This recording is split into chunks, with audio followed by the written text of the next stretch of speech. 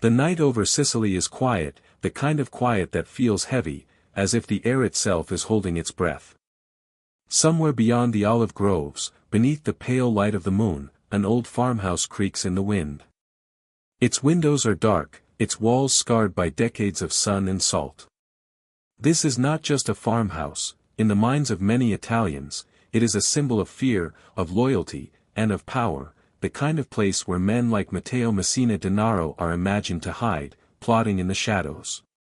They called him Diabolic, after a masked comic book anti-hero, a man whose cunning allowed him to slip away again and again from the grasp of justice. To speak his name aloud in the wrong company was once dangerous, to pursue him was a mission that consumed entire careers. Yet for decades, Matteo Messina Denaro remained a ghost, seen only in whispers, his presence felt more than witnessed. It is strange, almost poetic, that the man who once ruled a criminal empire could also be the most invisible man in Italy. For 30 years, he lived as if he were a phantom, his life reduced to fragments, a rumor of a sighting on a street corner in Palermo, a photograph from decades ago passed around police offices, a voice caught on a wiretap but never confirmed. And so the legend grew. Mothers warned their children about the Mafia's reach, journalists filled columns with speculation, investigators built whole task forces dedicated to one man. Yet Matteo, somehow, was always elsewhere, living in a way that seemed impossible in a modern country, hidden, protected, a master of disappearing into the fabric of everyday Sicily. But to understand why his story is so captivating, why his capture in 2023 shook Italy to its core, we must go back. Back to the early years, before he became the most wanted man in Europe. Back to the days when Cosa Nostra, the Sicilian Mafia, was not just a criminal syndicate but a parallel government, ruling through fear and silence. Sicily in those years was a land of contradictions, sun-drenched villages where church bells tolled each morning, yet also a place where car bombs could shatter the peace without warning. Power lived in the shadows, and those who opposed it often paid the ultimate price. This was the world Matteo Messina Denaro inherited, and it shaped him like clay pressed under a sculptor's hand. Imagine the first time Matteo understood who his father really was. To him, Don Ciccio was not just a father, but the undisputed boss of Castelvetrano, a man who carried respect like a cloak. The boy would have watched visitors come and go, their voices low, their gestures deferential. He would have seen how decisions were made over quiet meals, how justice, Mafia justice, was swift and absolute. From a young age, he breathed in the code of omerta, the code of silence, the unspoken agreement that what was done in the family stayed in the family. For a child in such a house, crime was not rebellion. It was destiny. As the years passed, Matteo's world would grow darker and more dangerous. By the 1980s, Sicily was a battlefield. The Corleonesi faction of Cosa Nostra, led by the ruthless Salvatore Toto Riina, had declared war on the state. Judges, prosecutors, and police officers became targets. Car bombs tore through Palermo, and the Mafia's message was clear: no one was beyond their reach. In this crucible of violence, Matteo came of age. He was no longer just the boss's son. He was a soldier, learning the business of death and control. His reputation for cunning and for cold-blooded efficiency grew. Soon, his name carried weight and fear. The hook of his story lies in the contrast. By day, Sicily looked serene, almost timeless, with its dusty roads, its grapevines curling in the sun, its fishermen hauling nets under a golden sky. By night, a different Sicily emerged, one of whispers, of secret meetings, of blood feuds settled with silencers and dynamite. And somewhere in that nocturnal world, Matteo was learning to blend in so completely that even when everyone knew his name, no one could find him. This duality, a man both everywhere and nowhere, is what would one day make him a ghost. And yet, there is something deeply human about Matteo's story. He was not a mythic villain cut from pure darkness, he was a man with tastes, desires, flaws. He loved expensive clothes, fast cars, video games, and fine dining. There are stories of him seducing women even while living as a fugitive, of sending love letters under false names. These details make him strangely relatable, even as they deepen the mystery of how he maintained such a life under constant threat of capture. How does one live like that for 30 years? Always looking over the shoulder, never sleeping in the same bed too long, trusting almost no one. The answer to that question is what pulls us deeper into his tale.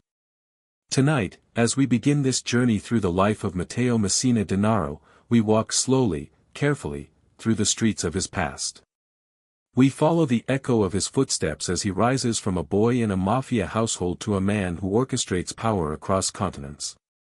We feel the tension as the police chase grows more desperate, as governments tighten their grip, as friends become enemies and enemies turn informant. And eventually, we witness the moment the ghost is finally caught, the long night of Sicily giving way to dawn. But for now, let the opening image linger, the quiet farmhouse, the moon hanging low, the invisible presence of a man who shaped the destiny of an entire island while remaining unseen. It is the perfect place to begin a story meant for the night. A story of fear and power, of loyalty and betrayal, of a ghost who walked among the living until the very end. The story drifts back to 1962, to a warm summer in the Sicilian town of Castelvetrano. Here, the air is heavy with the scent of citrus trees and sea salt carried inland by the wind. The streets are narrow, lined with stone houses that seem to have stood forever, their walls sun-bleached and cracked like old parchment. It is in this quiet corner of western Sicily that Matteo Messina Denaro is born, the son of Francesco Messina Denaro, known to everyone as Don Ciccio. To outsiders, Don Ciccio might have appeared to be a simple man of the land, a farmer with deep roots in the community. But those who lived in Castelvetrano knew better. He was the boss, the man whose word carried more weight than that of any mayor, any priest, any judge. Matteo's childhood is steeped in this world of unspoken power. Imagine him as a boy running barefoot through the olive groves, his laughter carried on the wind, unaware, or perhaps very aware, that his family name inspired fear and respect in equal measure. The Messina Denaros were not just a family, they were an institution. People came to Don Ciccio not just for favors but for justice. If someone stole from you, you did not go to the police, you went to Don Ciccio. If a dispute broke out between neighbors, it was settled with a handshake in his courtyard, under his watchful gaze. Young Matteo would have witnessed these moments, silently absorbing the lesson that real power did not wear a uniform. It lived in the shadows, in loyalty, in the ability to command respect without raising one's voice. There is a certain romanticism in the image of Sicily in those years. The sun setting over the fields, the clatter of horse-drawn carts on cobblestones, the church bells ringing in the evenings, it seems peaceful, even timeless. But beneath this serenity lay a code of silence that shaped every interaction. Omerta was not just a rule, it was a way of life. To break it was to betray not just the family but the entire community, and betrayal was met with swift and often brutal consequences. Matteo's earliest education was not in schoolbooks but in this code. He learned when to speak and when to remain silent, when to nod, when to look away. Those who remember him from this time describe him as a bright, alert boy, quiet, watchful, and perhaps already calculating. He was known to enjoy comics, including the series Diabolic, whose anti-hero would one day inspire his own nickname. There is a strange symmetry here, a boy reading about a fictional master criminal who evades capture, growing up to become exactly that in real life. As Matteo grew older, he began to take on more responsibility, first in small ways. Perhaps helping to oversee the family's land, perhaps running errands for his father's associates. Each task was a lesson in discretion and discipline. Every visit from another Mafia figure was a chance to observe how men of power spoke to one another, rarely directly, often in veiled language, always with an awareness that the walls might be listening. By his teenage years, Matteo was said to be charming but already feared by some. He carried himself with a confidence that belied his youth. The boys he grew up with might have been content with the simple life, working the fields, fishing, marrying young, but Matteo's world was bigger. He had been raised to understand that he was destined for something beyond the ordinary. His father was grooming him not just to join the Mafia but to lead within it. The 1970s were a time of change in Sicily. The old Mafia, with its rustic, almost feudal ways, was giving way to a more ruthless, more ambitious generation. Heroin trafficking was turning Cosa Nostra into a global business, and with global profits came global risks. The Sicilian Mafia was about to become far more violent, far more brazen, and Matteo was coming of age at precisely this moment. One can almost picture him at the family table, listening as his father and other capos discussed shipments, alliances, betrayals, and the inevitable blood that would follow. There is an intimacy to these scenes that makes them almost cinematic.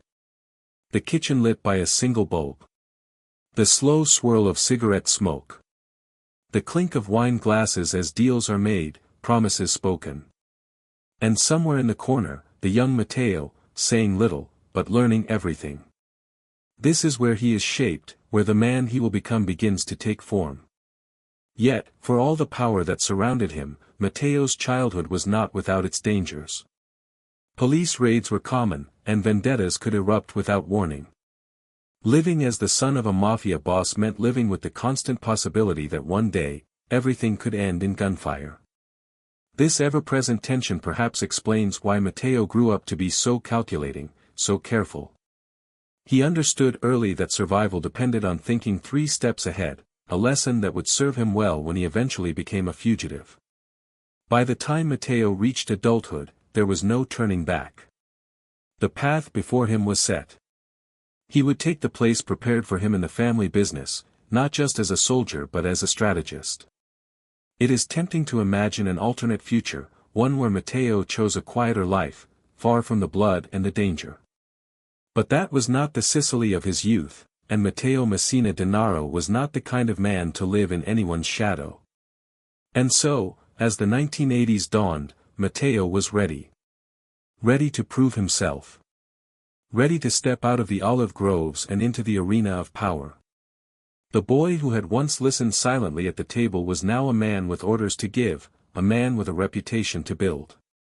What happened next would turn him from a son of the Mafia into one of its most feared operatives, and eventually, into the ghost Italy would spend 30 years chasing. The years of quiet observation were over. Matteo was no longer just the watchful boy in the corner of the kitchen.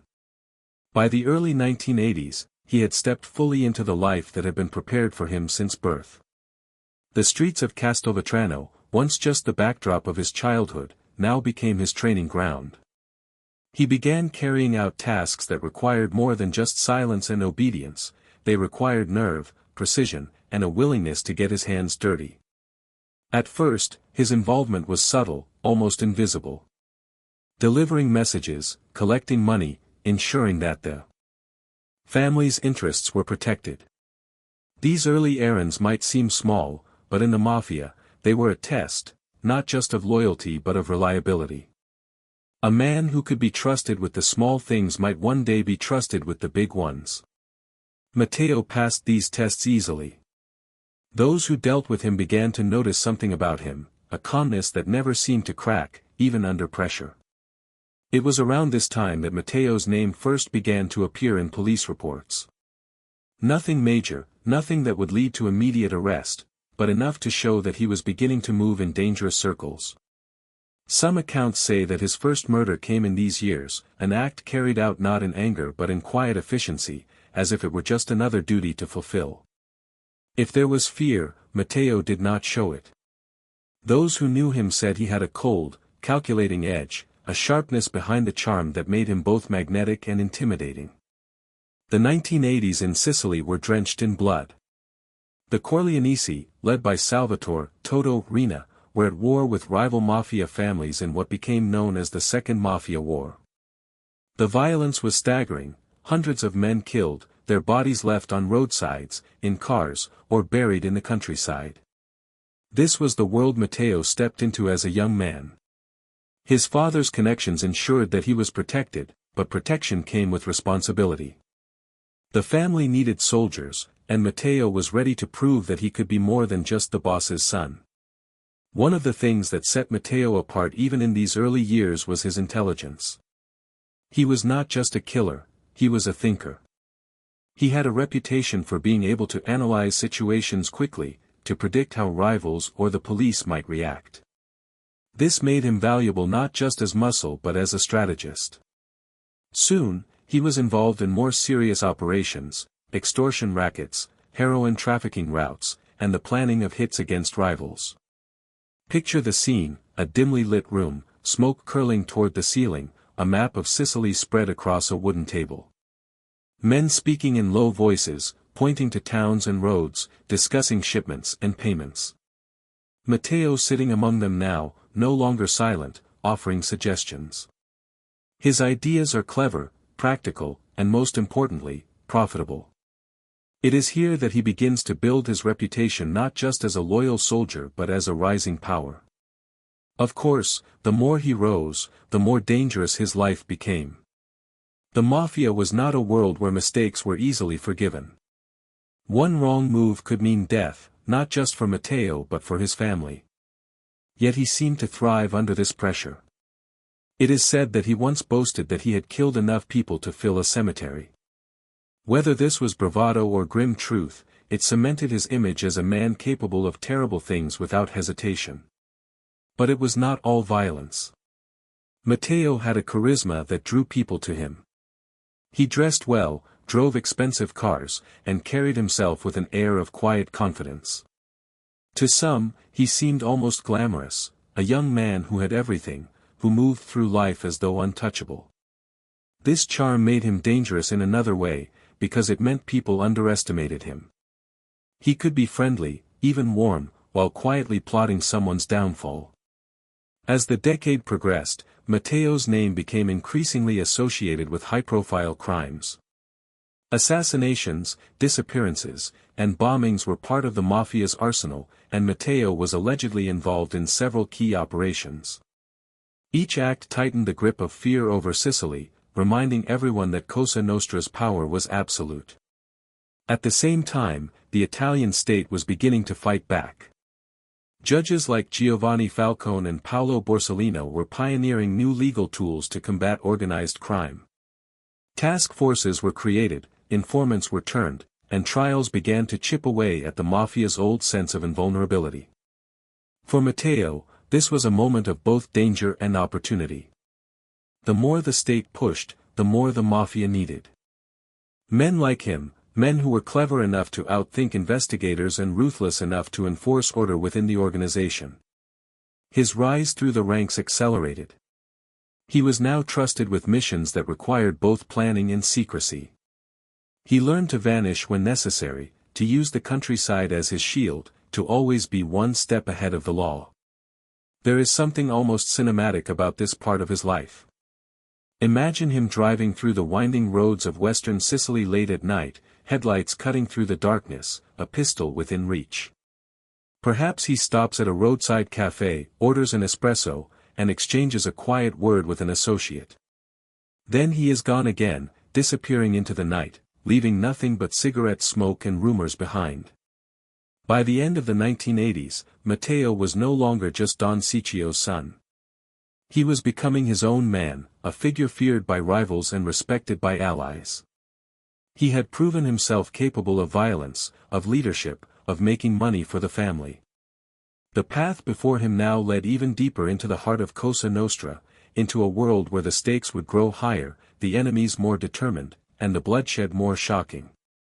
And as the 1990s approached, the stage was set for one of the most brutal chapters in Sicilian history, a chapter that would see the Mafia declare open war on the Italian state and that would push Matteo Messina Denaro further into the darkness that would one day make him a ghost. The violence that had been simmering through the 1980s was now boiling over. Matteo Messina Denaro, once the apprentice in the shadows, had crossed the threshold into becoming a man whose name alone could inspire dread. Sicily was changing, and Matteo was changing with it. The quiet errands and discreet conversations of his youth were gone, now he was being asked to spill blood. This was the true test of loyalty, the point of no return. In the world of Cosa Nostra, respect was not given freely. It was earned through courage, through cunning, and often through murder. The first time a man takes a life is supposed to be unforgettable. For Matteo, there was nothing dramatic, no last-minute hesitation. Those who knew him said he was precise, efficient, the kind of man who did what needed to be done and then quietly moved on. One of the earliest murders attributed to him was that of a rival mafioso who had crossed the family. The details are murky, as they often are in mafia stories, but what is clear is that Matteo carried out the act without a trace of fear. If anything, he seemed to treat it as a rite of passage, an initiation into the darker inner circle of Cosa Nostra. The Sicily of these years was a battlefield. Car bombs became a grim punctuation to the nightly news, and assassinations happened with chilling regularity. The Corleonesi, under Toto Riina, were consolidating power through sheer terror. Entire mafia families were being wiped out, their leaders killed in front of their homes, their businesses burned to the ground. Matteo's role in this war was not small. He became known as a killer who could be trusted to deliver results, a man who could plan an ambush or carry out an execution with unnerving calm. The killings were not random, they were messages. Every death was meant to remind Sicily who was really in charge. Matteo quickly learned that violence was not just about eliminating enemies, it was about controlling the narrative, shaping the fear that kept towns and cities obedient. A murdered rival left in the street for all to see could do more to enforce discipline than 100 quiet threats whispered in the dark. One story often told about these years is that Matteo once personally strangled a man with his own hands, then went out for a lavish dinner the same evening as if nothing had happened. Whether this is entirely true or embellished by legend, it paints a picture of a man who had fully embraced the life he had chosen. His ability to remain composed, to separate the act from the emotion, made him uniquely dangerous. The atmosphere in Sicily at this time was suffocating. The fear was everywhere, in the silence of shopkeepers who paid protection money without protest, in the way neighbors avoided eye contact after a murder, in the empty chairs left behind at village cafes. And yet, there was also a strange, unsettling calm. The Mafia had made death feel normal, like part of the rhythm of life. Matteo thrived in this world. To him, each murder was not just an act of vengeance but a step upward, proof that he could handle the responsibility that came with power. It was not only rivals who were targeted. Judges, prosecutors, and police officers were added to the list of enemies. The Mafia had decided that intimidation alone was no longer enough, they would strike directly at the state. These were the years when Giovanni Falcone and Paolo Borsellino, two brave anti-mafia magistrates, were beginning to dismantle Cosa Nostra through landmark trials. Matteo's world was becoming even more dangerous, because now the enemy was not just other mobsters but the government itself. Imagine Matteo during these years, moving from one safe house to another, attending secret meetings in farmhouses and rural estates. At night, the countryside would be quiet, crickets singing under a blanket of stars, but inside those rooms, the air would be thick with cigarette smoke and tension. Plans were being made, plans that would decide who lived and who died, which judges would be spared and which would be blown up in their cars. These years also forged Matteo's reputation as a man of ambition. He did not merely want to be a soldier in someone else's war. He wanted to lead, to control the flow of money and decisions. His father, Don Ciccio, was still alive at this time and still held influence, but Matteo was already carving out his own space. He was becoming a man whose orders carried weight, a man others looked to for guidance. The deeper he went into this life, the more isolated he became from anything resembling normal existence. The possibility of ever living a quiet, lawful life had evaporated completely. The murders, the conspiracies, the planning of violent retribution, they bound him to Cosa Nostra forever. This was no longer just about family duty. This was who he was now. And yet, through it all, Matteo managed to maintain a strange balance. He was not reckless. He did not draw unnecessary attention to himself. While some mafia figures of the era lived flamboyantly, flaunting their wealth and daring the state to come after them, Matteo preferred to remain in the background. This would prove to be one of his greatest strengths, the ability to let others take the spotlight while he stayed in the shadows, quietly building power and avoiding capture. By the late 1980s, Matteo Messina Denaro had earned his place as one of the most feared young men in Cosa Nostra. He had blood on his hands, respect at his back, and ambition in his heart. The rise that had begun in the dusty streets of Castelvetrano was now in full swing, and nothing seemed capable of stopping him. The boy who had once sat silently at his father's table was now a man who decided who would sit at the table at all, and who would not live to see another day. The stage was now set for the next phase of his life, one that would bring him closer to the center of power than ever before. Soon, he would come under the direct influence of the most feared man in Sicily, Salvatore Toto Riina. And the alliance between these two men would unleash a wave of violence that would change Sicily forever. The man who would shape Matteo Messina Denaro's destiny was already a legend in Sicily by the time their paths truly crossed. Salvatore Riina, known simply as Toto, was the supreme boss of the Corleonesi clan, a man whose name alone was enough to silence entire rooms. Short in stature, almost unremarkable in appearance, Riina was nonetheless the most feared man on the island. His eyes were said to be cold, unblinking, like those of a predator sizing up its next kill. He ruled through terror, not diplomacy, and under his leadership Cosa Nostra had transformed from a loose confederation of families into a ruthless killing machine. For Matteo, meeting Riina was like standing in front of a force of nature. This was the man who had waged war on rival Mafia clans, who had ordered the assassinations of generals, police chiefs, and politicians. Riina had brought the Sicilian Mafia to its bloodiest peak, and Matteo, young, ambitious, and already proven as a loyal soldier, was exactly the kind of man Riina valued. If Don Ciccio had taught Matteo the old ways of power, Riina would teach him the new ways: total domination, fear as a weapon, and the idea that no one, not even the state, was beyond reach. Matteo's loyalty to Riina became one of the defining aspects of his rise. When Riina gave an order, Matteo carried it out with precision. He became one of the trusted lieutenants, part of the younger generation who would execute Riina's grand plan to crush opposition both inside and outside the Mafia. In those years, the Corleonesi were engaged in what could only be described as a purge, eliminating rival bosses, wiping out entire factions, and ensuring that Riina's word was law across Sicily. Imagine the atmosphere of those secret meetings. A farmhouse somewhere outside Corleone, candles burning low, the sound of dogs barking in the distance. Around the table sat men whose decisions could change the fate of the island overnight.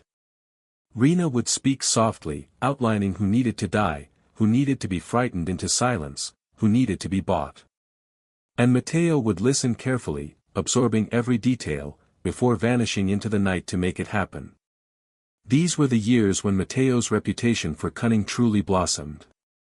He was not simply a hitman, he was a thinker, a planner. He understood that killing a man was only part of the equation. What mattered was the message the killing sent, the fear it planted. This is what Riina admired in him, his ability to see beyond the bullet, to understand the psychology of power.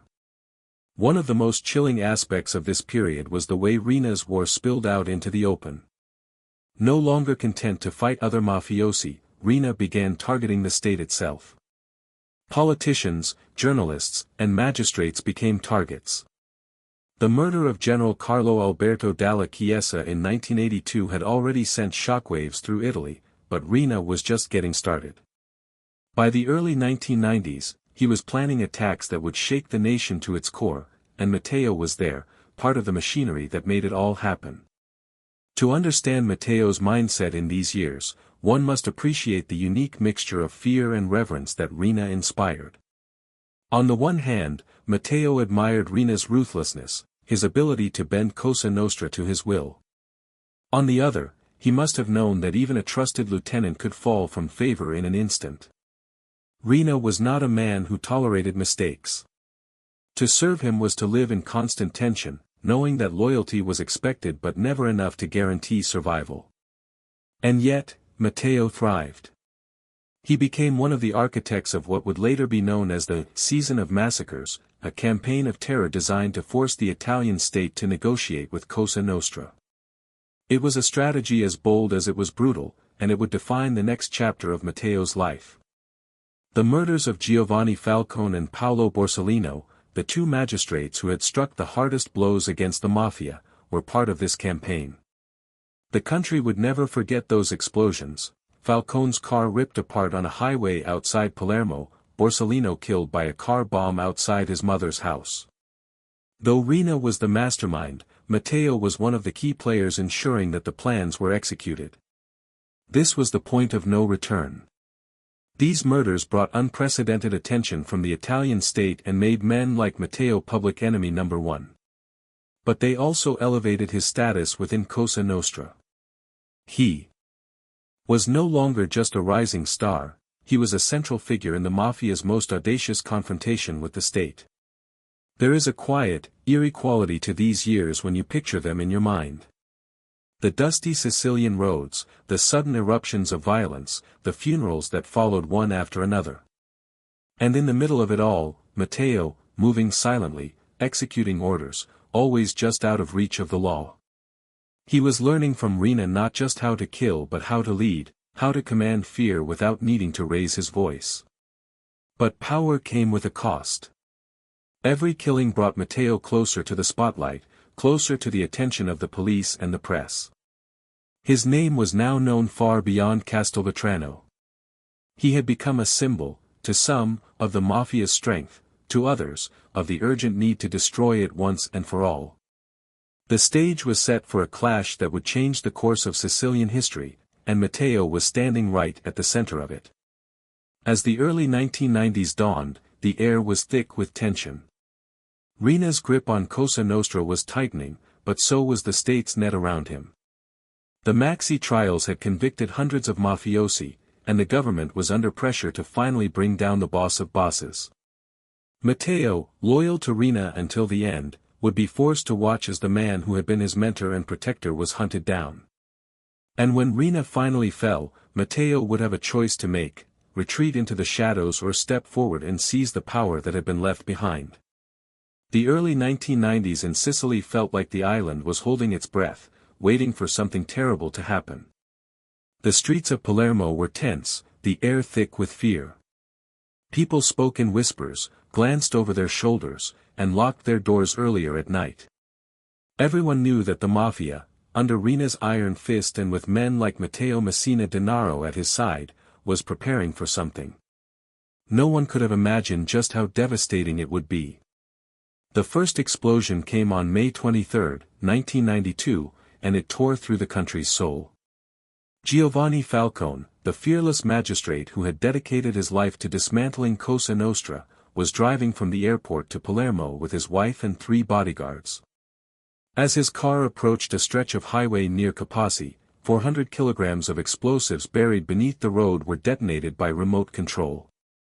The blast was apocalyptic. A section of the highway was blown into the air, cars hurled like toys, smoke and fire turning daylight into night. Falcone, his wife, and his guards were killed instantly. The news spread like wildfire. Italy froze. Millions watched the images on television: the twisted metal, the gaping crater, the sobbing police officers standing in disbelief.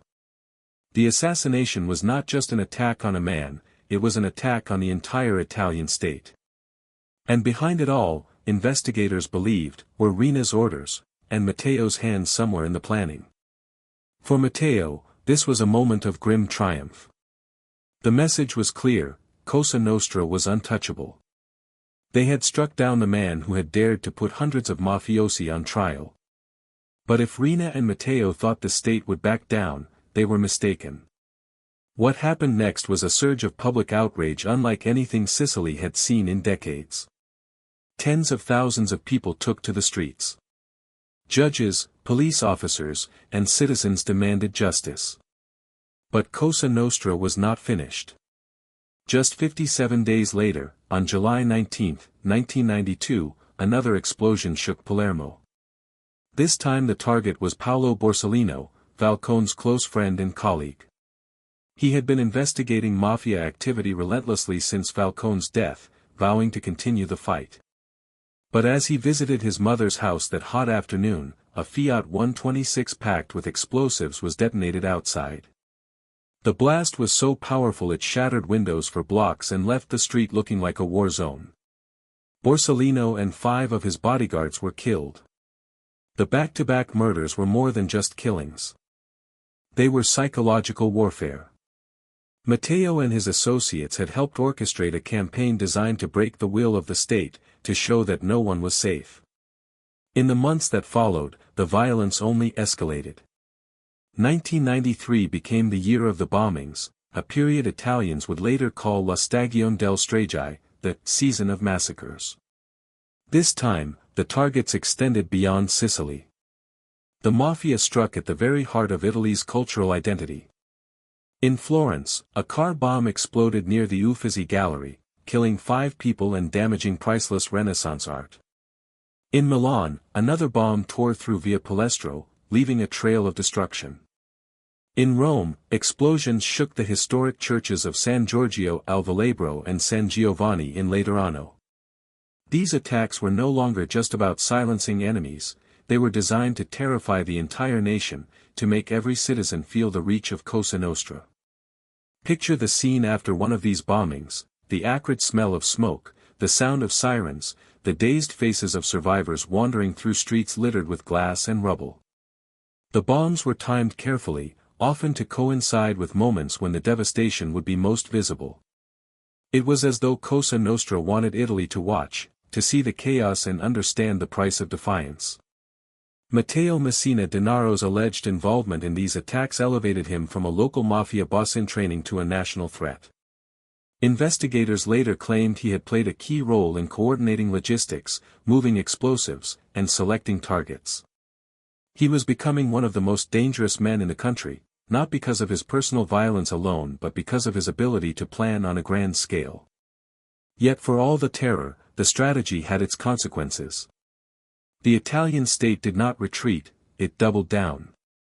The government introduced draconian anti-mafia measures, deploying the army to guard judges, building high-security prisons for captured mafiosi, and passing laws that allowed harsher sentences. Thousands of arrests followed. The net around Rina and his inner circle began to tighten. For ordinary Sicilians, these were years of living on edge. Night after night, they heard the sound of distant sirens, watched the news with dread, and wondered who would be next. The Mafia, which had once been seen by some as a protector of Sicilian traditions, now looked like an enemy of the people, a force that killed indiscriminately, that threatened not just individuals but the very fabric of society. And in the middle of this storm, Matteo seemed untouchable. He moved like smoke, never staying in one place for long, always vanishing just before the police arrived. There were whispers of his presence, a fleeting glimpse in a village market, a rumor of him dining in a luxury restaurant, but no arrests, no convictions. The ghost was already taking shape. These years were the peak of Cosa Nostra's visibility and its most reckless gamble. Rina believed that the state could be forced to negotiate, to grant concessions in exchange for peace. Matteo, loyal and calculating, helped enforce this vision. But history would prove that this campaign of terror was also the beginning of the end. The very violence that made them seem unstoppable would be the force that united Italy against them.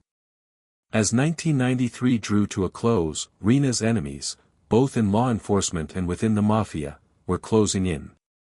The boss of bosses could not remain hidden forever, and when he fell, a power vacuum would open that Matteo would be uniquely positioned to fill. But with Rina's arrest would come a new reality. Matteo would no longer be just a loyal lieutenant. He would become one of the last great hopes of the old guard, and the most wanted man in all of Italy. By early 1993, Sicily felt like a battlefield that had been burning too long. The campaign of bombings had shaken Italy to its core, but instead of forcing the state to its knees, it had rallied an unprecedented national response. Judges were guarded day and night by soldiers, armored vehicles patrolled Palermo, and the public, once too afraid to speak, had begun to march in the streets, demanding an end to the bloodshed. For the first time in decades, the Mafia seemed vulnerable. And at the very center of this storm stood Salvatore Toto Riina, the boss of bosses. On January 15, 1993, after 23 years as a fugitive, Riina was finally captured. It was an unceremonious arrest, no shootout, no dramatic escape attempt. He was stopped in Palermo as he drove through the city with his wife, pulled from his car, and taken into custody.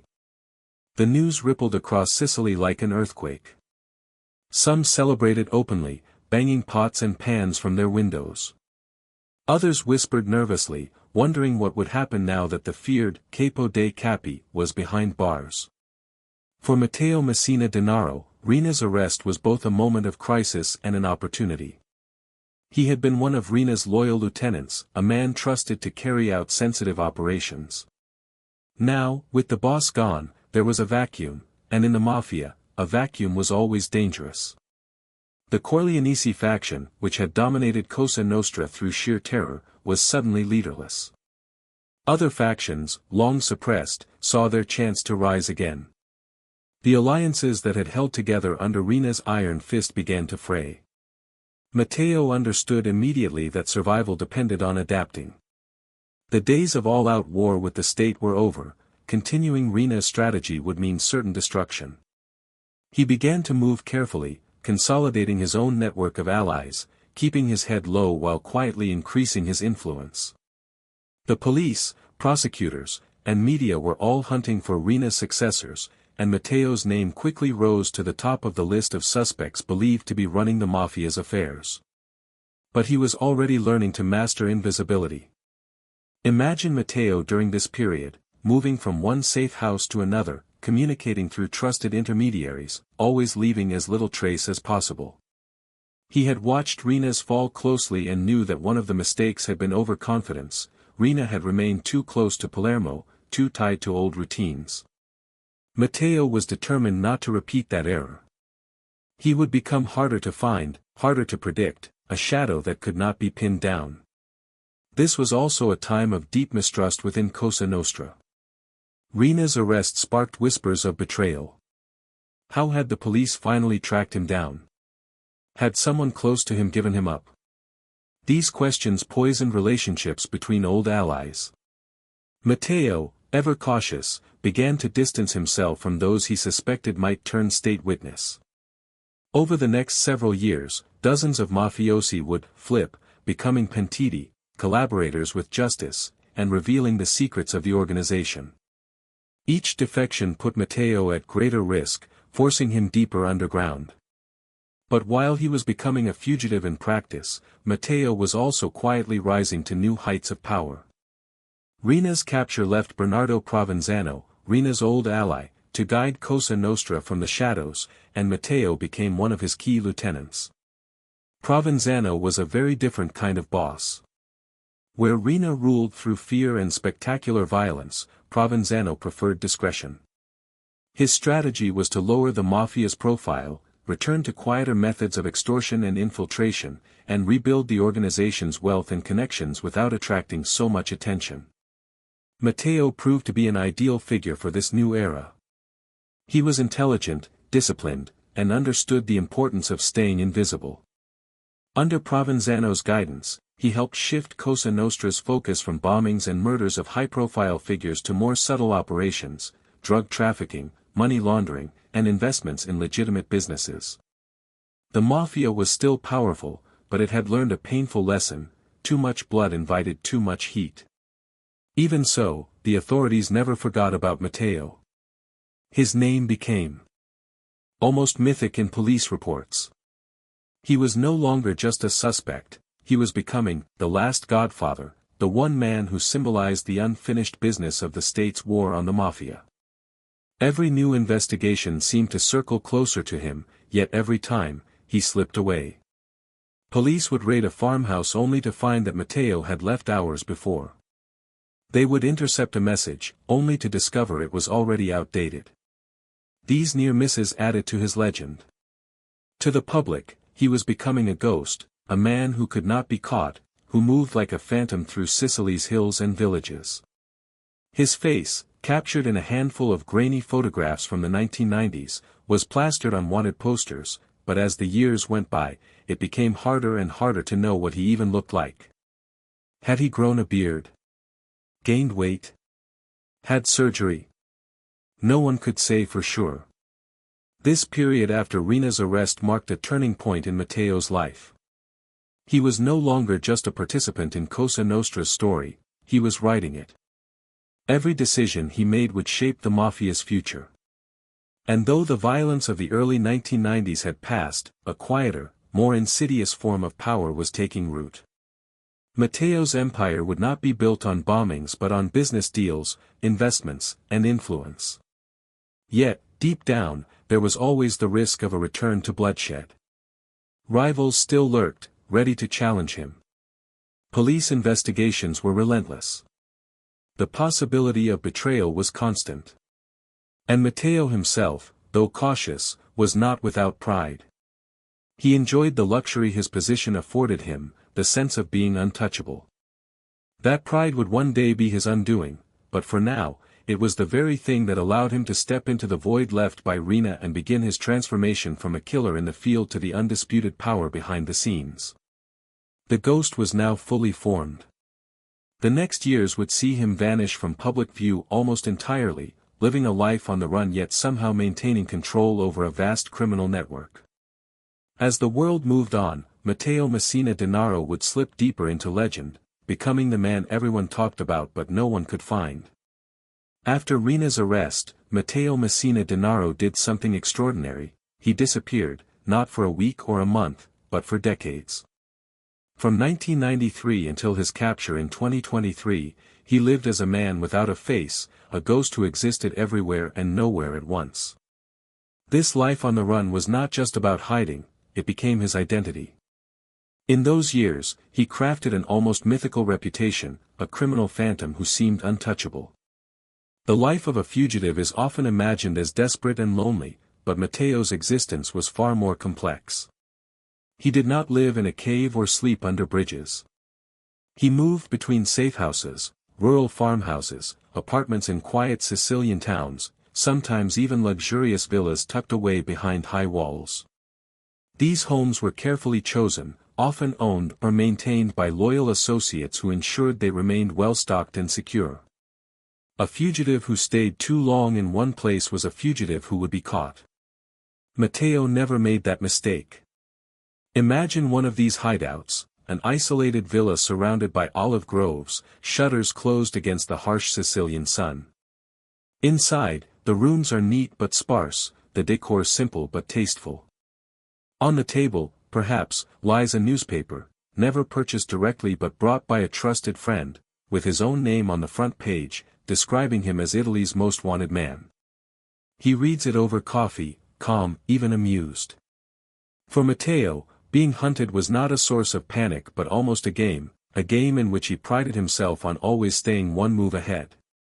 Despite living as a fugitive, Matteo did not cut himself off from the pleasures of life. Far from it. He was known to have a taste for fine clothes, wearing tailored suits and expensive watches even in hiding. There are reports that he loved fast cars, that he played video games like PlayStation to pass the time, that he enjoyed dining on fresh seafood and fine wine. This image of a fugitive living in style fascinated the public. He was not just surviving, he was thriving. And there were women. Even as one of the most wanted men in Europe, Matteo managed to maintain relationships, some of them passionate love affairs. He wrote letters under false names, arranged secret meetings, and charmed those around him. One woman who later spoke to investigators described him as charismatic, intelligent, and surprisingly gentle, a contrast to his reputation as a ruthless killer. These glimpses of Matteo's private life made him seem more human, and perhaps that was part of the danger. He was not a cartoonish villain hiding in the shadows, he was a man who could smile, seduce, and then vanish again into the countryside. Living as a ghost required discipline. Matteo communicated with his associates using pizzini, small slips of paper containing coded messages. These were passed hand to hand, never electronically, ensuring there was no digital trail to follow. Each message would be burned or destroyed after being read. This low-tech approach frustrated police for years. Surveillance teams would watch a known associate for weeks, hoping to catch a meeting, only to find Matteo never appeared. His ability to vanish was almost supernatural. The authorities did not stop hunting him. Raids were carried out regularly, helicopters scoured the hills, task forces were assembled. There were dozens of near misses, moments when it seemed they were just hours from catching him, only to arrive and find a safe house freshly abandoned, the bed still warm. These escapes became part of Matteo's legend, as though he had some sixth sense that allowed him to know when danger was near. But living this way was not without its costs. To stay hidden, Matteo had to limit his circle of trust to only the most loyal friends and family. He could not risk normal social life, could not attend weddings or funerals, could not see his daughter openly. Each decision was a calculation: who could be trusted, who might turn informant, which path through the countryside was safest. It was a life of constant vigilance. Still, Matteo managed to maintain control over a vast criminal empire. From his hideouts, he directed drug shipments, managed extortion rackets, and even invested in legitimate businesses, including, it was later revealed, wind farms and supermarkets. His power was quiet, less flamboyant than Rina's reign of terror, but no less effective. If someone disobeyed, they were dealt with. If money was owed, it was collected.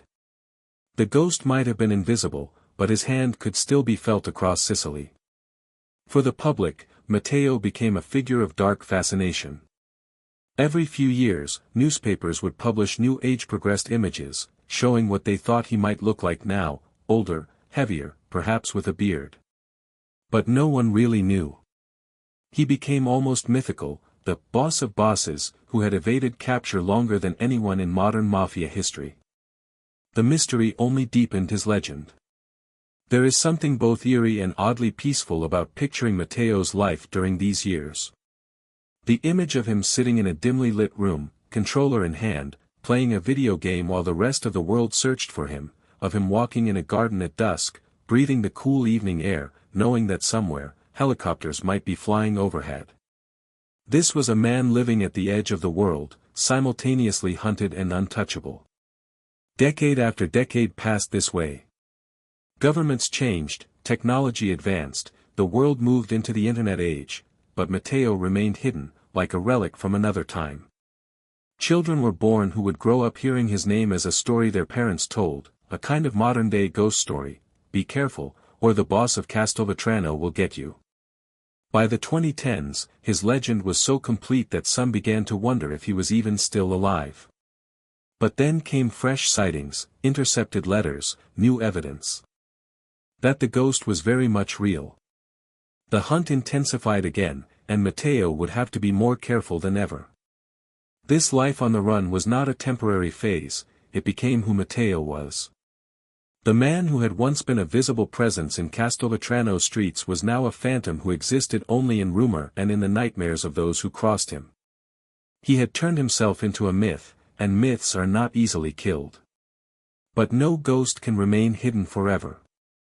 Each year brought new investigators, new technology, new betrayals. And deep down, Matteo must have known that the longer he stayed free, the narrower the circle would become, until eventually, someone somewhere would make a mistake, and the net would close. By the time the new millennium arrived, Matteo Messina Denaro had learned one of the most important lessons in the history of organized crime: visibility is dangerous. The campaign of massacres in the early 1990s had brought Cosa Nostra to the brink of annihilation. Rina's strategy of terror had united the Italian state, triggered mass arrests, and forced the Mafia into a corner. If the organization was to survive, it had to evolve. And under Bernardo Provenzano's quieter, more pragmatic leadership, a new approach took shape, one that Matteo would help to perfect. Gone were the days of car bombs and spectacular assassinations that dominated headlines. The new Mafia would be a mafia of business, of quiet profits rather than public executions. It would trade bullets for balance sheets. This was a strategy Matteo embraced wholeheartedly, because it suited his temperament, intelligent, calculating, patient. Violence would remain an option, but it would no longer be the first or loudest tool. From his safehouses, Matteo began directing operations that looked less like gang warfare and more like corporate expansion. The drug trade remained central, shipments of cocaine moved through Sicilian ports, profits funneled through a labyrinth of shell companies and offshore accounts. But Matteo's real genius lay in diversification. He invested heavily in construction contracts, agriculture, and even renewable energy projects such as wind farms. On paper, these were legitimate businesses, providing jobs and growth in struggling communities. In reality, they were vehicles for laundering drug money and consolidating control. Picture a dusty Sicilian town where a new wind farm is being built, the giant turbines slowly rising against the blue sky. To the locals, it is a sign of progress. To Matteo, it is something more, a steady stream of clean money and a symbol of how deeply Cosa Nostra could embed itself into the fabric of legitimate society. The Mafia had always thrived in the shadows, but now it was hiding in plain sight, wearing the mask of progress. Extortion, the old backbone of Mafia revenue, continued but in a subtler form. Businesses still paid peso, protection money, but the system became more organized, less chaotic. If a shopkeeper refused, there might still be a fire or a threat, but the days of indiscriminate shootings were largely over. This was power with a lighter touch, designed to keep the money flowing without attracting too much police attention. Matteo's network was extensive.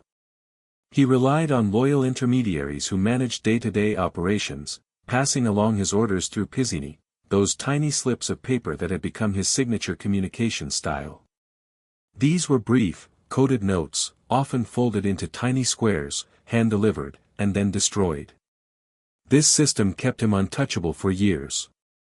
Law enforcement would intercept a note, decipher it, and launch a raid, only to find Matteo had already moved on.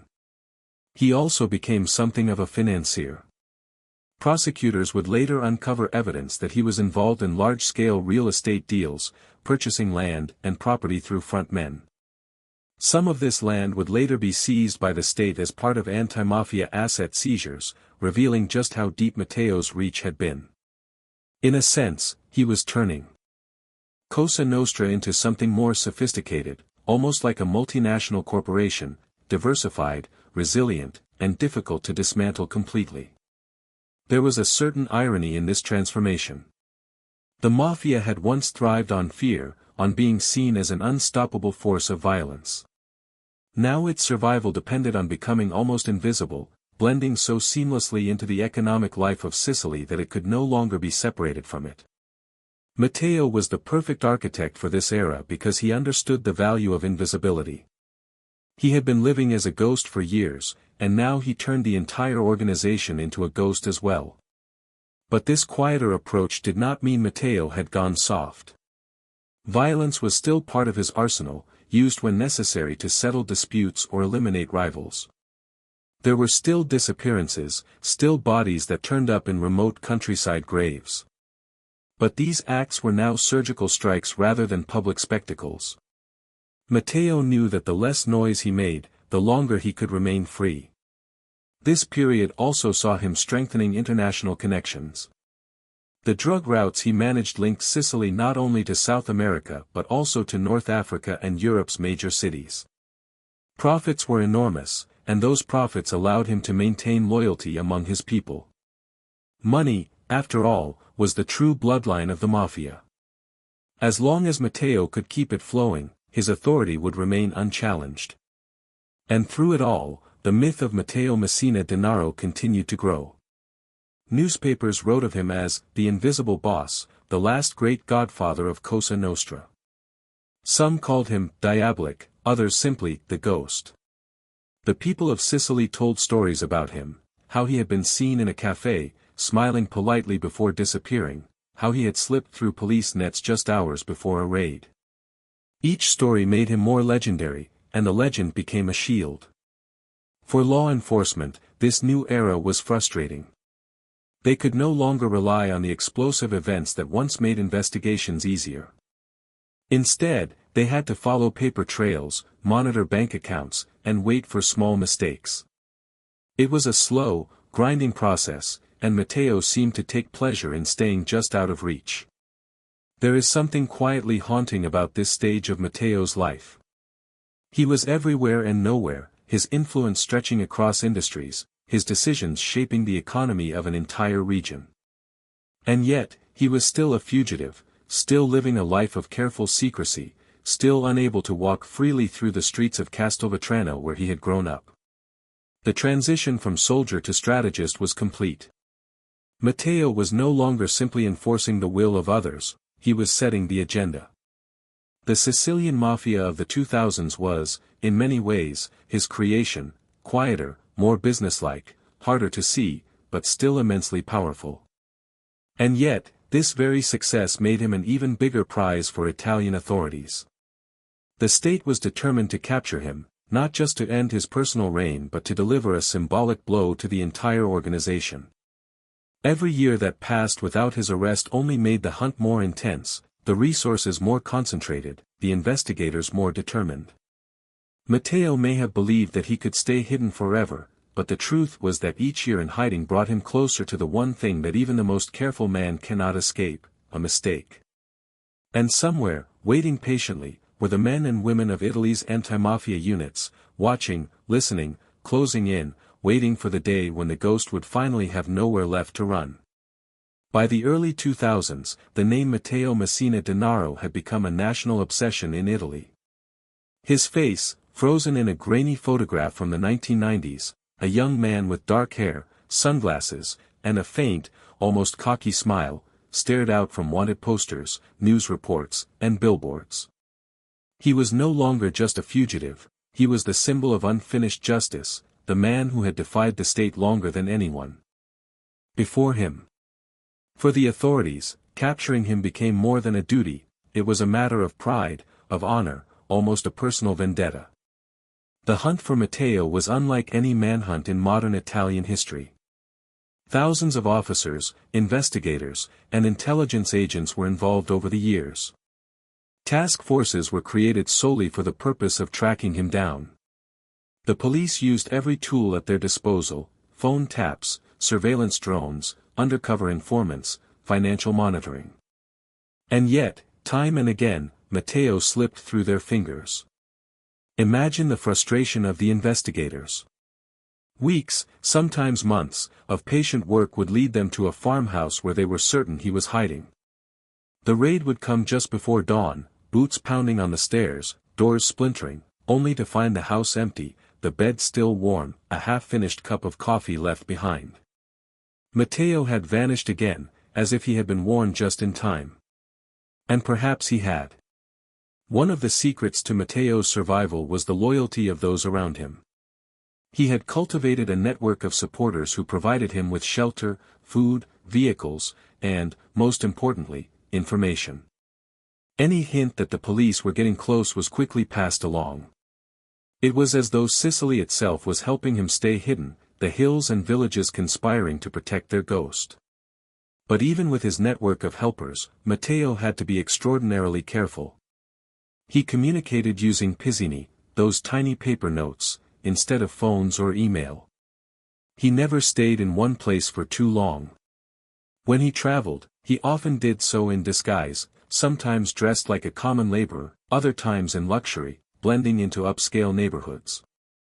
He was a master of camouflage, both physically and socially. This constant pursuit created a strange rhythm: the police would close in, Matteo would slip away, and the cycle would begin again. Each escape added to his legend, and each failure only deepened the determination of those hunting him. Italian newspapers began calling him El Invisible, the Invisible One. The public became fascinated by his elusiveness. Books were written, documentaries filmed, journalists speculated endlessly about where he was hiding and who was protecting him. At times, the manhunt turned personal for the investigators. Some of them devoted their entire careers to finding Matteo. They memorized his habits, his associates, even his old love affairs, hoping to find a crack in the wall of secrecy around him. But Matteo seemed to anticipate their moves before they made them. There were reports of him leaving taunting signs behind, an empty cigarette pack, a faint trace of his favorite cologne, as if to remind the police that he had been there, just out of reach. Meanwhile, the state ramped up the pressure. Family members and close allies were arrested one by one. Properties linked to Matteo were seized, bank accounts frozen. The idea was to cut off his resources, to make life so difficult that he would eventually surface. But Matteo adapted. He reduced his circle of trust even further, relying only on those who had proven their loyalty over years, sometimes decades. He became more cautious, more reclusive, and yet he continued to run Cosa Nostra's affairs from the shadows. For the people of Sicily, Matteo became a figure half feared, half mythologized. There were always rumors, that he had been seen at a wedding, that he had attended a secret meeting in the countryside, that he had dined in a restaurant wearing a disguise. These sightings often came with a sense of awe. To encounter him was to brush against living history, to see the ghost in the flesh. But behind the myth was a man under constant strain. Living as a fugitive meant living with the knowledge that every sound outside the window might be the police, every new face might be an informant. Matteo reportedly slept lightly, kept escape routes ready, and trusted almost no one completely. And yet, despite the pressure, he managed to maintain an air of control. Even elegance. Those who later described meeting him in hiding spoke of a man who was calm, articulate, even charming. This endless game of cat and mouse stretched on for years, then decades. Technology advanced, and with it, the tools of surveillance became more sophisticated. But Matteo adjusted with equal sophistication. He understood that to survive, he had to think like his hunters, to anticipate their strategies. His life became a study in patience, in discipline. The longer he stayed free, the more he became a symbol, not just of Mafia power but of the state's inability to fully eradicate Cosa Nostra. Each year that passed without his capture was seen by some as a silent victory for the underworld. For law enforcement, that symbolism was intolerable. They poured more money, more manpower, more intelligence work into the search. The manhunt for Matteo Messina Denaro was no longer just about justice, it had become almost a national ritual. His face hung in police stations like a challenge, a reminder of unfinished business. Young officers joining the anti-mafia task forces were told that finding him was the ultimate goal, the final prize of a decades-long war. And somewhere out there, Matteo was still moving from house to house, writing his tiny notes, running his empire from the shadows. Each day of freedom was both a triumph and a gamble. He had escaped for so long that some wondered if he might escape forever. But time was not on his side. The circle was tightening. Investigators were watching not just his allies but their doctors, their relatives, their friends. Every possible connection was mapped, every possible safe house identified. The ghost had been untouchable for years. But slowly, invisibly, the net was closing. All it would take was one mistake, one moment of carelessness, and decades of running would come to an end. As the years of Matteo Messina Denaro's fugitive life stretched on, one by one the walls around him began to close. The state had learned that if they could not catch the ghost directly, they could dismantle his support network piece by piece. And so, in painstaking operations that sometimes took years to plan, the police began to arrest those closest to him, his cousins, his lieutenants, even members of his immediate family. The blows came slowly, like a series of hammer strikes, each one shaking the foundation of Matteo's hidden world.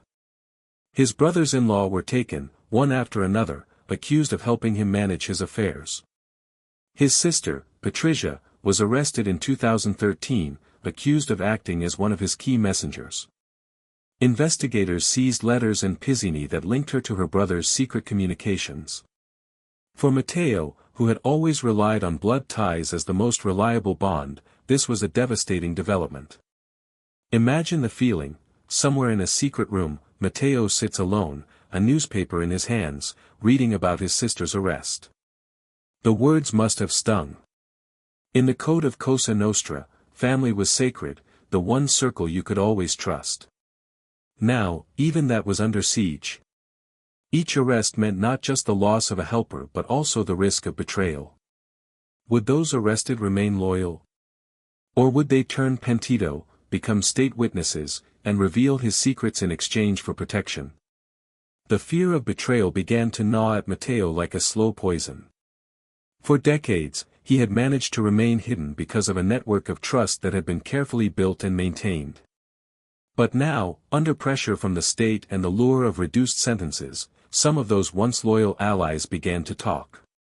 Pentiti provided investigators with details about Matteo's habits, his hideouts, even his personal quirks. Each new testimony was another thread that could be used to weave the net around him tighter. This betrayal cut deeper than any police raid. To be hunted by the state was expected, part of the life he had chosen. But to be betrayed by friends, by distant relatives, by men who had once sworn loyalty under the code of Omerta, that was something far more personal. And so Matteo withdrew even further into secrecy. His circle of trust shrank to almost nothing. He became more cautious, more paranoid, constantly rotating his safe houses, communicating with fewer people, keeping his movements even more unpredictable. At the same time, these arrests were a psychological warfare tactic by the authorities. Each capture was designed not just to dismantle his network but to send a message: we are getting closer. Homes were raided in Castelvetrano, businesses linked to him were seized, and his assets were frozen. His family's wealth, once a source of security, was being chipped away. This campaign of pressure made Matteo more isolated than ever before. The man who had once commanded a vast network of allies was now a fugitive surrounded by a very small handful of trusted individuals, and even those could not be fully trusted. His life became quieter, lonelier. There were fewer dinner gatherings, fewer moments of companionship. The fugitive's life, once tinged with glamour, was now a long, slow test of endurance. And yet, there was still defiance in Matteo. Those who knew him said he remained calm, even in the face of these arrests. He did not panic, did not lash out recklessly. Instead, he adapted, changing his methods again, becoming even more careful. Each betrayal taught him a lesson: who could be trusted, who could not, how to move in ways that left no trace. The emotional toll, however, must have been immense. For all his reputation as a ruthless killer, Matteo was still a man of flesh and blood, one who loved his family deeply. To know that his relatives were being imprisoned because of him, to read about their trials in the papers, must have weighed heavily on him during those long nights in hiding. Perhaps he wondered if it was worth it, the decades of running, the constant fear. But if those thoughts came, they never stopped him. He did not surrender. He chose to remain the ghost. In the villages of western Sicily, people whispered about these arrests.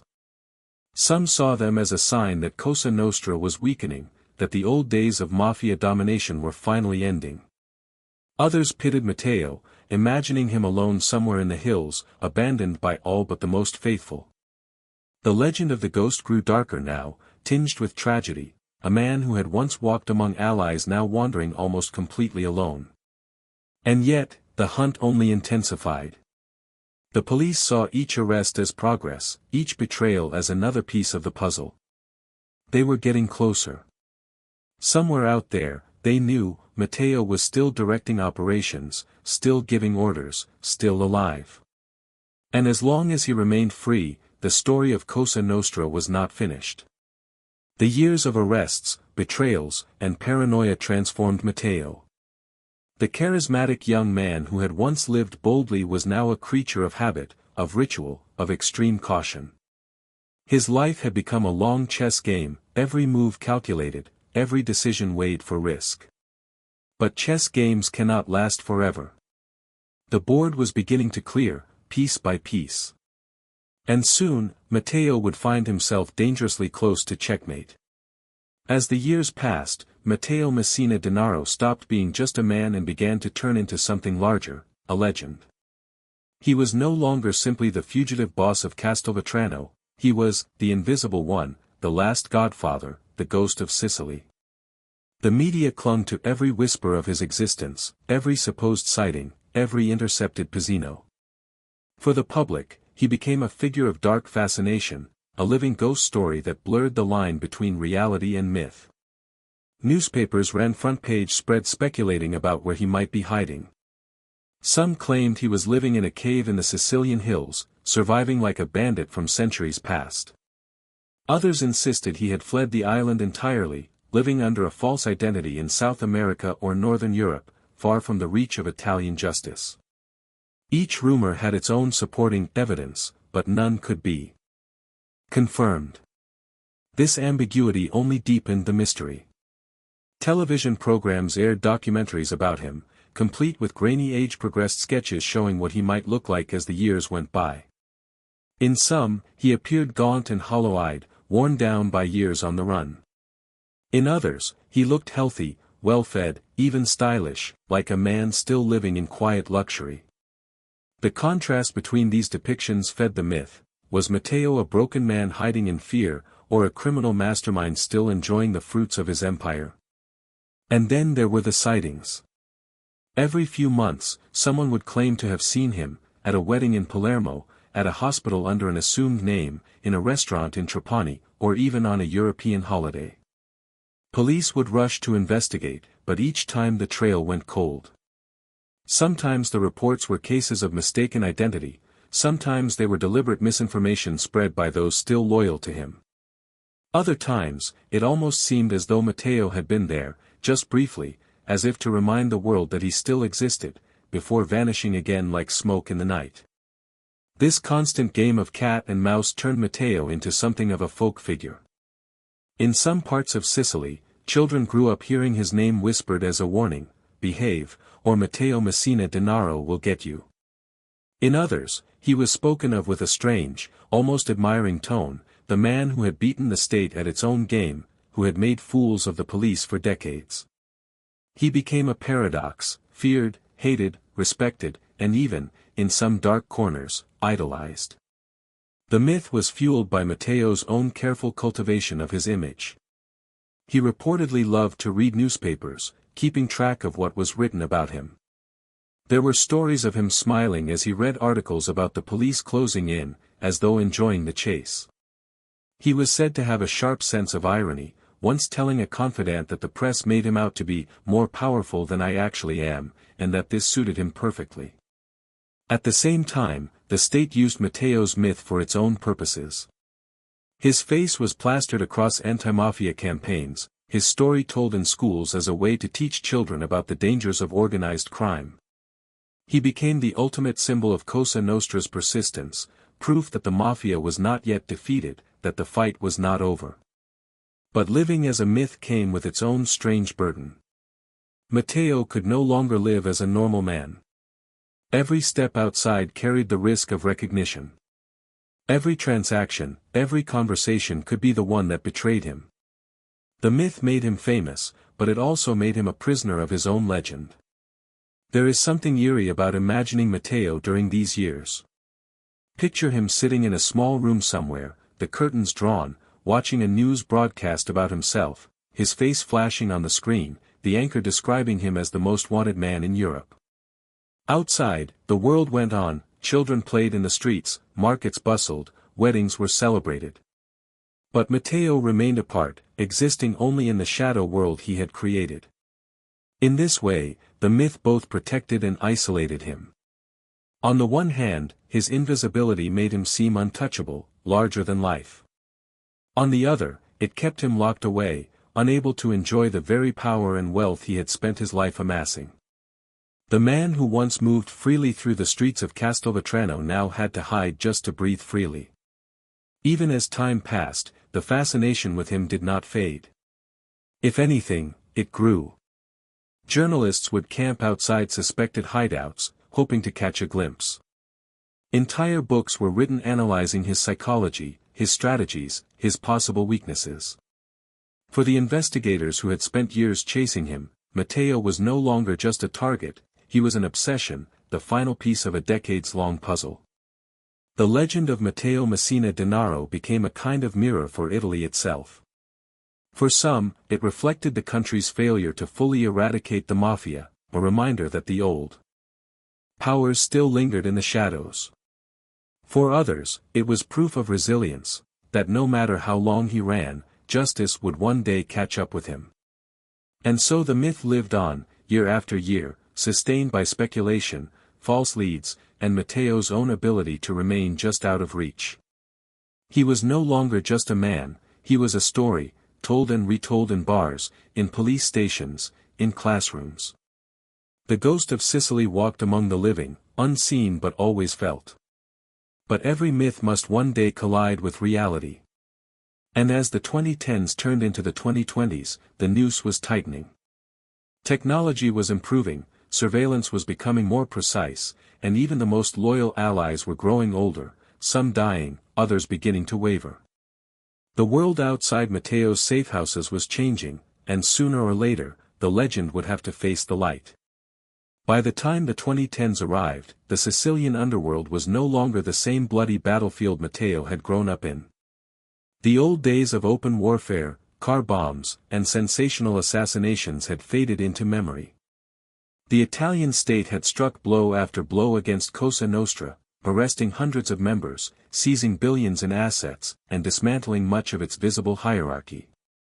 Yet, remarkably, the Mafia survived, quieter, leaner, but still pulsing beneath the surface like an underground current.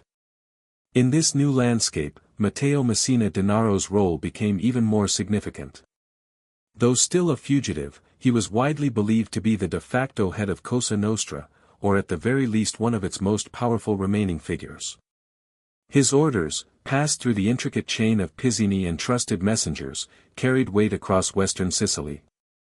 Extortion rackets, drug trafficking routes, and money laundering operations all reportedly bore his influence. But Matteo's leadership was very different from that of the old bosses like Rina or Provenzano. Instead of ruling through constant violence, Matteo focused on strategy, building alliances, and keeping the organization profitable and low-profile. This was a survival mechanism. After the season of massacres had triggered an unprecedented state crackdown, Matteo understood that the Mafia could no longer afford to wage open war. Instead, they would have to integrate even more deeply into legitimate society, infiltrating businesses, politics, and contracts quietly, without drawing too much attention. One of the biggest changes during this time was the rise of rival criminal groups, most notably the 'Ndrangheta from Calabria. While Cosa Nostra had once been the undisputed king of the Italian underworld, the 'Ndrangheta's control over cocaine routes from South America was turning them into Europe's richest and most powerful syndicate. They were expanding beyond Calabria, moving into northern Italy, Germany, and beyond, with billions of euros at their disposal. This shift forced Matteo to adapt yet again. Rather than declaring war on the 'Ndrangheta, he sought to collaborate where possible.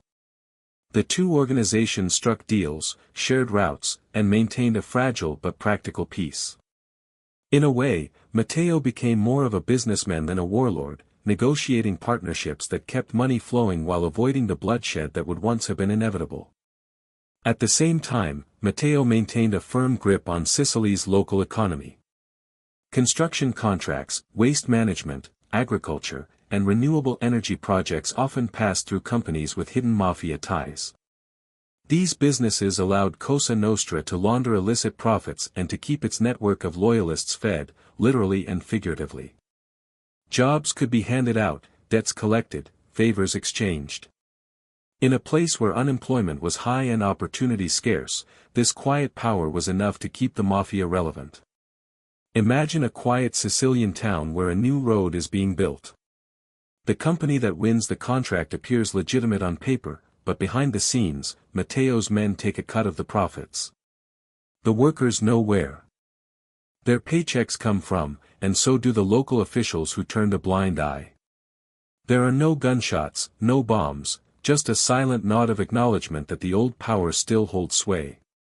This new era of Mafia operations also meant fewer high-profile killings. Violence still occurred, of course, rivals were eliminated, debts settled, disputes resolved with finality, but these acts were surgical, designed to send a message without drawing the kind of national outrage that had followed the murders of Falcone and Borsellino. In a strange way, this quiet approach allowed Cosa Nostra to regain some of the social acceptance it had lost during the violent 1990s. Yet Matteo's influence was not absolute. Other factions within Cosa Nostra occasionally challenged his decisions, and the organization itself was not as monolithic as it had once been. Some younger members were impatient with the quiet strategy, preferring the faster profits of riskier ventures. Others resented Matteo's near-mythical status and the way his fugitive life shaped the organization's choices. Holding power from hiding meant that Matteo had to constantly balance control with delegation, trusting lieutenants to carry out his will while ensuring they did not become too independent.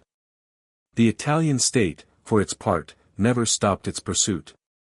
Undercover agents infiltrated local businesses, wiretaps monitored suspected intermediaries, and financial investigators traced suspicious contracts. Every arrest of one of Matteo's associates was followed by speculation that the net was finally tightening. And yet, year after year, he remained free, a symbol of the Mafia's ability to endure. There is something almost surreal about this period. On one hand, the Mafia had been weakened, its power reduced from the days when it could assassinate judges and paralyze the country. On the other, it still operated in 1,000 subtle ways, controlling votes, influencing politics, deciding who got hired and who didn't. And in the middle of it all was Matteo, guiding this ghost-like organization from the shadows, a man who had not been seen in public in decades but whose presence was felt everywhere. Public imagination kept him alive as much as his network did. He was the man who had outlasted Rina, Provenzano, and countless police chiefs and prosecutors. He had become a symbol of both the resilience of Cosa Nostra and the frustratingly slow march of justice. Some saw him as a brilliant strategist keeping the organization afloat, others saw him as a relic of a bygone era, stubbornly clinging to a world that was fading. And still, the manhunt continued, more intense than ever. Every new government in Rome promised to be the one that would finally capture him. Every anniversary of the Capaci bombing brought renewed calls for justice. Every photograph of Matteo from the past, his youthful face frozen in time, reminded the public that the ghost was still out there. The modern Sicilian underworld was Matteo's kingdom, even if he ruled it from exile. But the longer he remained hidden, the more pressure mounted, not just from the state, but from time itself. Allies were aging, dying, or turning into informants. Technology was catching up with him, making it harder to remain truly invisible. The myth was powerful, but even myths eventually meet their end. And so, as the 2020s dawned, Matteo remained in hiding, still issuing orders, still pulling strings, still evading capture. But the sense of inevitability was growing. The hunters were closer than ever, and the ghost could feel the net tightening. By the late 2010s, Matteo Messina Denaro had become more than a ghost, he had become a man living on borrowed time. Decades of life in hiding had kept him free, but they had not kept him young. The once youthful fugitive with sharp features and dark sunglasses was now in his 50s, and time was beginning to leave its mark. Somewhere, hidden from the world, Matteo faced a truth that no fugitive, no matter how careful, could outrun, his own mortality. The first rumors of his illness began to circulate quietly around 2014. Investigators intercepted whispers from informants, fragments of intercepted pizzini that hinted at something unusual. Matteo was seeking medical help. Later reports confirmed that he was battling colon cancer, a disease that would require treatment over months and years. For a man who had avoided leaving a trace for 3 decades, this was perhaps his greatest vulnerability. Medical care meant doctors, appointments, records, and movement, every one of them a potential crack in the armor that had kept him safe for so long. Imagine Matteo during those days, sitting in a dimly lit safe house, weighing his options. To ignore the illness was to risk death. To seek treatment was to risk capture. It was a cruel paradox. He had survived car bombs, police raids, betrayals, only to face a threat from inside his own body. And yet, Matteo was a survivor. He chose to fight. Reports later revealed that he underwent multiple operations and chemotherapy treatments under false identities. He wore disguises, used forged documents, and traveled under carefully planned conditions to avoid detection. The logistics of this must have been staggering: safe routes arranged in advance, sympathetic doctors or at least discreet ones recruited, lookouts posted near clinics. It was a reminder of just how vast and disciplined Matteo's network remained, even in his later years. But the risk was immense. Each trip to a medical facility increased the chance that someone would notice, that a nurse or clerk might recognize him, that a small slip in paperwork might trigger suspicion. And yet he persisted, because staying alive was no longer just about pride, it was about outlasting his hunters. To die of illness while still a fugitive would have been, for Matteo, a defeat. Those close to the investigation later said that Matteo's illness gave them their first real breakthrough in years.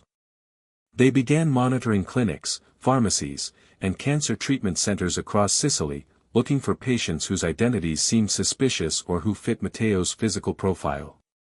Bit by bit, they pieced together a trail, a pattern of appointments, a network of helpers ferrying him to and from treatments, an invisible thread connecting the ghost to the real world. For Matteo, these final years were a strange mixture of defiance and fragility.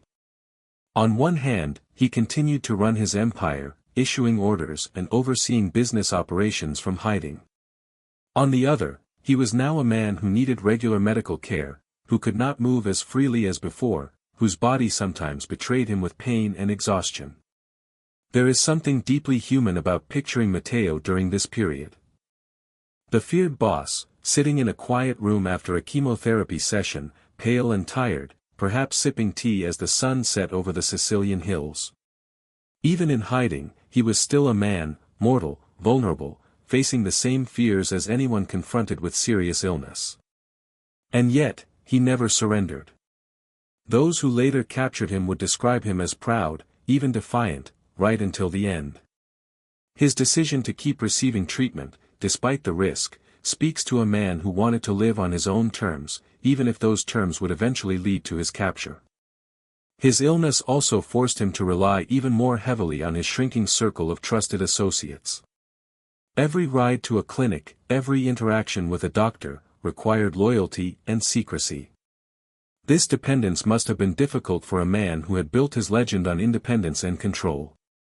But Matteo adapted, as he always had. Meanwhile, the state was closing in.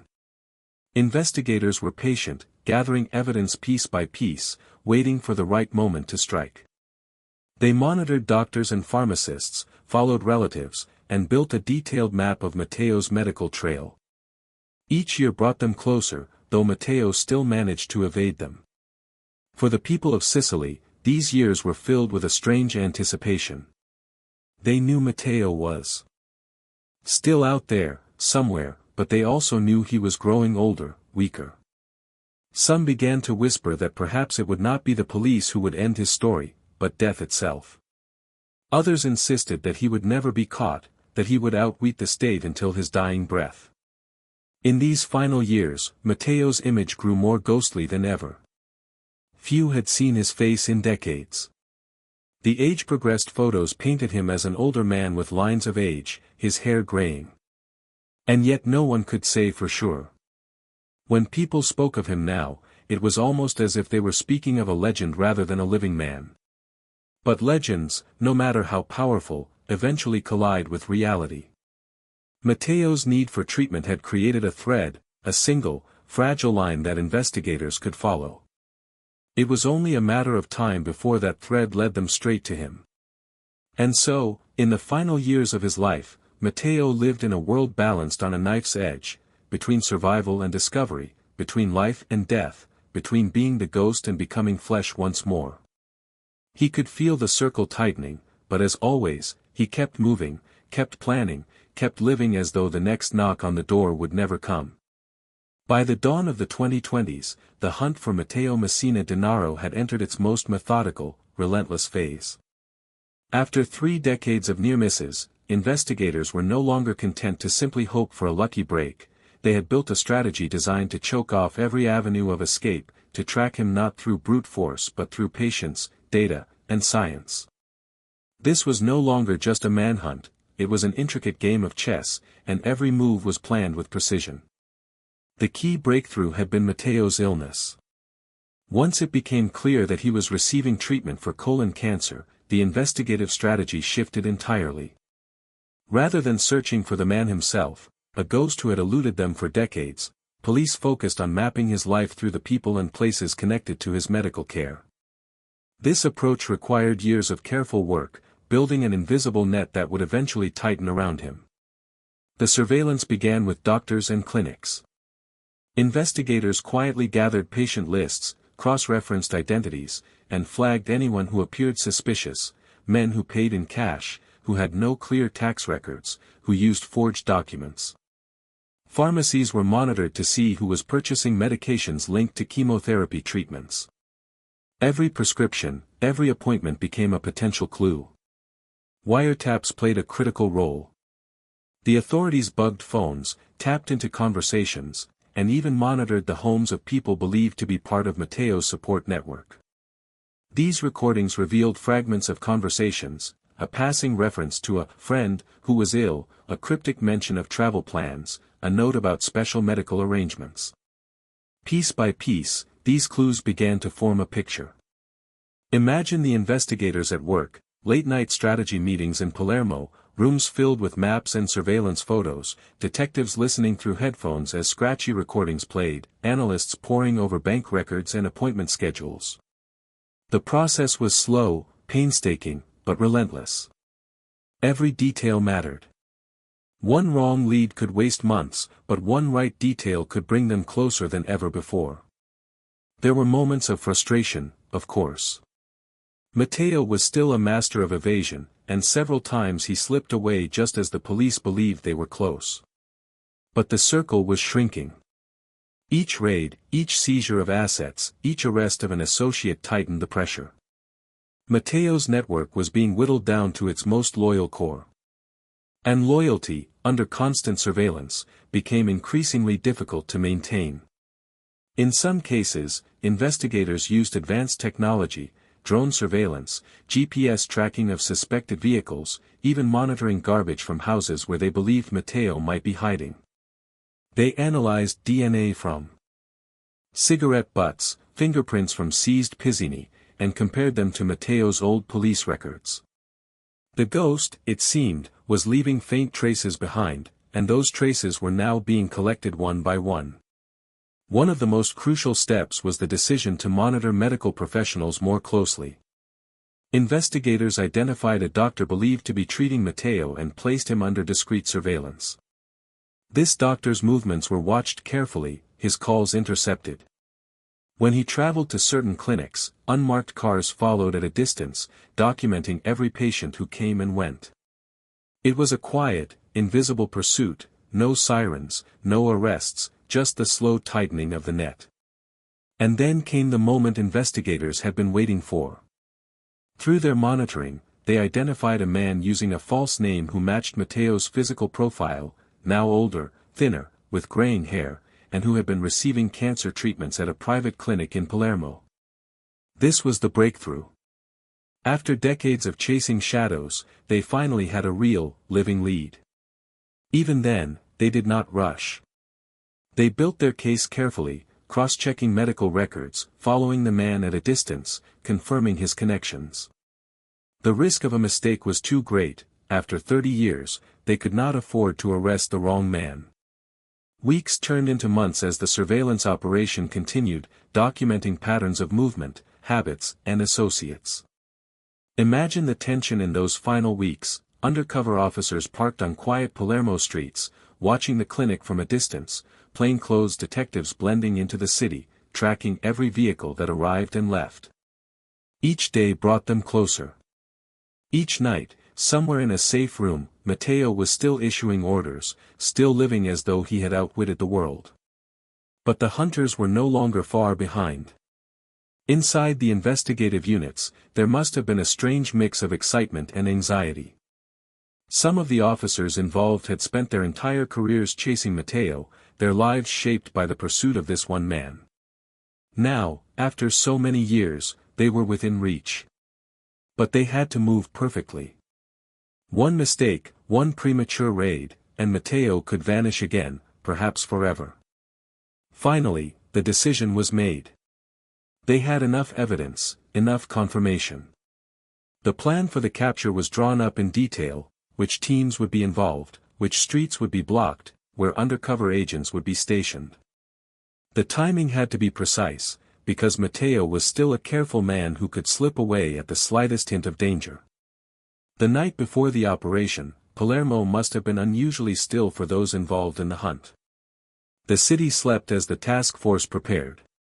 Radios were checked, vehicles fueled, plainclothes agents briefed one final time. Decades of investigation had come down to this, a single day that would decide whether the ghost would finally be brought into the light. For Matteo, these final days of freedom must have felt strangely normal. He had been living this way for 30 years, always careful, always cautious. He may have believed he still had time, still had control. Perhaps he woke that morning expecting another treatment, another quiet drive to the clinic. Perhaps he never imagined that the circle had closed completely. And yet, as the sun rose over Palermo, the hunters were already in place, waiting silently, ready to end the longest game of hide-and-seek in Italian history. It was a cold January morning in Palermo, January 16, 2023, when the final chapter of one of the longest manhunts in history finally began to unfold. The air was still, the streets quiet, and yet, hidden in plain sight, an army of plainclothes officers and carabinieri was already in motion. For months they had been watching, waiting, confirming, and now the time had come to act. Matteo Messina Denaro had arrived at the Maddalena private clinic for a scheduled appointment. He was undergoing treatment for cancer, a reality that had forced him into routines he had spent 30 years avoiding. To come here meant risk, but it also meant survival, and perhaps after so many years of freedom, Matteo believed that he could still outsmart fate, that the ghost could continue to slip between the cracks of the world. Inside the clinic, the atmosphere must have been deceptively calm. Patients sat in waiting rooms, doctors moved from room to room, nurses carried charts and medication. And somewhere among them was the most wanted man in Italy, sitting quietly, dressed like any ordinary middle-aged patient. He reportedly wore a brown sheepskin jacket, a woolen cap pulled low, and tinted glasses. To the untrained eye, he was just another man waiting to see his doctor. Outside, the net was closing. Dozens of officers had surrounded the area in an operation planned down to the last detail. Unmarked cars blocked escape routes, undercover agents stood ready at entrances and exits. The operation was codenamed Tramonto, sunset, as if to symbolize the end of Matteo's decades in the shadows. At the precise moment, officers entered the clinic, moving with quiet determination. They had been told to avoid chaos, to avoid endangering other patients. This would be a clean arrest, swift and controlled. Somewhere down the hall, Matteo must have sensed what was happening. Witnesses later said he did not resist. When the officers approached and asked his name, he reportedly replied calmly, almost defiantly, "Sono Matteo Messina Denaro." I am Matteo Messina Denaro. It was a moment that felt almost unreal. For 30 years, he had been an idea more than a man, a face on a poster, a rumor whispered in villages, a ghost. And now he was standing in front of them, flesh and blood, no longer untouchable. Imagine the silence in that room as the officers placed handcuffs on him. For the police, it was the culmination of decades of work, generations of investigators who had passed on the mission like a torch. Some of the men present must have felt a strange mix of triumph and solemnity. This was not just an arrest, it was history. Outside the clinic, news spread quickly. By the time Matteo was escorted out, Palermo was buzzing. Video footage captured the moment he was led to a waiting car, flanked by heavily armed officers, his face partially hidden by a cap, but unmistakably the man Italy had been searching for since 1993. Crowds began to gather, some cheering, some simply staring in disbelief. The images were broadcast across Italy within minutes. Television anchors interrupted regular programming, newspapers rushed to print special editions. Presa DL boss captured, screamed the headlines. For the families of victims killed in the Mafia wars, it was a moment of vindication, a day many had feared they would never see. As Matteo was driven away under heavy guard, one can imagine him sitting silently in the back of the car, perhaps looking out at the streets of Palermo, the city he had haunted for so long but had not walked openly in for decades. What went through his mind in that moment? Was there regret? Defiance?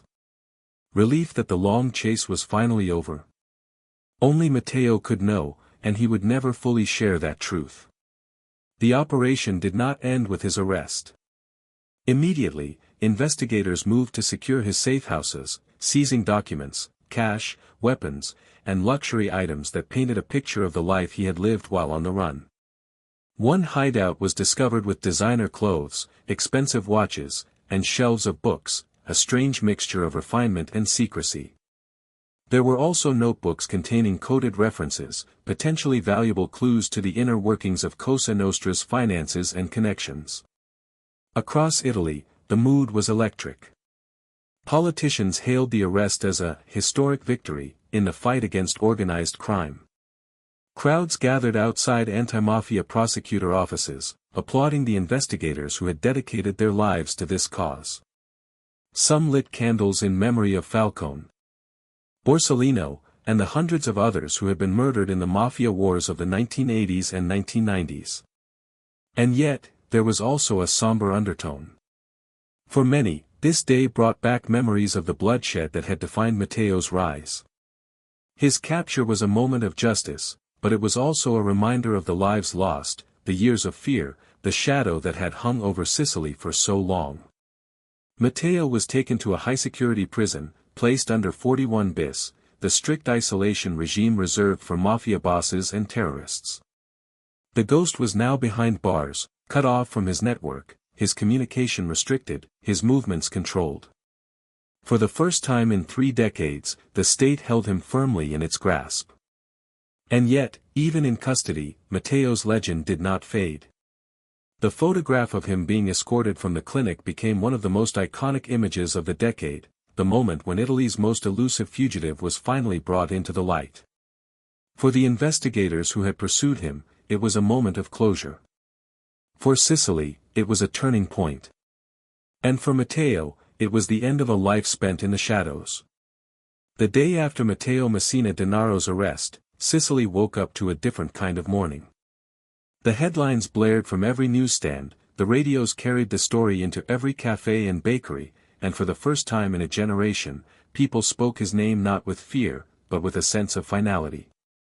It was as if a long, heavy shadow had lifted, allowing the island to breathe again. For many, the reaction was one of sheer relief.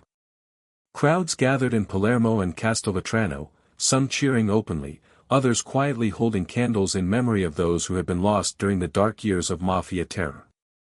Outside the homes of Giovanni Falcone and Paolo Borsellino, flowers appeared overnight, laid by strangers who whispered prayers of thanks. Some wept as they looked at the photographs of the 2 magistrates, imagining how much this moment would have meant to them if they had lived to see it. On television, news anchors spoke with visible emotion. Interviews were broadcast with judges, prosecutors, and police officers who had worked the case for decades. Some were old men now, their hair gray, their voices thick with pride as they described the years of surveillance, the endless false leads, the patience it had taken to finally catch the ghost. For the families of Mafia victims, the arrest was bittersweet. Many of them had spent years attending trials, testifying in courtrooms, reliving the worst days of their lives in the hope that justice would be served. Seeing Matteo finally in custody brought a measure of closure, but it could not bring back the dead. "This is a victory for the state," one widow said quietly to reporters, "but nothing will ever erase the pain of what was taken from us." Politicians rushed to make statements, calling the arrest a historic day for Italy. Prime Minister Giorgia Meloni praised the work of the investigators and called it a moral debt repaid to those who had died fighting the Mafia. The President of the Republic offered solemn words of respect, acknowledging that the arrest was not just the end of a manhunt but the continuation of a national commitment to justice. Across the country, talk shows debated what the arrest meant for the future of Cosa Nostra. Some experts argued that Matteo's capture symbolized the definitive decline of the old Mafia, that the era of the boss of bosses was truly over. Others warned that the Mafia had always survived, that even if Matteo was gone, the organization would find new ways to adapt.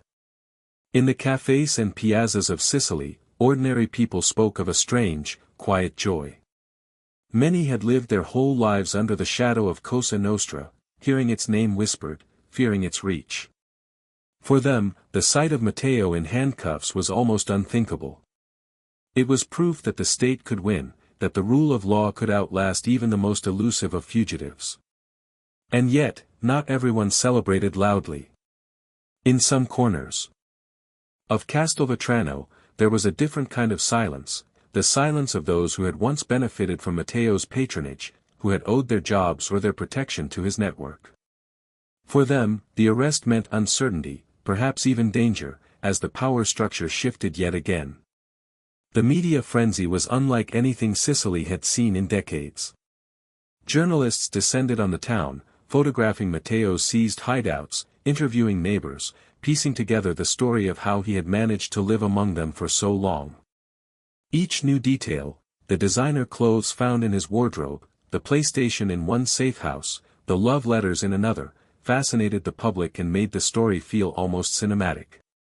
For the anti-mafia prosecutors, the arrest was not the end but the beginning of a new phase. Now there were questions to be answered: who had protected Matteo for all those years, how much of Cosa Nostra's finances could be traced through his seized documents, and whether any new trials would reveal secrets still hidden from the public. But for the ordinary listener, the person hearing the story on the evening news while sipping tea before bed, the day felt like a chapter closing. The ghost had been caught. The man who had eluded capture for 30 years was now in a cell, guarded day and night. The long chase was over. There was, perhaps, a sense of calm that settled over Sicily in those days. The island that had been haunted by Matteo's presence could finally imagine a future without him. The young children who had grown up seeing his face on posters would now grow up knowing he had been brought to justice. It was a small but powerful shift, a reminder that even the darkest figures eventually fall. And somewhere, behind prison walls, Matteo Messina Denaro was adjusting to his new reality. No more country roads in the night, no more secret meetings, no more slipping away at the last second. The man who had been everywhere and nowhere was now in one place, his freedom gone, his myth confronted by the stark reality of a concrete cell. The concrete walls of the high-security prison were unlike anything Matteo Messina Denaro had faced during his 30 years on the run. For decades, he had chosen his surroundings, the villas hidden among olive groves, the discreet apartments in quiet towns, the rooms where he alone decided who entered and who left. Now he was under the 41 bis regime, the most restrictive prison measure in Italy. His cell was stark and narrow, his contact with the outside world nearly non-existent. The man who had lived as a ghost was now fully visible, monitored every hour of every day, his movements controlled, his world reduced to a few square meters. His health, already fragile, became the defining challenge of his final months.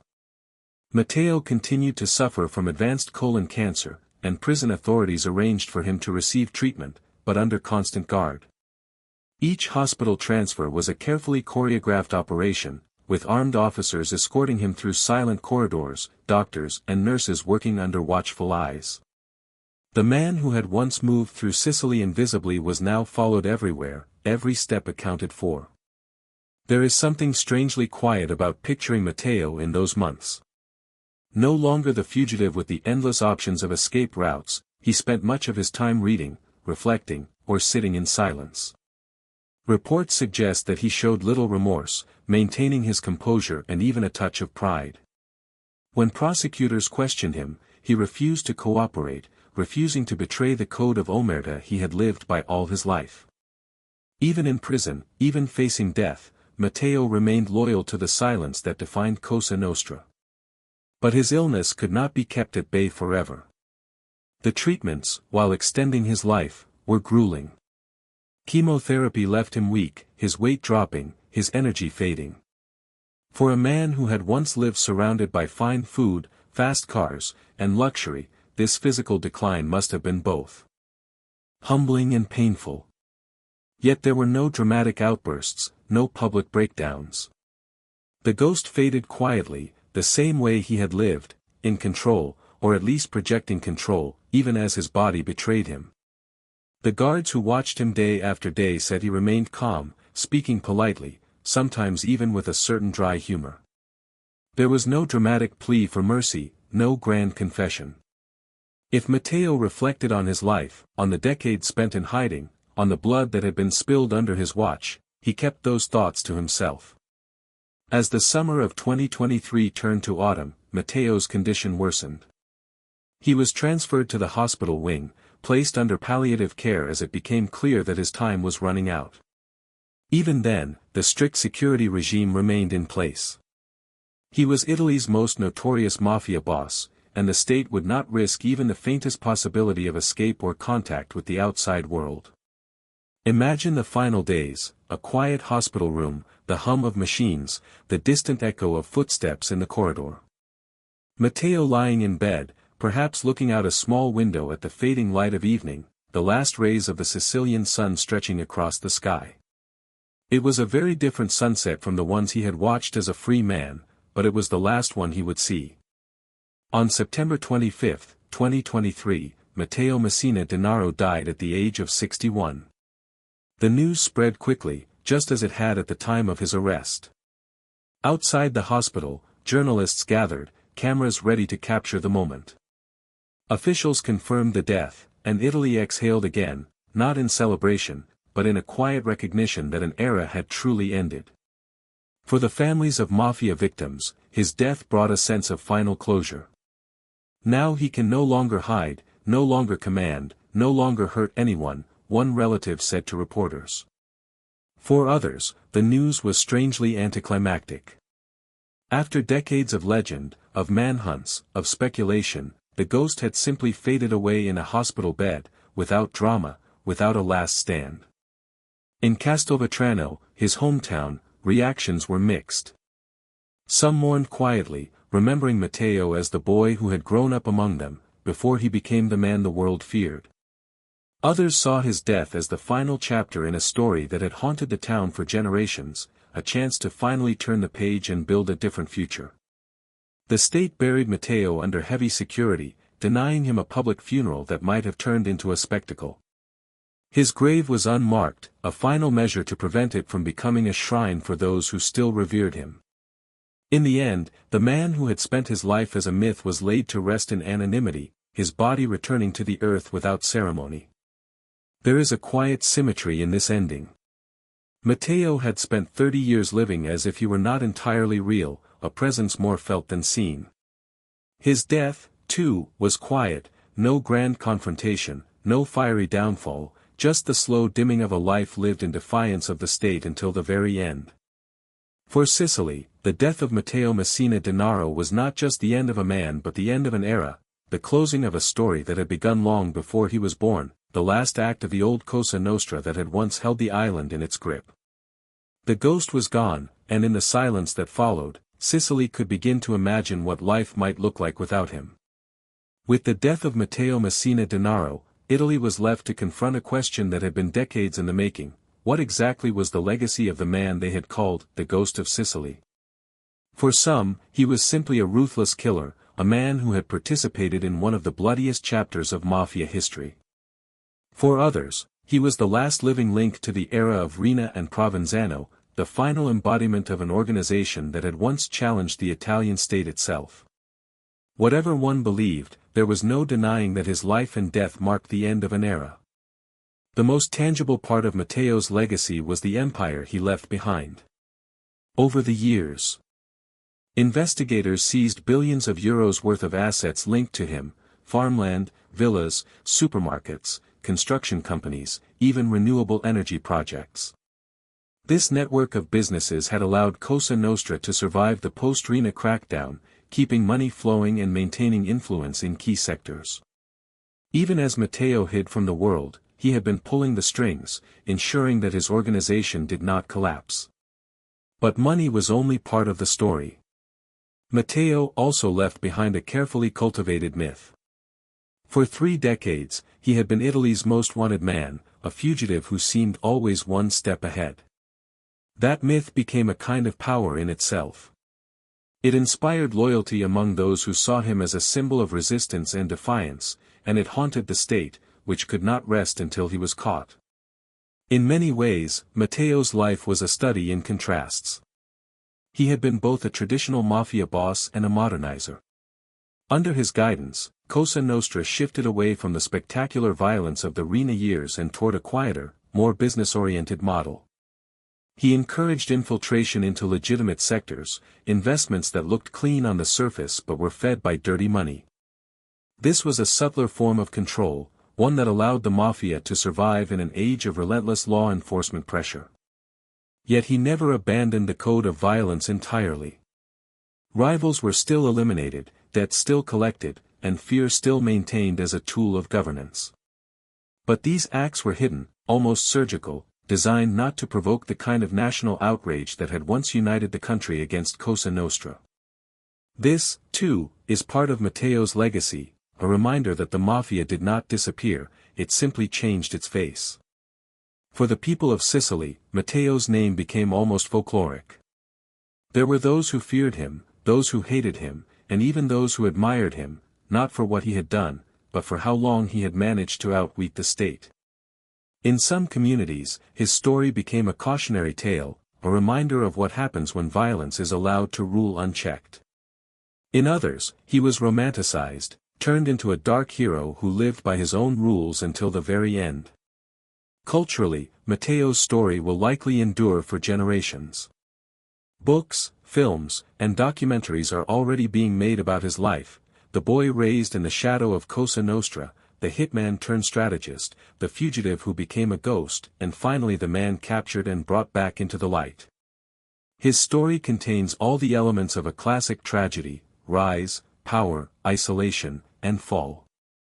But perhaps Matteo's greatest legacy lies in what he represents to Italy's ongoing fight against organized crime. His capture and death prove that no one, no matter how powerful, is beyond the reach of justice forever.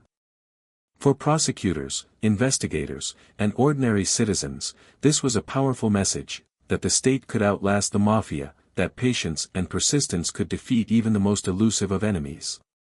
At the same time, Matteo's story is a reminder that the Mafia is not just a collection of bosses.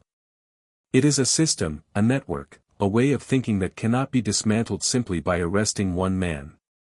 Even after his death, investigations continued into his network of associates, and prosecutors warned that Cosa Nostra still had the ability to regenerate, to find new leaders, to adapt. There is also a quieter, more personal legacy. For the families of those who were murdered in the 1980s and 1990s, Matteo's arrest and death offered a kind of closure, not a perfect one, but enough to allow some wounds to begin to heal. For them, Matteo will always be linked to the terror campaigns, the assassinations, the funerals that marked those years. His name is a reminder of sacrifice, of the judges, police officers, and citizens who stood up to Cosa Nostra and paid with their lives.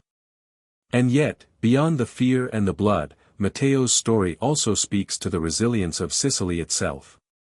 The island has endured centuries of conquest, corruption, and violence, and yet it continues to survive, to rebuild, to find beauty in its hills and towns. In a way, Matteo's life and death are part of that larger story, the struggle between light and shadow that has defined Sicily for generations. As historians look back, they may one day say that Matteo was the last of the old bosses, the last man to command Cosa Nostra in the way Riina and Provenzano once did. His death may mark the true end of the boss of bosses era, leaving behind a Mafia that is fractured, decentralized, more focused on quiet profit than open confrontation. But legends have a way of living on. In the alleys of Castelvetrano, in the stories told at night in small villages, Matteo's name will still be whispered, not with the same fear as before, perhaps, but as a reminder that the ghost once walked among them. Night falls over Sicily, and the island is quiet once again. The olive groves sway gently in the evening breeze, their silver-green leaves catching the last traces of moonlight. Somewhere in the distance, a church bell tolls, slow and steady, marking the passage of time. The streets of Palermo are calmer now than they were in the years of terror. There are no bombs, no sudden eruptions of violence, only the hum of late-night conversation, the soft rattle of shutters being drawn closed, the smell of the sea drifting in through narrow alleys. It is in this setting that Matteo Messina Denaro's story finally finds its place, not as a roaring storm, but as an echo that slowly fades into the night. For decades, his name was a living presence, something that could send a chill through a room if spoken aloud. Now it has become part of the past, part of Sicily's long, complicated history. There is a strange peace in imagining Sicily tonight, free from the weight of the ghost who once haunted it. Castelvetrano, the town of Matteo's birth, is just another small town now, its piazzas lit by street lamps, its cafes closing as the last patrons go home. Perhaps someone still whispers his name, perhaps an older man tells his grandson about the days when Cosa Nostra ruled everything, but even those stories feel like they belong to another age. The island carries scars, of course. The memories of the Capaci bombing, of the funerals, of the fear that once gripped entire communities, those cannot be erased. But there is also resilience here, a quiet strength that has outlasted bosses, wars, and betrayals. Sicily has always been a place where shadows and light coexist, where tragedy and beauty live side by side. Matteo's life was part of the shadow, and his death allows the light to shine a little brighter. For the listener, lying in bed and hearing this story unfold, there is something almost hypnotic about this closing chapter. The image of Sicily at night, the sound of waves gently touching the shore, the cool breeze carrying the scent of citrus, invites a sense of calm. This was an island that had been forced to live with fear, but fear is not eternal. Even the darkest nights eventually give way to dawn. And yet, Matteo's ghost will linger, not in fear but in memory. His life is now a story that will be told in books, films, and late-night conversations. Some will remember him as a villain, others as a symbol, still others as a cautionary tale of ambition and consequence. His name has joined the long list of figures who shaped Sicily's destiny, not as a hero, but as a reminder of the price of power. Perhaps there is a lesson in this for all who hear it, that no empire lasts forever, that no man can outrun time, and that the past, no matter how dark, can eventually be faced. Matteo lived as a ghost for 3 decades, but in the end, even the ghost had to come into the light. Imagine standing on a cliff overlooking the Mediterranean tonight. The sea stretches endlessly into the dark, calm and eternal. Somewhere below, waves break softly against the rocks, their rhythm steady, like a heartbeat. Above, the stars shine as they have for thousands of years, indifferent to the dramas of men. Matteo's story, for all its violence and intrigue, is just one thread in Sicily's long tapestry, a thread that has now been tied off. The island will go on. New generations will grow up with no memory of the car bombs, no memory of the manhunt that once consumed the country. They will walk the same streets without fear, play in the same piazzas without hearing the name of the ghost. That is perhaps the truest legacy of Matteo's capture and death, the chance for Sicily to belong once again to its people, not to its shadows. And so, as this story comes to its end, the night feels softer. The world Matteo ruled through fear has faded into history, and the listener can let that knowledge settle like dust. The long chase is over, the ghost has vanished, and only the quiet remains.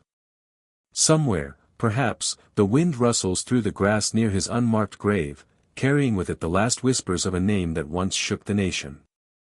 And then even that sound is gone, leaving only silence, the kind of deep, restful silence that lets the island, and the listener, finally sleep. Christy Kinahan was not born into power, but into a Dublin where survival was often the first lesson a boy had to learn. The 1950s and 60s were not gentle years for Ireland's working class. Rows of grey council houses lined the streets, children played in alleys littered with scraps of rubbish, and the air often smelled faintly of coal smoke. In these neighborhoods, the line between mischief and crime could be razor thin. For young Christie, the world outside the front door was a school of hard knocks, where cleverness and quick reflexes were sometimes more valuable than any formal education. He was not the loudest boy, nor the most reckless, but even then he seemed to carry himself differently. Friends and neighbors would later recall that Christie had a sharp mind, always watching, always listening. Where other boys might boast about a stolen bike or a fight won, he seemed more interested in understanding how things worked, who owed who, which corner boys sold what, which police officers could be bribed and which ones could not. He was studying before he even realized it, learning the invisible patterns of the street. Like many young men of his generation, Christie's early run-ins with the law were almost expected. A stolen car here, a burglary there, nothing that made headlines, but enough to earn him a place on the Garda's radar. What set him apart, though, was how quickly he adapted. When others were caught and returned to the same petty crimes, Christie used each scrape as a lesson. Prison was not a dead end but an education. He absorbed everything, how shipments were moved, how passports were forged, even how to read financial documents. By the time he served a sentence in the 1980s for a major drug offense, he had transformed from a street criminal into something far more formidable, a man with vision. Imagine him sitting in a cold cell at night, the concrete walls closing in, but his mind working endlessly. Perhaps he thought of his childhood streets, of the narrowness of life there, and resolved never to return to that kind of powerlessness. Perhaps he thought of the men who seemed untouchable, the ones who moved millions and never got their hands dirty. Christie's ambition began to crystallize. If he was going to risk his freedom, it would not be for small profits. It would be for something bigger, an empire. Outside the prison walls, Dublin was beginning to shift. The heroin epidemic of the 1980s had torn through entire communities, leaving devastation in its wake. Local gangs fought over territories, addicts stole to feed their habits, and a new kind of organized crime was beginning to take root. Christie saw opportunity in the chaos. If he could position himself as the man who could supply product more efficiently, with better connections and more discipline than anyone else, he could dominate the trade. But it wasn't just about drugs. Christie had a knack for networking, for finding allies who could open doors. He built relationships not only with Irish criminals, but with British smugglers, Dutch brokers, and eventually, contacts in Spain and beyond. He began to see Ireland not as the end of the map, but as a launchpad. The real money was in international routes, getting cocaine from South America, heroin from Asia, moving it across Europe with military-like precision. It is worth pausing here, letting the listener feel the weight of this transformation. Christie was no longer just one man trying to make a living. He was becoming something larger, a figure with plans that reached far beyond Dublin's borders. He traded flashy violence for quiet efficiency. He was not the type to pose for photos with gold chains or to give interviews bragging about his wealth. His power was the kind you felt in the silence that followed when someone mentioned his name. Even so, the road was not without blood. The drug trade is rarely clean, and debt sometimes needed to be collected in ways that made examples of those who dared to cross him. Christie did not relish chaos, but he understood its use. Violence became, for him, a tool, something applied sparingly, but with enough force to keep others in line. This careful balance of fear and respect would become the foundation of his reputation. There is an image, almost cinematic, of Christie in those years, walking through a Dublin market, coat collar turned up against the wind, nodding to people who stepped quickly out of his way. The city is grey and damp, but his mind is already somewhere else, thinking of shipments, routes, and profits. He is playing a long game, one few others can even see. This is the period when he begins to earn the nickname that will follow him for life, the Dapper Don, a reference to his sharp dress, calm demeanor, and growing status as Ireland's most sophisticated criminal. And yet, there is something almost paradoxical about this stage of his life. For all the wealth beginning to flow through his hands, Christie remains elusive, almost ghost-like. He does not court celebrity. He avoids unnecessary attention. It is as if he knows that true power is quiet, and that survival in his world depends on staying a step removed from the spotlight. As the 1990s approach, Christy Kinahan is no longer just another Dublin criminal. He is on the verge of something much bigger. His network is in place, his connections abroad are solidifying, and his understanding of logistics has turned smuggling into an art form. The pieces on the board are arranged exactly as he wants them, and soon, the Kinahan name will no longer be a whisper, it will be a force felt across continents. In the stillness of a Dublin night, the seeds of an empire are taking root. The city does not know it yet, but a new era of organized crime is about to dawn. And at its center stands a man whose mind is sharper than any blade, whose patience is longer than any sentence, and whose ambition will one day shake the foundations of Ireland's underworld. The 1980s and early 1990s were Christy Kinahan's crucible years, the time when he shifted from small-scale hustler to architect of a sprawling criminal machine. Dublin was restless, with unemployment high and heroin still devastating entire communities. In this volatile environment, Christie's operations grew bolder, and his name began to circulate not just in the pubs and estates of Dublin but in police reports and customs briefings across Europe.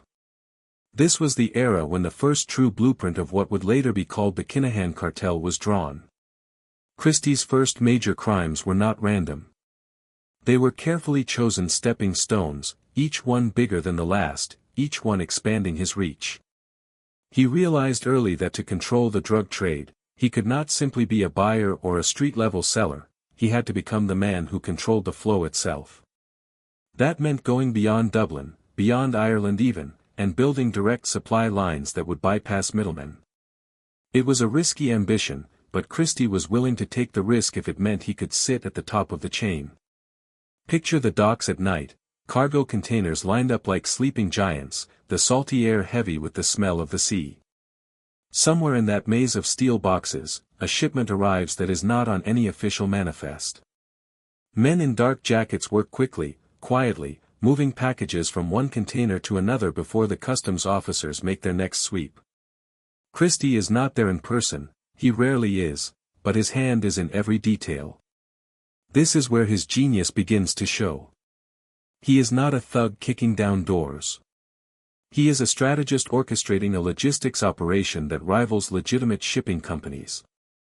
Customs seizures from this period tell part of the story. Shipments of heroin and cannabis resin intercepted at Irish ports begin to follow a pattern, suggesting a single major supplier behind them. The Gardaí suspect Christie, but catching him is another matter entirely. He is meticulous, operating through layers of intermediaries, ensuring that if one link is broken, the chain still holds. This patience and planning earn him respect even among rivals. In the world of organized crime, surviving is an achievement, thriving is something closer to legend. Of course, law enforcement does score victories, and Christie does not escape unscathed. One of the defining moments of this era is his arrest and imprisonment in the Netherlands, where he is caught in connection with a large heroin smuggling case. For many criminals, this would be a career-ending blow.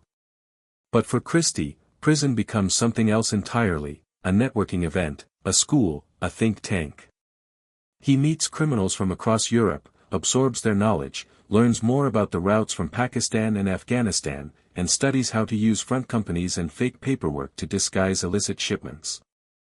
Imagine him in a prison yard, walking slowly, speaking quietly with other inmates. There is no wasted time here, every conversation is a potential connection, every favor traded a future asset. By the time Christie is released, he is more dangerous than before, equipped with a web of contacts stretching from South America to continental Europe. The sentence that was meant to stop him has, paradoxically, prepared him to build something far larger than before. When he returns to freedom, Dublin feels too small for him. The city that once defined his world is now just a node in a much bigger network. He begins to spend more time abroad, especially in Spain and the Netherlands, using these countries as hubs for importing narcotics. His operations become more sophisticated, using encrypted communications, shell companies, and money laundering schemes that make it harder for investigators to trace anything directly back to him. And yet, for all the growth of his empire, Christie remains disciplined. Unlike flashier gang leaders, he does not flaunt his wealth. There are no extravagant parties for the newspapers to photograph, no gold chains to draw attention. This is a man who has learned that invisibility is power. The wealth he accumulates is invested into properties, businesses, and safe havens abroad. He is building something meant to last, something that will outlive any single police raid or crackdown. Still, the streets of Dublin remain dangerous. Rivals lurk, ready to exploit any weakness, and Christie knows he must protect his growing empire. It is during this period that violence becomes a quiet but constant undercurrent. People who owe money and fail to pay are dealt with harshly. Those suspected of informing are made examples of. But the violence, while brutal, is never chaotic. It is calculated, almost businesslike, a message sent to keep the machinery running smoothly.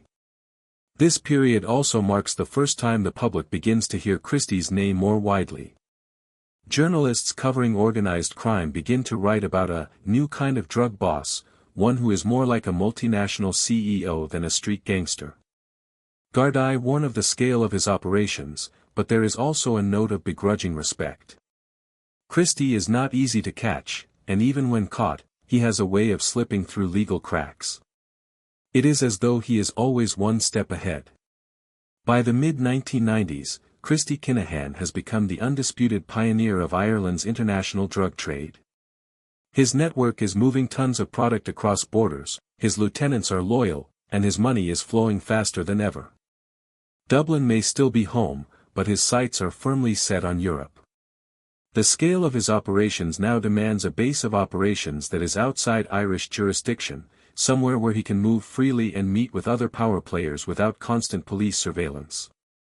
The next phase of his empire, the move to Spain's Costa del Sol, is just on the horizon. The story at this stage feels almost calm, as though the storm has not yet broken. The violence is controlled, the money is steady, the organization is humming like a well-oiled machine. But beneath the surface, tension is building. Every empire attracts rivals. Every kingpin, no matter how careful, eventually draws attention from the wrong people. And Christie knows that sooner or later, someone will challenge him, and that the stakes will be higher than ever. By the late 1990s, Dublin had become a city simmering with tension, and Christie Kinahan's growing network was beginning to attract more than quiet curiosity. In the underworld, nothing stays undisputed forever. The very success that made Christie a kingmaker was also drawing predators, rivals, and opportunists who wanted a piece of the fortune flowing through his hands. The next chapter of his story would no longer be quiet or hidden. It would be written in blood on Dublin streets. Gangland feuds in Ireland were nothing new, but what was coming would be different. These were not neighborhood brawls or drunken standoffs. This was organized war, calculated, relentless, and meant to send a message to anyone who might consider crossing the Kinahan network. The first bodies to fall were not always headline material, low-level dealers, small-time runners who had stolen from the wrong shipment, or mid-tier rivals who refused to pay their debts. But each death was a signal, a whisper that traveled through the estates like electricity. The message was simple: the Kinahans were not to be trifled with. Picture a rainy Dublin evening. The narrow streets glisten with puddles under the street lamps, and somewhere, a car engine idles quietly. Inside, a man waits, nerves on edge, hands clenched on the steering wheel. He is not just waiting, he is hunting. A rival steps out of a pub, pulls his coat tighter against the drizzle, and begins the short walk to his car. There is a pause, a deep breath, and then gunfire. The sound is deafening in the narrow lane, echoing off brick walls. When the shooter speeds away, silence returns, broken only by the rain and the shouts of bystanders. Another message has been delivered.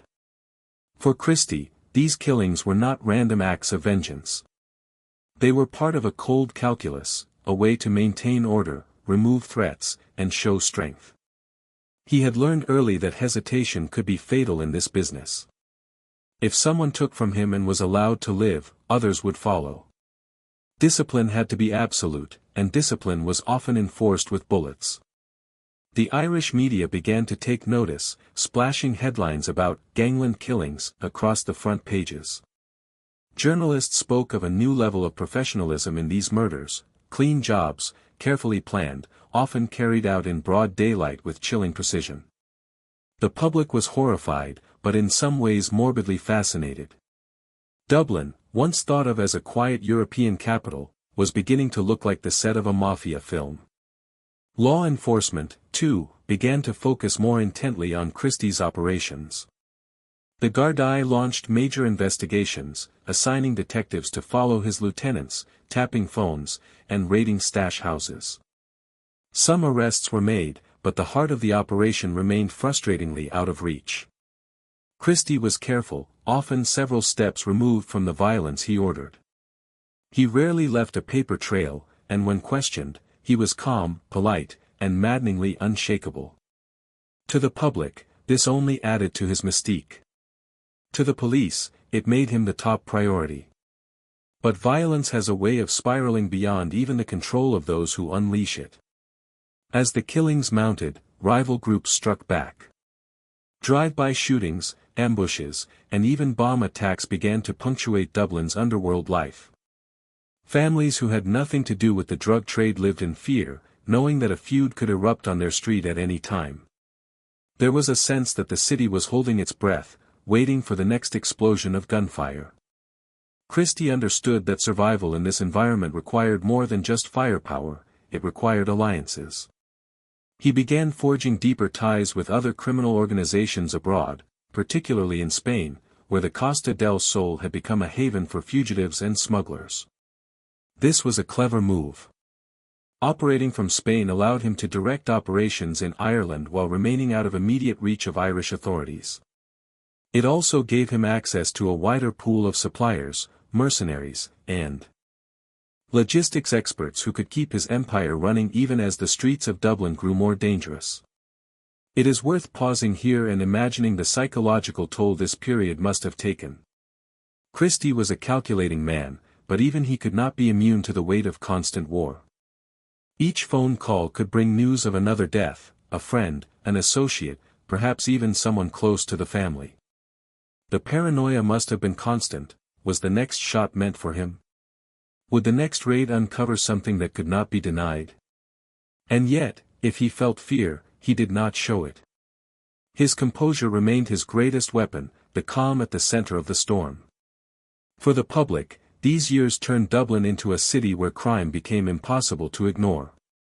Tabloids reported the latest killings with grim regularity. Television crews filmed police cordons and forensic teams combing crime scenes under floodlights. Ordinary citizens locked their doors earlier, stayed off certain streets, and whispered about which neighborhoods were Kinahan territory. The underworld, once hidden in the shadows, was now casting a long, unmistakable shadow over the entire city. And yet, for all the bloodshed, Christie's power did not weaken. If anything, it consolidated. Rivals who survived often chose to make peace rather than risk annihilation. Those who joined the Kinahan network found security, at least for as long as they remained loyal. The empire was becoming stronger, more resilient, and more feared than ever. The quiet criminal strategist from Dublin had now become the general of a war, and he was winning. But wars never end cleanly. Each feud sows the seeds for the next. Each killing creates brothers, cousins, and friends hungry for revenge. The cycle of blood would continue, growing more brutal with each turn. And as Christie's sons grew older, especially Daniel, they would inherit not just the wealth of the empire but also its enemies. The next generation was preparing to step into the light, and with them would come an even deadlier chapter, one that would explode into the international spotlight and change Irish organized crime forever. Daniel Kinahan was born into a world already in motion, a world of whispered phone calls, quiet meetings, and a father who was always thinking 3 steps ahead. To outsiders, he might have seemed like just another Dublin boy, but those who knew him understood he carried the weight of something larger. From an early age, Daniel lived in the shadow of Christy Kinahan, the man whose name was spoken in hushed tones across Ireland's criminal underworld. That shadow was not a burden at first, it was a source of fascination. Young Daniel watched, listened, and absorbed. He was growing up in the orbit of a man who was quietly becoming one of Europe's most powerful crime figures, and whether he realized it or not, he was being groomed for a future few could imagine. Daniel's childhood was marked by the same working-class Dublin backdrop that had shaped his father. Grey streets, crowded estates, the sound of football matches echoing between blocks. But there was also an unusual edge to his upbringing. He saw more than most children did, the sudden disappearances of certain men from the neighborhood, the careful way his father spoke on the phone, the visitors who arrived at odd hours and left quickly. These details became part of his education. Where other boys might have been learning multiplication tables, Daniel was learning about loyalty, discretion, and the importance of keeping one's mouth shut. As a teenager, Daniel was intelligent and charismatic. He had a knack for reading people, for knowing who could be trusted and who could not. Teachers sometimes described him as bright but distracted, as though his mind was elsewhere, already calculating futures beyond the classroom walls. There was a confidence about him, the kind that comes from knowing there is a powerful figure standing behind you. He was not reckless, but there was a certain fearlessness, an understanding that he was destined for more than an ordinary life. By the time Daniel reached adulthood, Christie's empire had grown to international proportions, and this gave Daniel access to a world few young Irishmen had ever seen. He traveled, met influential figures, and began to cultivate contacts of his own. While his father's style was quiet and understated, Daniel's approach carried a different energy.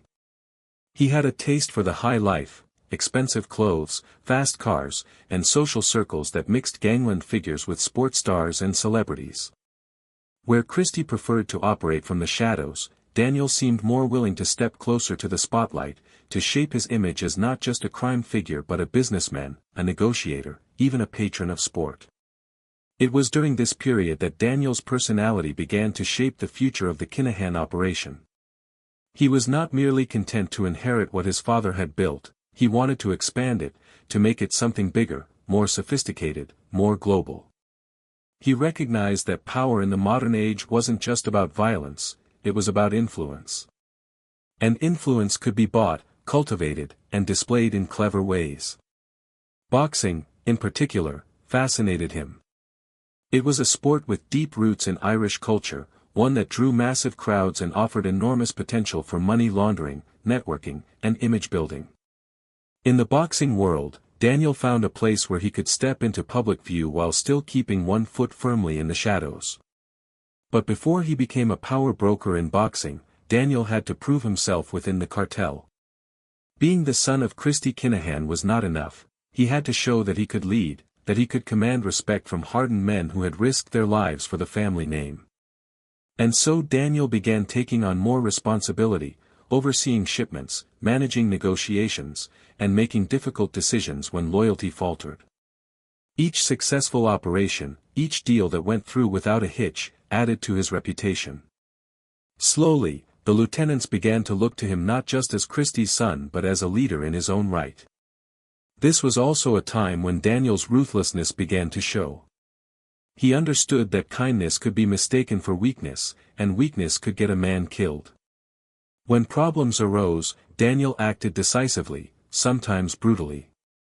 Associates who betrayed the organization were removed, often in ways that sent a clear message to anyone else thinking of disloyalty.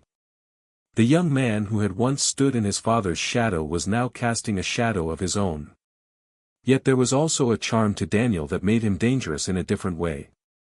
He could sit across from a fighter, a promoter, or even a journalist and disarm them with an easy smile, a calm voice, and the air of a man who was completely in control. This combination of charm and menace became his signature style. People who met him often remarked that he seemed more like a businessman than a gangster, polite, well-spoken, even likable, but beneath that exterior was a will of steel. For Christie, this must have been a moment of pride. The empire he had built was not going to end with him. His son was ready to carry the torch, to take what had been forged in blood and secrecy and elevate it to something even more formidable. But there must also have been a flicker of worry. Daniel's willingness to operate closer to the public eye carried risks Christie had always avoided. Power attracts attention, and attention attracts law enforcement, journalists, and enemies. As the new millennium approached, Daniel Kinahan was poised to become more than just the heir to Ireland's most powerful cartel. He was about to become its face, the man who would take the Kinahan name out of Dublin streets and into international headlines. The quiet foundation laid by Christie was now ready for expansion, and Daniel had the ambition, the charisma, and the ruthlessness to make it happen. What no one could have predicted was just how far he would take it, or how violently the world would react when he did. The move to Spain's Costa del Sol was more than just a change of scenery for the Kinahans, it was a declaration that their ambitions had outgrown the narrow streets of Dublin. The Costa del Sol, with its sun-washed beaches, luxury villas, and cosmopolitan nightlife, had long been known as the Costa del Crime, a haven for fugitives and gangsters from across Europe. For Christie and Daniel, it was the perfect base: warm weather, discreet banks, and a criminal community that understood the rules of keeping quiet. Picture the scene: the Mediterranean glittering under a late afternoon sun, palm trees swaying, expensive cars parked outside gleaming white villas. Somewhere behind one of those wrought iron gates, a meeting is taking place, not in a smoky backroom but on a sunlit terrace with glasses of wine on the table. Christie sits back, calm as always, while Daniel leans forward, full of energy, outlining new routes, new contacts, new opportunities. Here, far from the watchful eyes of the Irish Gardaí, the Kinahans could breathe, plan, and expand without constant police raids disrupting their operations. Spain offered more than safety. It offered connections. The Costa del Sol was a crossroads where British gangsters, Dutch brokers, Moroccan hashish suppliers, and Colombian cocaine traffickers all mingled. The Kinahans quickly became major players in this underworld network. They built relationships with cartels in South America, ensuring direct access to cocaine shipments that would eventually flood Ireland and the UK. This move allowed them to cut out middlemen, increasing profits and control. But the Kinahans did not simply hide away. They lived well, and their lifestyle began to reflect the wealth that was flowing in. Daniel, especially, embraced the glamour of Spain. He was often seen in fashionable restaurants, mingling with figures from both the criminal world and the boxing scene. For him, Spain was not just a hideout but a stage on which to craft the next act of his life, one where he would not just inherit an empire, but shape its identity. The Spanish years also allowed the Kinahan operation to professionalize. They began to function less like a gang and more like a corporation. There were layers of management, trusted lieutenants who handled logistics, and specialists who laundered money through property deals, front businesses, and offshore accounts. The cartel became harder to infiltrate and even harder to dismantle. Law enforcement agencies across Europe knew who they were but struggled to keep pace with their sophisticated methods. Even so, danger was never far away. The Irish gangland feuds did not disappear just because the Kinahans had changed their address. Rivals traveled to Spain as well, sometimes bringing violence with them. There were assassination attempts, tense encounters in bars, and warnings passed through intermediaries. The Costa del Sol might have been beautiful, but beneath the sun-soaked surface, it was a place where grudges could explode without warning. It was during these years that Daniel's influence began to eclipse that of his father. Christie remained the respected patriarch, the quiet strategist, but Daniel was the one out front, making deals and forging alliances. He was becoming the public face of the operation, and that visibility, though risky, gave him power. Associates and rivals alike began to treat him as the de facto leader, the man who would decide the future direction of the cartel. One can imagine the family gatherings at their Spanish villas, evenings spent around long tables, the air warm, glasses clinking, conversations mixing business with family matters. These were moments of consolidation, where plans were made for new ventures, where enemies were discussed, where decisions that would affect the streets of Dublin were taken under the Andalusian moonlight. The Spanish authorities were not blind to what was happening. They kept the Kinahans under surveillance, occasionally seizing shipments or raiding safe houses. But the cartel had become adept at staying one step ahead. They used burner phones, encrypted messages, and coded language. Even when a case was built, convictions were hard to secure. The Kinahans were careful, disciplined, and patient, qualities that kept them thriving even as other gangs collapsed under pressure. For the public, these years added to the mystique of the Kinahan family. Newspaper articles referred to Christie as the Dapper Don, describing his sharp suits and quiet sophistication. Daniel's name began appearing more frequently, often linked to glamorous images of Marbella or reports of meetings with international boxing figures. To many, he seemed to be walking a fine line between legitimate businessman and shadowy crime boss, a line he would later cross more openly when he stepped fully into the boxing world. But Spain was not just about glamour. It was also about survival. The Kinahans were consolidating their empire at a time when law enforcement across Europe was becoming more coordinated. Europol and Interpol were sharing intelligence, and international task forces were being set up to dismantle large trafficking networks. The Kinahans' move to Spain was both a gamble and a shield. It gave them access to shipping routes and suppliers, but it also put them in a spotlight that was becoming harder to avoid. And yet, for a while, it seemed to work. The money flowed, the cartel grew, and the Kinahan name became synonymous with power not just in Dublin but across the continent. It was a golden period, at least for those inside the organization, a time when the dream of building a global criminal dynasty seemed within reach. But golden periods never last forever. Beneath the calm surface of the Mediterranean, storms were gathering. Rival factions were plotting revenge for old feuds, and law enforcement was tightening its net. The next act in the Kinahan saga would not be played out in quiet meetings or sunny terraces. It would be loud, bloody, and impossible to ignore. The violence that had always been an undercurrent was about to spill over once again, this time in a way that would shock Ireland and the world. By the early 2010s, the Costa del Sol was no longer just a base of operations for the Kinahans, it was the nerve center of a global empire. The money was flowing, the connections were solid, and Daniel Kinahan had firmly established himself as the face of the organization. But with growth came exposure, and with exposure came enemies who were no longer content to grumble from the shadows. Old tensions in Dublin were reigniting, and the first sparks of a feud that would leave bodies scattered across two countries were beginning to fly. The Hutch family had been a fixture in Dublin's criminal landscape for decades. Jerry, the monk, Hutch was one of the most cunning figures the city had ever produced, calm, calculating, and famously disciplined, much like Christy Kinahan himself. For years, there had been a wary respect between the two sides.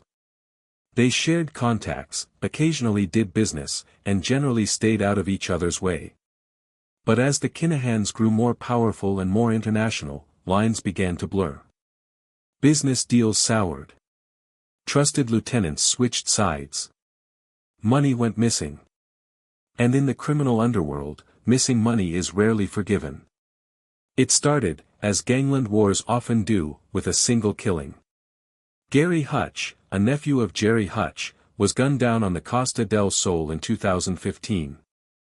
The murder was brutal and precise, a clear message that the fragile peace between the two factions was over. The Kinahans believed Gary had betrayed them, that he had played a part in a plot against Daniel's life. Whether that was true or not almost didn't matter. The killing was meant to reassert control, to show that betrayal, real or perceived, would be punished without hesitation. But the Hutch family was not the type to let such a murder go unanswered. Retaliation was inevitable. Dublin became a city on edge, with both sides mobilizing their networks. Gunmen were brought in from abroad, safe houses were stocked with weapons, and whispers began to circulate that something big was coming. Detectives in the Gardaí could feel it too, the calm before the storm. They increased surveillance, stepped up patrols, but even they knew that when two empires collide, no amount of policing can stop the blood that's about to be spilled. The violence escalated quickly. Drive-by shootings, attempted assassinations, and botched hits turned the streets into battlegrounds. Each attack was followed by another, like moves in a deadly chess game. Men were shot outside their homes, ambushed in cars, even gunned down while sitting with their families. Each death was a message, not just to the other side, but to the entire city. Dublin hadn't seen gangland violence on this scale since the height of the heroin epidemic, and the public watched in shock as the body count climbed. Imagine the atmosphere in Dublin at this time. Neighborhoods once filled with children playing football now felt like war zones. Residents learned to duck at the sound of motorbikes, knowing that shooters often struck from the back of one. Mothers walked their children to school with a nervous glance over their shoulders. The city was gripped by a low hum of fear, the kind that seeps into everyday life until it becomes normal. And through it all, Daniel Kinahan was becoming an even more polarizing figure. To his supporters and associates, he was a man defending his family's honor, protecting what they had built. To his enemies, he was a tyrant, a man who had let ambition turn him into a warmonger. The press began writing about him with increasing intensity, naming him in connection with the feud, describing him as the mastermind pulling the strings from his base in Spain. His image was no longer just that of a businessman dabbling in boxing, it was that of a crime lord overseeing a war. The Gardaí poured resources into trying to stop the bloodshed, but the feud seemed to have a momentum of its own. Every arrest led to new replacements, every seizure of weapons was followed by another shipment arriving from abroad. The Hutch-Kinahan War was becoming one of the deadliest feuds in Irish history, and there was no sign of it slowing down. Inside the Kinahan organization, the pressure must have been immense. Daniel was juggling not just the logistics of a global drug empire, but the day-to-day demands of a gang war. Each decision carried life-or-death consequences. Who should be targeted next? Who could still be trusted? Which safe houses were compromised? Paranoia crept in like fog, and even trusted allies were watched closely for signs of betrayal. Spain was no safer. The Hutch faction had allies there too, and Daniel had to move carefully, knowing that any slip in security could be fatal. Bodyguards became a constant presence. Villas were fortified. Meetings were conducted with increasing secrecy. The glamorous image of Marbella life was still there, the luxury cars, the sunny terraces, but beneath it all was tension so thick it could be felt in the air. Each killing brought the cycle closer to a breaking point. The Gardaí warned that the violence was escalating beyond anyone's control, and they were right. Something dramatic would have to happen to shift the balance, something that would make the world sit up and take notice. And soon, that moment would come. All of this tension, all of this bloodshed, was leading toward one shocking event that would change the feud forever, an attack so brazen, so public, that it would make international headlines and turn Daniel Kinahan from a shadowy underworld figure into one of the most wanted men in Europe. For now, the stage was set. The pieces were in motion. Dublin was a city gripped by fear, Spain was a city of watchful eyes, and the Kinahan-Hutch feud had become a storm gathering on the horizon. Everyone knew that the next move would be the most dangerous yet, and when it came, it would shake the Irish underworld to its core. The morning of February 5, 2016, dawned cold and pale over Dublin. For most of the city, it was just another day. Commuters bustled to work, schoolchildren zipped up coats against the wind, and the hum of everyday life carried on as it always did. But at the Regency Hotel, on the city's north side, a different kind of day was beginning, one that would leave an indelible scar on Ireland's criminal history. Inside the hotel, there was a buzz of excitement. It was weigh-in day for a major boxing event, a fight night that had drawn promoters, fighters, journalists, and fans.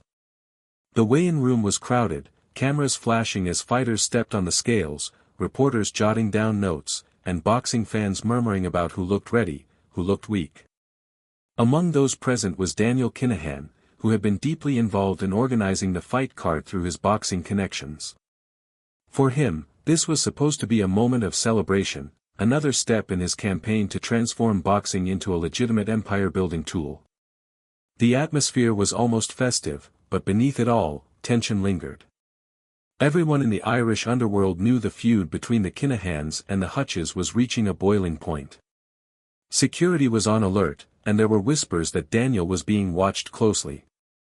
No one could have guessed just how brazen the next move would be.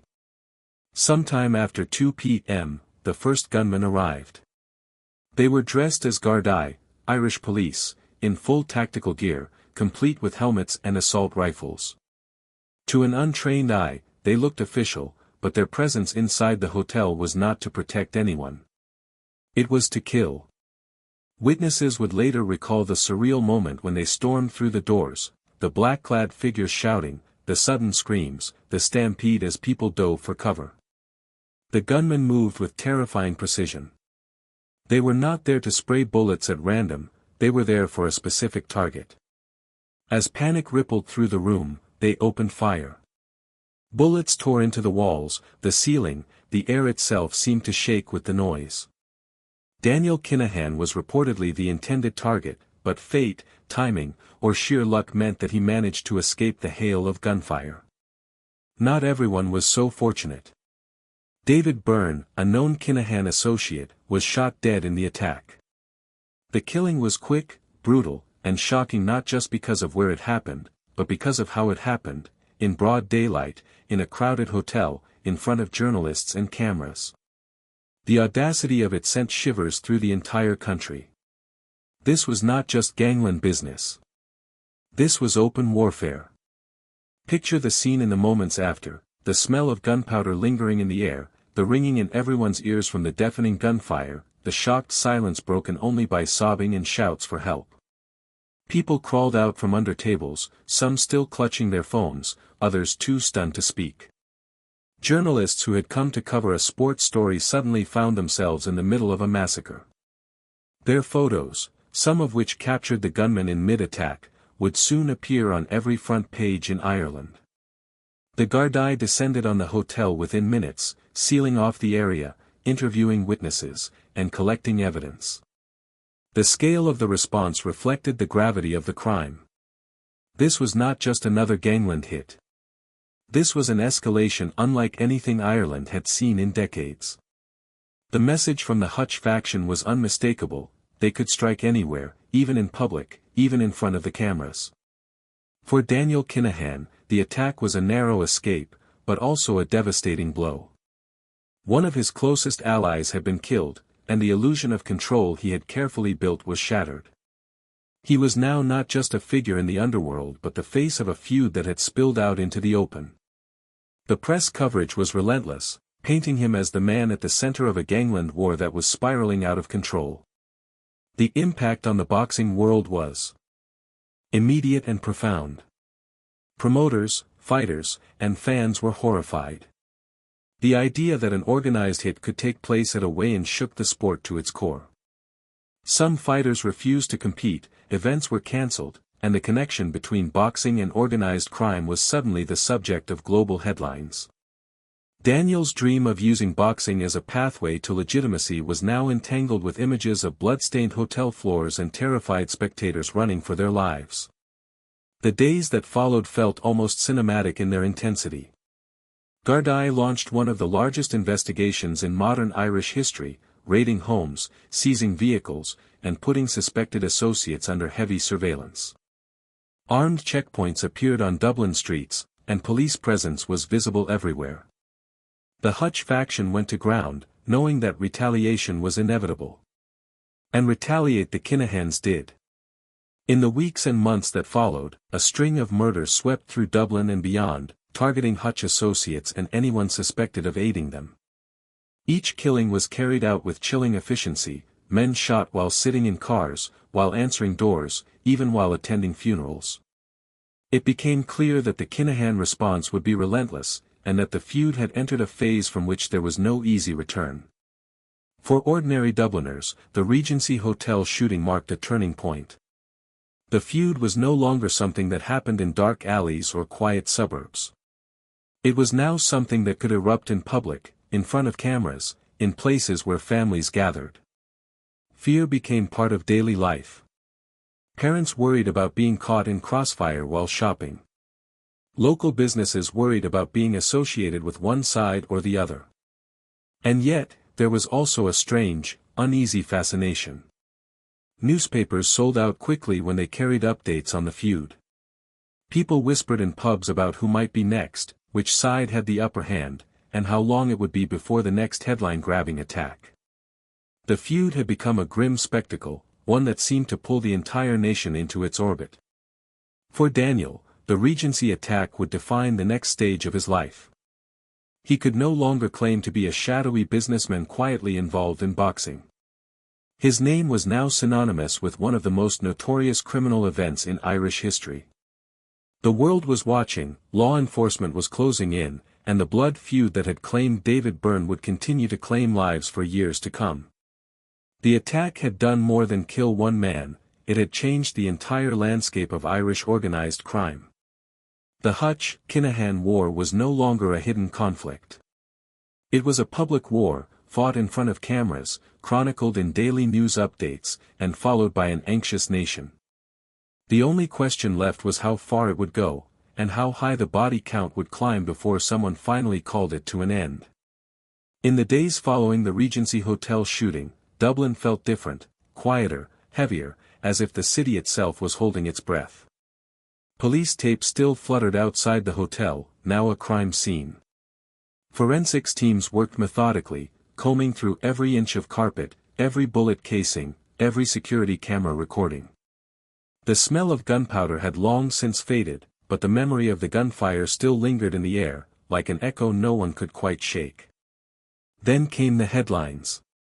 Almost overnight, every major newspaper, every television station, and every radio program in Ireland was leading with the same story, the brazen attack at the Regency Hotel. Front pages carried dramatic photographs of the gunmen in fake Garda uniforms, rifles in hand, their faces obscured. Other images showed terrified boxing fans running for their lives, fighters cowering behind tables, Gardaí ushering people to safety. The shocking visuals were replayed again and again, burned into the public's mind. And one name began to appear everywhere, Daniel Kinahan. Journalists who had followed organized crime for years now had a story too big to ignore. They began connecting dots for the public, explaining who the Kinahans were, how Daniel had risen to prominence, and why this feud with the Hutch family had exploded into open warfare. Long investigative pieces appeared, detailing the cartel's operations, its international reach, its links to Spain, Dubai, and beyond. For many Irish citizens, this was the first time they had heard Daniel Kinahan's name, and it was suddenly impossible to escape it. In living rooms across Ireland, families watched evening news segments with a mix of fear and fascination. The calm-voiced anchors described Daniel as the most dangerous man in Ireland, a figure at the center of a criminal war that had already claimed multiple lives. Some shows brought in former Garda detectives, boxing promoters, and crime journalists to discuss the implications. Was Daniel really the mastermind of a cartel? Could the Gardaí bring him to justice? Was Dublin now living through its own version of the Mafia wars once seen in New York or Sicily? For Daniel, the media storm was a nightmare, and, paradoxically, a confirmation of his power. Until now, he had been a figure who could move quietly, building connections in the boxing world, forging deals in Spain, staying just out of reach of law enforcement. But the Regency shooting changed that forever. His face was now in the papers. His name was being debated in Parliament. He had become a household name, not as a promoter or businessman, but as the alleged head of a criminal organization locked in a war with the Hutches. The coverage was relentless. Reporters staked out airports, boxing gyms, and courthouses, trying to catch any associate who might be willing to talk. Tabloids ran splashy stories, speculating on Daniel's whereabouts, his personal life, his wealth. Photos of luxury villas in Marbella, expensive cars, and security convoys appeared under bold headlines. Some papers even published maps charting the body count of the feud, marking each shooting on Dublin's map like grim points of reference. And yet, despite the coverage, Daniel himself seemed to vanish. There were no public statements, no interviews, no appearances. The man at the center of the storm became more elusive than ever, operating from a distance, rumored to be moving between Spain and Dubai. This only deepened the sense of mystery, and for many, fear. It was one thing to know who the enemy was, it was another to know that he was out there somewhere, untouchable, beyond the reach of Irish law. The Gardaí, for their part, used the media attention to send their own message. High-ranking officers gave press conferences promising to end the feud, vowing that no one was above the law. Armed checkpoints were set up around Dublin, targeting gangland figures. There were raids, arrests, and seizures of weapons and drugs. Each successful operation was announced publicly, part of a campaign to reassure the public that the state was still in control. But the truth was more complicated. Every time there was a lull, another killing seemed to erupt, pulling the city back into fear. And every time a new body fell, the media returned, updating the tally, repeating Daniel's name. In some ways, the coverage turned him into a mythic figure, part villain, part untouchable mastermind. For younger men in certain neighborhoods, that notoriety was intoxicating. To them, Daniel represented power, wealth, and the ability to rise above poverty. For others, he represented everything wrong with Dublin, the violence, the drugs, the shattered families. Boxing, too, felt the impact of the media storm. Promoters who had once worked with Daniel suddenly found themselves under scrutiny. Fighters were asked about him in press conferences, forced to choose their words carefully. Some distanced themselves publicly, while others refused to speak on the matter at all. It was as if Daniel's name had become radioactive, too dangerous to say aloud, but too big to ignore. Meanwhile, the Hutch family and their allies were not silent. Through leaks, through whispers, through carefully placed messages, they too made their presence felt. The feud had spilled out of the shadows and into the court of public opinion. Ordinary citizens found themselves debating it in pubs and cafes. Who was to blame? Would the killings ever stop? Was Daniel as powerful as the papers said, or was he just another gangster with a target on his back? For Daniel himself, this period must have been both empowering and deeply unsettling. He had achieved a kind of infamy that few gangland figures ever reach. His name was now known on every street in Ireland. But with fame came heat. Every move was being watched, every phone call potentially monitored, every ally a potential liability.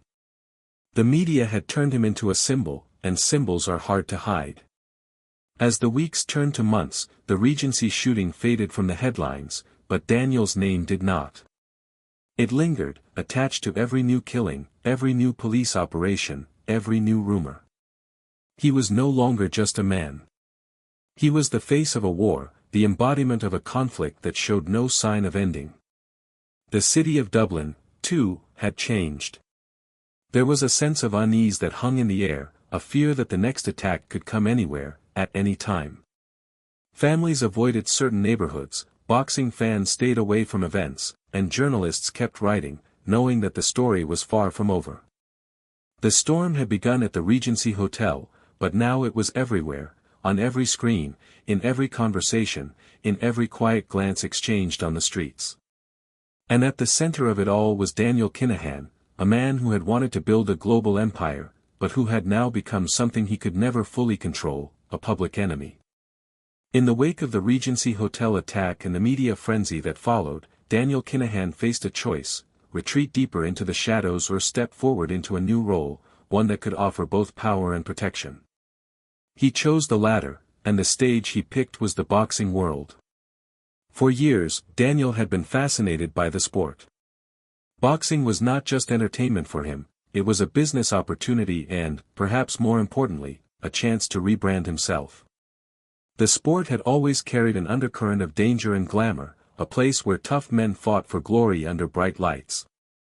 For someone like Daniel, it was also the perfect place to wield influence without needing to appear as a gangster. Picture the scene, a luxury gym in Marbella, the air smelling faintly of sweat and leather.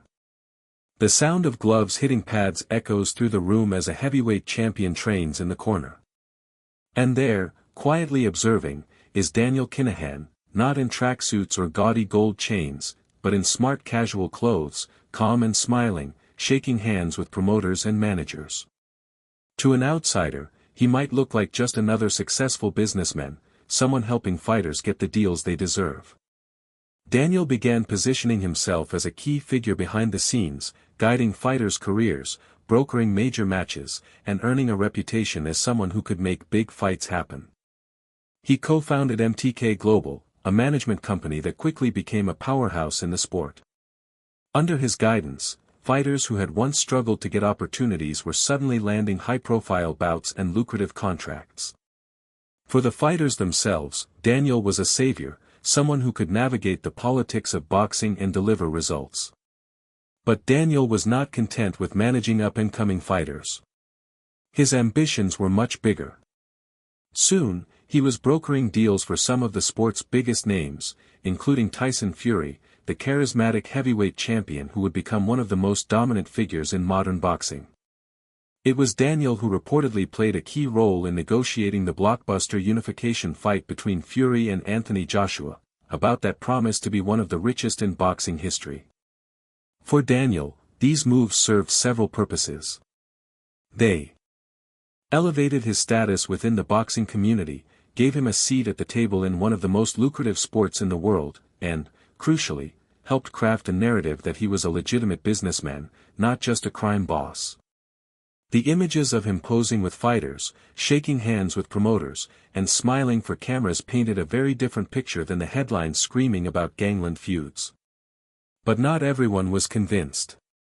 Law enforcement agencies watched closely, warning that Daniel's involvement in boxing was a way to launder money and expand his influence. Journalists continued to write investigative pieces linking him to the Kinahan cartel, arguing that his presence in the sport threatened to tarnish its reputation. Promoters and broadcasters faced uncomfortable questions about whether they were willing to do business with someone alleged to be at the center of organized crime. Still, the boxing world was hard to resist. The sport had always had a complicated relationship with the underworld, from the days of mob-controlled fights in mid-20th century America to the shadowy figures who brokered bouts behind closed doors. Daniel was simply the latest in a long line of powerful backroom operators, and as long as the money flowed and the fights sold tickets, many were willing to look the other way. For the fighters themselves, Daniel's support could be life-changing. He was known to be generous, sometimes covering training expenses, arranging travel, and ensuring that fighters were paid fairly. This earned him loyalty, even admiration. To many of them, he wasn't a cartel boss, he was the man who gave them a chance at greatness. Imagine the atmosphere at one of those press events, cameras flashing, fans cheering, and at the center of it all, a fighter declaring that his future had been secured thanks to the efforts of my advisor, Daniel. For a moment, the weight of the feud, the bloodshed, and the headlines faded into the background. In those arenas, under the bright lights, Daniel was not a fugitive, he was a kingmaker. Yet, there was always a shadow following him. Every time his name appeared in a press release or was mentioned on television, there were immediate questions. Sports journalists began including disclaimers, reminding audiences that Daniel had been named in Irish courts as the head of an organized crime group. Politicians called for boxing to cut ties with him. Even as he tried to reinvent himself, the past refused to let go. The tension between Daniel's two identities, the alleged cartel boss and the boxing promoter, became part of the narrative. To some, he was living proof that a man could escape the streets and reinvent himself on the global stage. To others, he was using the sport as a shield, a way to sanitize his image while continuing to run a criminal empire behind the scenes. For Daniel, this period must have been both exhilarating and exhausting. On one hand, he was achieving a dream, sitting at the top of the boxing world, influencing the biggest fights on the planet, building relationships with sports stars and television networks. On the other hand, every victory brought more scrutiny, more headlines, more pressure from law enforcement. It was a delicate balancing act, and one wrong move could bring everything crashing down. Still, Daniel pressed forward. The bigger the fights, the more power he held. The more power he held, the more impossible it became to ignore him, and the harder it became for anyone to pretend that boxing had not been touched by the feud that had once stained the carpets of the Regency Hotel red. As the cameras flashed and the contracts were signed, one thing became clear: Daniel Kinahan had managed to do something extraordinary. He had taken the Kinahan name from the alleyways of Dublin to the global stage of professional boxing. But in doing so, he had also ensured that when the world came looking for him, and it inevitably would, they would not just find a gangster. They would find a man who had built an empire, one foot in the shadows, the other under the blinding lights of the ring. Once Daniel Kinahan had established himself as a key figure in boxing, his influence began to grow in ways that few could ignore. The sport is a world built on networks, promoters, managers, fighters, broadcasters, and Daniel had a rare ability to connect them all. Where others saw red tape and endless negotiations, he saw opportunity.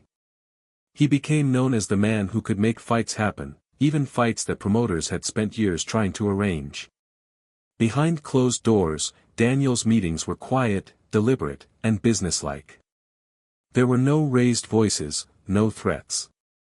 Associates describe him as calm, patient, and persuasive, a man who understood that in boxing, relationships were as important as contracts.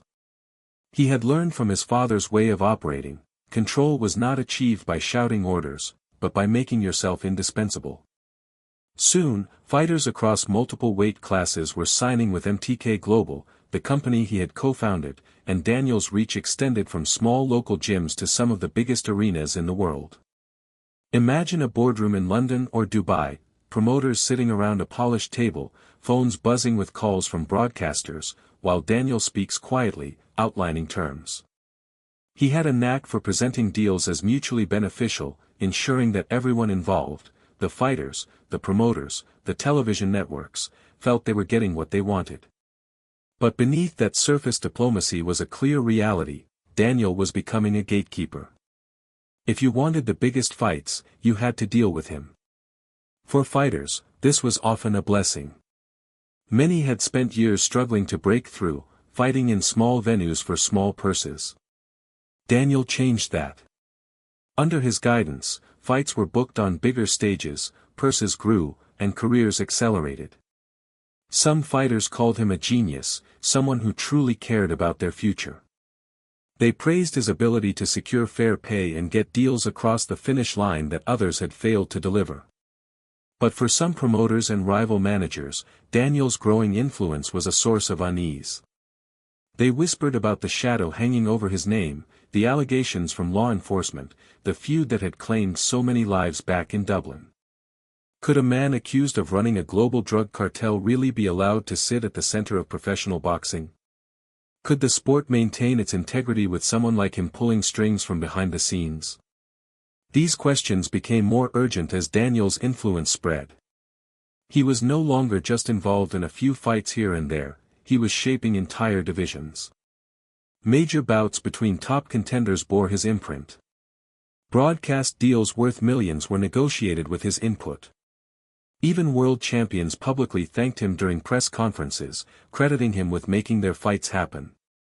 For those inside the sport, it became increasingly difficult to separate boxing's resurgence from Daniel's hand in it.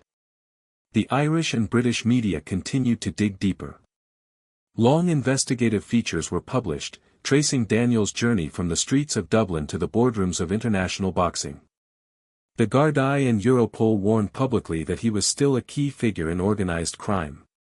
Each warning brought renewed scrutiny, but strangely, it did little to slow him down. If anything, it seemed to solidify his reputation as someone untouchable, a man who could operate in plain sight despite the storms swirling around him. There was, too, a certain charisma to the way Daniel handled this scrutiny. He did not give interviews, did not plead his case in public. Instead, he let his work speak for him. Each new deal, each new fight announcement was its own statement, that he was still here, still operating, still building something bigger. For some, this quiet defiance made him even more intriguing. It is easy to imagine the late-night calls, the hushed meetings, the constant calculations that went into maintaining this level of control. Daniel was balancing multiple worlds, the legitimate face of boxing, the shadowy underworld connections, the ongoing feud that still threatened to erupt at any moment. Every decision carried weight, every move had to be perfectly timed. The fighters under his guidance continued to thrive. Titles were won, belts collected, pay-per-view numbers soared. To the fans, boxing seemed to be entering a golden period, with long-awaited matchups finally materializing. Most didn't know, or didn't care, about the man behind the scenes making it happen. For them, the spectacle was enough. And yet, the shadow never went away. Each time a fighter praised Daniel by name, headlines followed. Each time a major fight was announced, journalists reminded readers of who he was alleged to be. The tension between his public image as a boxing advisor and his private reputation as a cartel boss grew sharper with each passing month. At his peak, Daniel Kinahan's influence over boxing was undeniable. He was in the room when the biggest decisions were made. He was the man whose phone calls could change the course of a fighter's career overnight. For those in the sport, he was both respected and feared, a figure who inspired loyalty but also caution. But such power cannot last forever. The higher Daniel climbed, the more attention he drew, not just from journalists, but from governments, police agencies, and even international watchdogs. The very success that made him indispensable to boxing was also painting a target on his back. Investigators were watching closely, compiling evidence, and preparing to make their move. For now, though, Daniel was still at the height of his influence. The empire was strong, the money was flowing, and the world of boxing revolved around his decisions. It was, in many ways, the pinnacle of his public life, but just beyond the horizon, trouble was gathering, and the next phase of his story would be far less forgiving. By the late 2010s, Daniel Kinahan's name was no longer just whispered in gangland pubs or muttered in police briefings. It was on international watch lists, intelligence files, and the desks of some of the most powerful law enforcement agencies in the world. For years, the Gardaí in Ireland had tried to chip away at the Kinahan empire, seizing drugs, arresting low-level associates, disrupting operations where they could. But the cartel had proven resilient, able to absorb losses and keep its business moving. Now, the fight was about to escalate to a whole new level. Behind closed doors, meetings were taking place in Dublin, The Hague, Washington, D.C., and Madrid. Europol, the European Union's law enforcement agency, began coordinating efforts with the Irish Gardaí, Spain's Guardia Civil, the UK's National Crime Agency, and the U.S. Drug Enforcement Administration. The scale of what they were planning was unprecedented, a coordinated strike against one of Europe's most sophisticated organized crime groups. Imagine a quiet conference room in Europol's headquarters in The Hague. Maps are pinned to the walls showing routes of cocaine shipments from South America, heroin pipelines from Asia, and money laundering hubs across Europe and the Middle East. Around the table sit detectives, analysts, and intelligence officers from multiple countries. At the center of their discussion is the Kinahan name. They trade information, wiretap transcripts, financial records, surveillance photos from Spain, Dubai, and Ireland. Slowly, patiently, they are building a case that can stand up in court. The operation is painstaking. Cartels like the Kinahans thrive on secrecy, using burner phones, encrypted messaging apps, and layers of middlemen to hide their leaders from direct exposure. But law enforcement is learning to adapt. Cybercrime units crack codes, trace digital fingerprints, follow money trails through shell companies and offshore accounts. Each piece of evidence is another thread in the web, pulling investigators closer to the core. Meanwhile, the Gardaí continue their work on the ground in Dublin. Armed checkpoints are set up around gangland neighborhoods. Known associates are stopped, questioned, sometimes arrested on smaller charges to keep them under pressure. Surveillance units follow cars, take photos from a distance, collect license plates and patterns of movement. The goal is to make life uncomfortable for the cartel, to show that nowhere is truly safe. The DEA brings a different kind of expertise. For decades, they have been fighting cartels in South America, tracing shipments from Colombia and Mexico to the streets of American cities. Now, they lend that same skill set to tracking how cocaine is moving into Europe. Flights, shipping containers, even fishing boats are watched.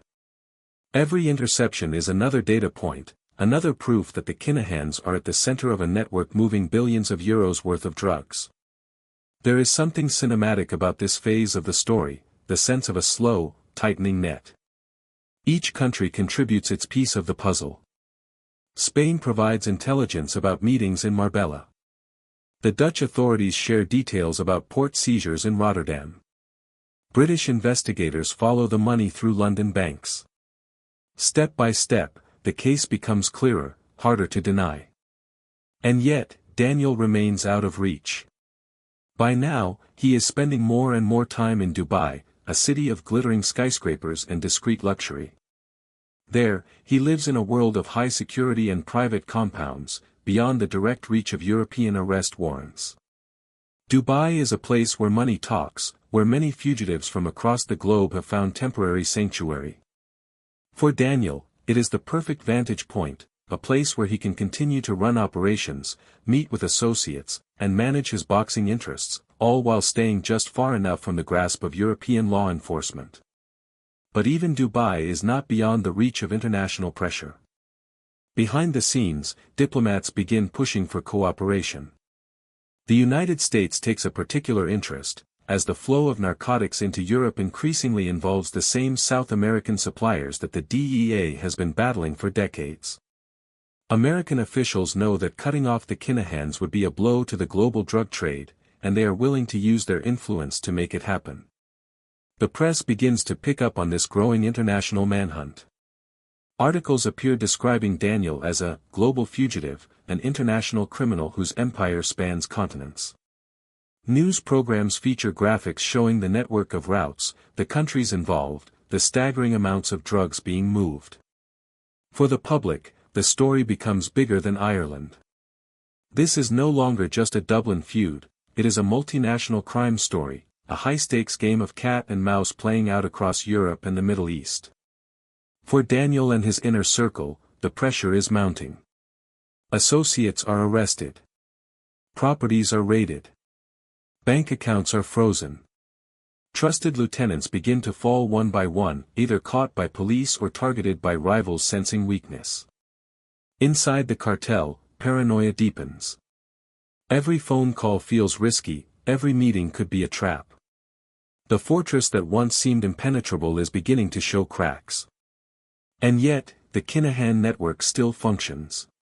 The drugs still move, the money still flows, the boxing deals still get done. It is a testament to how deeply entrenched the organization has become, a machine that keeps running even as parts of it are being stripped away. In the quiet of the night, one can imagine Daniel reviewing reports from his advisors, weighing his next moves carefully. Does he stay in Dubai, trusting in its protections? Does he shift his base elsewhere, to a place even further from the reach of Western agencies? Or does he double down, strengthening security and continuing to project confidence? For law enforcement, there is no turning back. Too much has been invested, too many agencies involved. The plan is no longer simply to disrupt the cartel, but to dismantle it completely. Arrest warrants are prepared. Sanctions are drafted. The noose is tightening, and everyone knows that the next step will be public, dramatic, and aimed directly at the top. The months after the Regency Hotel attack were some of the bloodiest in Ireland's modern history. What had started as a simmering feud had now erupted into full-blown war, a war fought not in battlefields, but in quiet Dublin suburbs, backstreets, and even busy city intersections. The Hutch family had struck a devastating blow by orchestrating the Regency attack, but the Kinahans were not about to take it lying down. Retaliation would be swift, precise, and unrelenting. In the days immediately following the shooting, Dublin felt as though it had been plunged into a state of siege.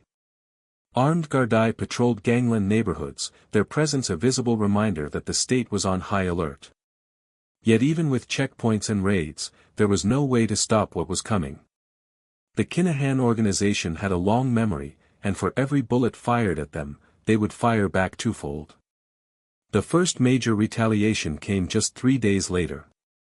In broad daylight, Eddie Hutch, an older brother of Jerry, the monk, Hutch, was gunned down at his home in Dublin. The attack was clinical, the gunman firing multiple shots before escaping. For many, this killing marked the point of no return. The feud was no longer confined to those directly involved in the drug trade, it was now targeting family members, striking at the very heart of the Hutch clan. Each killing that followed felt like another drumbeat in a war rhythm. Cars were ambushed at traffic lights. Masked men stormed into homes. Shots rang out outside gyms, pubs, and even during quiet family gatherings. Dubliners became used to the sound of sirens at night, the flashing blue lights of Garda vehicles illuminating crime scenes.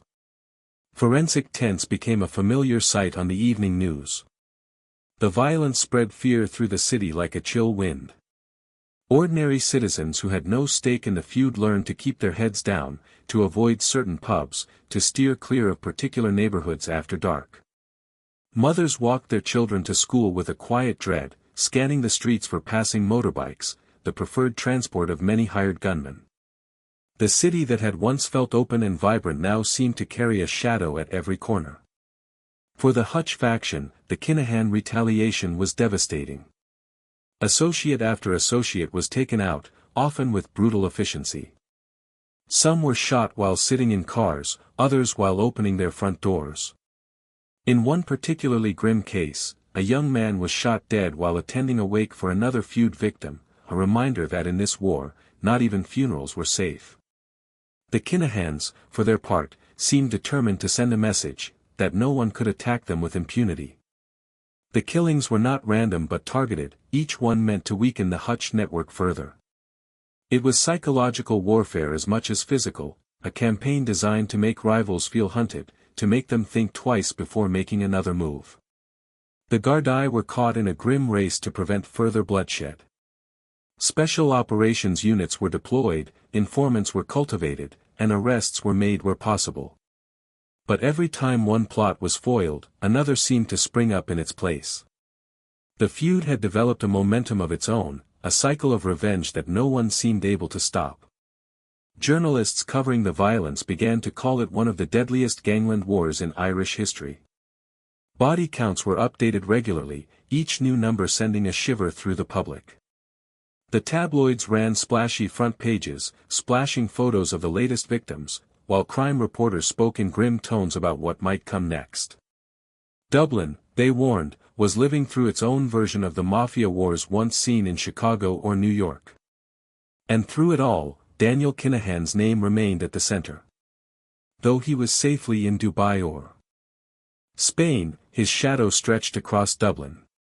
Each killing was attributed to his network, each retaliation seen as another move in the deadly chess match he was playing with Jerry Hutch. For Daniel, this was not just about revenge, it was about survival, about showing the world that the Kinahan organization remained strong despite the Regency attack. Inside the cartel, the atmosphere must have been tense. Every move had to be carefully planned, every trusted lieutenant relied on to execute orders without leaving traces. Paranoia ran deep, who might be passing information to the Gardaí, who might be plotting to switch sides, who might be next on the hit list. Loyalty was no longer just a virtue, it was a matter of life and death. Meanwhile, the Hutch side scrambled to regroup, to protect its remaining members. Some went into hiding, others fled abroad, seeking safety wherever they could find it. Jerry Hutch himself reportedly disappeared from view, moving like a ghost, always one step ahead of the men who wanted him dead and the police who wanted him behind bars. The cycle of killing seemed endless, but eventually, the sheer scale of the bloodshed began to draw even more international attention. Europol and the DEA, already working to dismantle the cartel's drug routes, now had a second incentive: stopping a war that was spilling bodies onto the streets of a European capital. Pressure mounted on Irish authorities to deliver results, to bring charges against the people orchestrating the carnage. And yet, even as the net tightened, the feud showed no sign of burning out. Each side still had soldiers willing to pull the trigger, still had debts to settle, still had pride to defend. Dublin remained on edge, and the ordinary people caught in the middle prayed each night that the next spray of bullets wouldn't land on their street. By the time the feud began to slow, more than a dozen lives had been claimed, and countless more had been scarred forever. The city would never be quite the same. Even when the gunfire stopped, the memory of it lingered, the sound of shots ringing out in quiet neighborhoods, the image of forensic tents glowing under streetlights, the knowledge that the war could flare up again at any time. For Daniel Kinahan, the feud was both a test and a turning point. He had survived the most dangerous phase of his life so far. His enemies had been weakened, his own organization had remained intact, and he had sent a message to the world that the Kinahan name still carried weight. But victory came at a price. The attention of governments, police agencies, and the media was now fully fixed on him. The next phase would not be fought with bullets alone, it would be fought in courts, in diplomatic offices, and in the global financial system. Dubai, a city of glittering skyscrapers, gold-dusted sunsets, and carefully cultivated opulence. For Daniel Kinahan, it became both a fortress and a stage. When he relocated here, it was not merely to escape the blood-soaked streets of Dublin, nor solely to avoid the watchful eyes of Europol and the Gardaí. Dubai offered something else entirely, a place where he could operate in relative safety, maintain a global network, and enjoy a lifestyle that seemed a world away from the rain-slick lanes of Ireland. Imagine the skyline at dusk, the Burj Khalifa towering like a needle into the fading sky, the desert air warm even after sunset. Somewhere among the luxury high-rises, Daniel sits in a penthouse apartment, floor-to-ceiling windows offering a view of the city's endless lights. The room is quiet but for the soft hum of air conditioning. His phone buzzes intermittently, updates from Europe, negotiations about upcoming fights, news of law enforcement activity back home. This is the nerve center now, thousands of miles from Dublin, yet still deeply connected to its streets. Dubai offered Daniel something no other city could: discretion paired with luxury. Here, he could move through five-star hotels, high-end restaurants, and private clubs without the constant threat of arrest. The UAE does not have an extradition treaty with Ireland, and that alone gave him a kind of shield. International authorities might issue warrants and sanctions, but in Dubai, Daniel could still attend meetings, host visitors, and conduct business, albeit under tighter security than ever before. And there was plenty of security. The days of walking casually through Dublin markets were long gone. Now Daniel traveled with bodyguards, his movements carefully planned. Villas and apartments were chosen not just for their views but for their privacy and defensibility. Cars were armored, routes were varied, meetings were vetted. The man who had once seemed untouchable was making sure he stayed that way.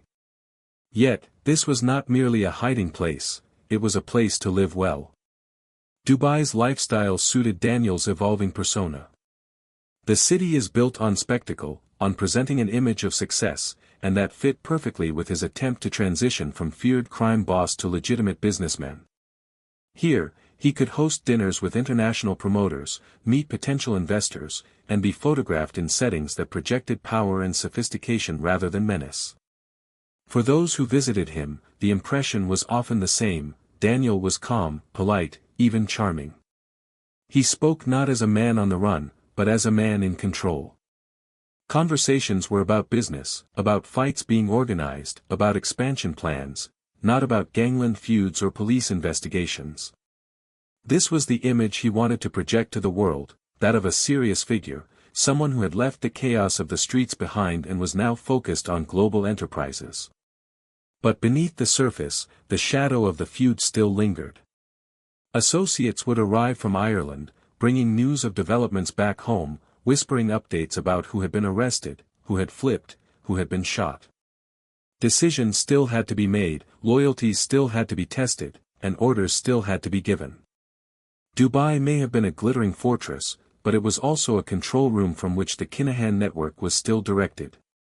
For law enforcement, Daniel's presence in Dubai was both a frustration and a challenge. They could monitor him, watch his movements through international intelligence sharing, but they could not touch him. Publicly, Irish and European officials began to put pressure on the UAE to act, to consider freezing assets and expelling figures linked to organized crime. Privately, diplomatic conversations were taking place, laying the groundwork for what would later become global sanctions. In the meantime, Daniel's influence in boxing continued. Meetings with fighters and promoters sometimes took place in Dubai hotels, deals were struck over coffee in upscale lobbies, and photographs occasionally surfaced of Daniel with well-known sports figures. Each image reignited the debate back home: should boxing allow itself to be associated with someone accused of running a cartel? Should broadcasters cut ties with fights linked to him? The more Daniel appeared in these settings, the louder the controversy became. And yet, Dubai seemed to insulate him from much of the noise. The city's unique blend of privacy and prestige allowed him to keep living the life of a powerful man, even as the walls outside that desert oasis were slowly closing in. At night, when the city quieted and the lights of the skyscrapers glittered like constellations, one can imagine Daniel sitting with a glass in hand, considering how far he had come.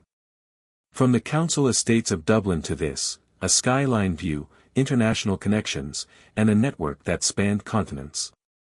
For a man who had once been just another young lad on the streets, this must have felt like victory. But victories can be temporary.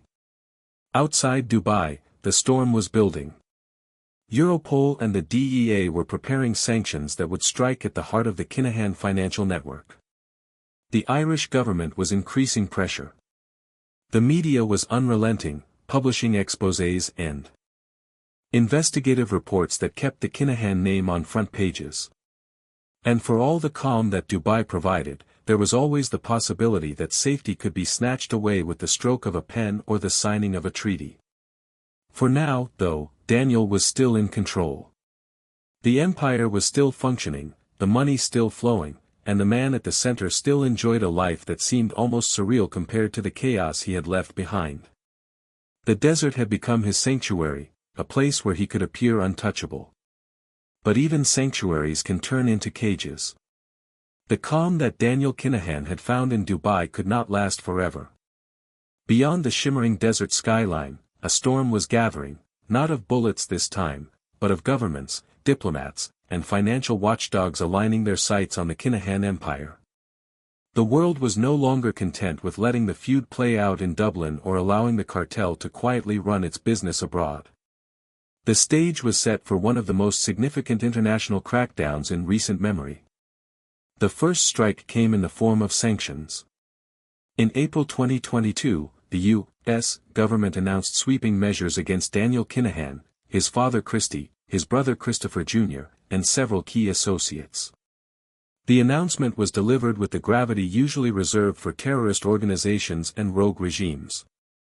Standing at a podium, senior U.S. officials unveiled the details: a $5 million bounty for information leading to the arrest or conviction of each of the Kinahan leaders, the freezing of assets, and a commitment to work with international partners to dismantle the cartel. The impact was immediate and seismic. For years, Daniel had been able to move relatively freely in Dubai, conducting business and shaping the boxing world from behind the scenes. But sanctions are a different kind of weapon. They do not rely on arrests or extradition. They cut off access to the global financial system, making it almost impossible to move money, pay associates, or invest in legitimate ventures. Banks froze accounts linked to the Kinahan name. Property purchases were halted. Even the luxury lifestyle that Daniel had enjoyed became harder to maintain when every transaction risked drawing scrutiny. Imagine the moment Daniel first heard the news.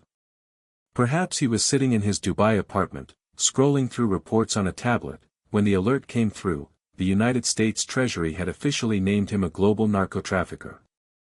For a man who had carefully cultivated an image of a businessman and promoter, the language was devastating. The U.S. was not just accusing him of crime, it was declaring him a threat on the world stage. International law enforcement agencies quickly followed suit. Europol praised the sanctions, promising to step up cooperation with Irish authorities. The Gardaí held press conferences emphasizing that the noose was tightening, that justice was closer than ever. Spanish authorities, who had long tracked the cartel's movements along the Costa del Sol, began re-examining old cases with renewed vigor. It felt as though every country where the Kinahans had ever done business was suddenly waking up and looking for ways to put pressure on the family. The media exploded with coverage. Front pages showed Daniel's face next to the bold headline, "5 million bounty on Kinahan cartel." Television broadcasts replayed clips of U.S. officials outlining the rewards program, explaining how anyone with credible information could come forward.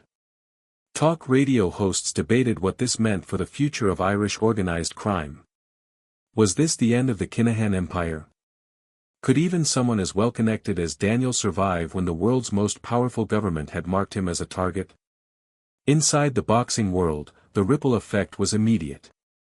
Promoters and broadcasters who had once done business with Daniel began scrambling to distance themselves. MTK Global, the company he co-founded, faced intense scrutiny and eventually announced that Daniel had cut all ties, a statement met with skepticism by many observers.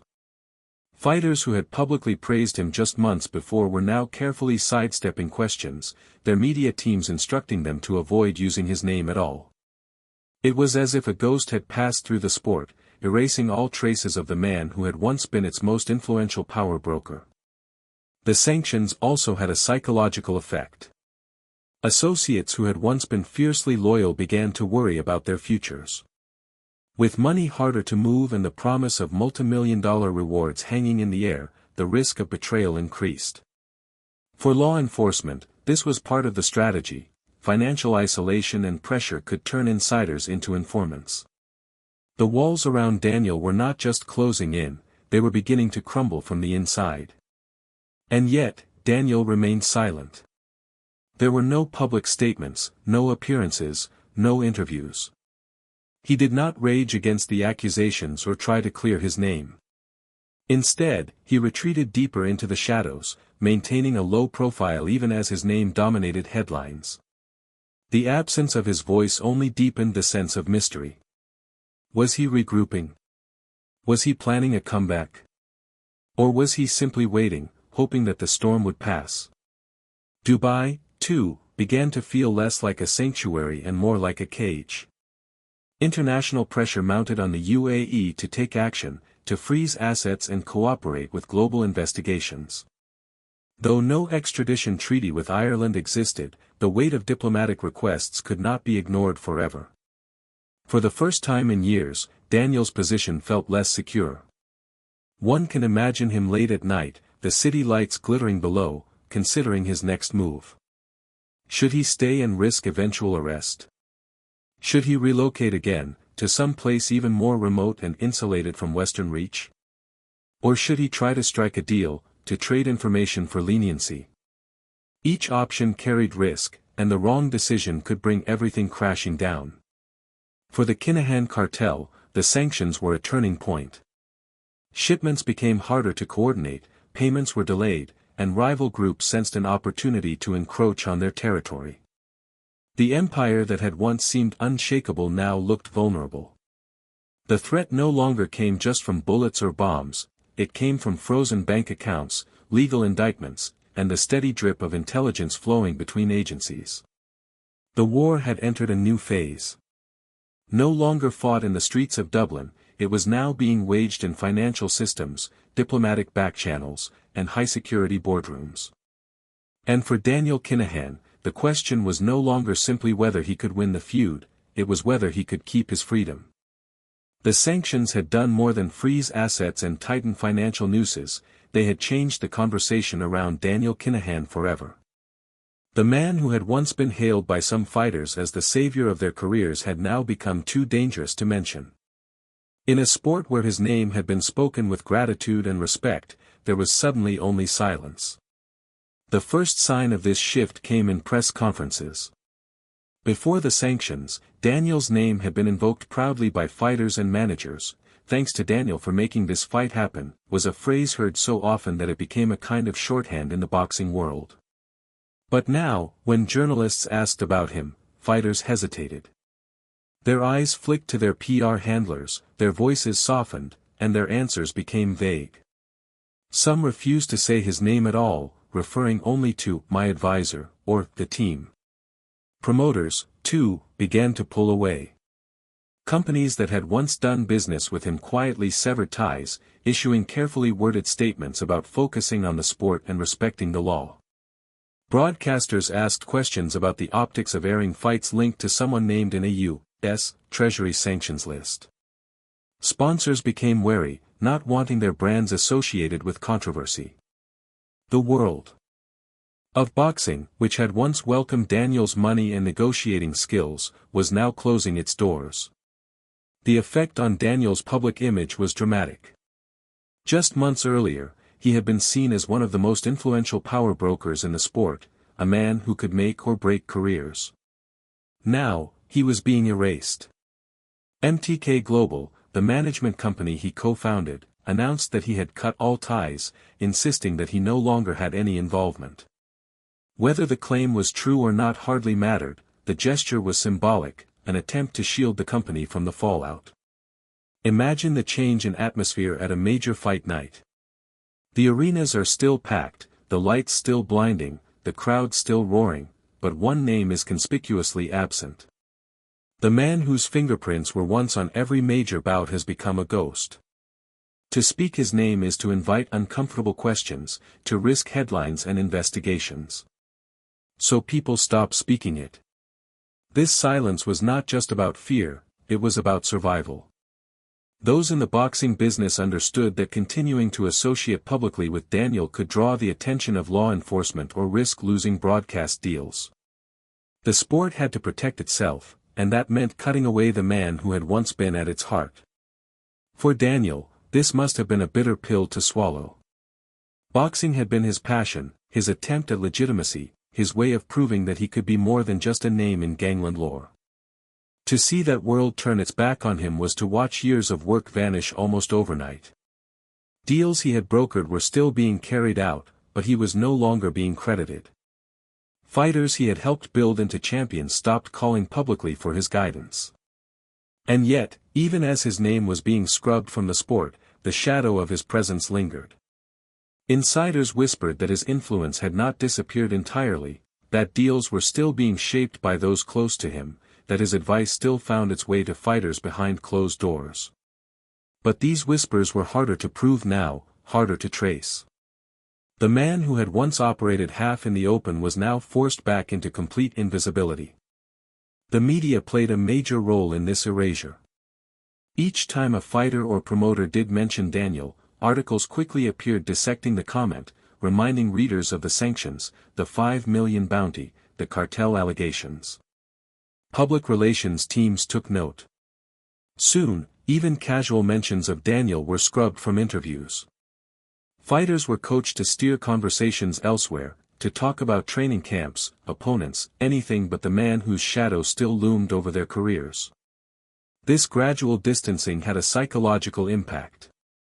For years, Daniel had been the architect of big nights, the man who called the shots.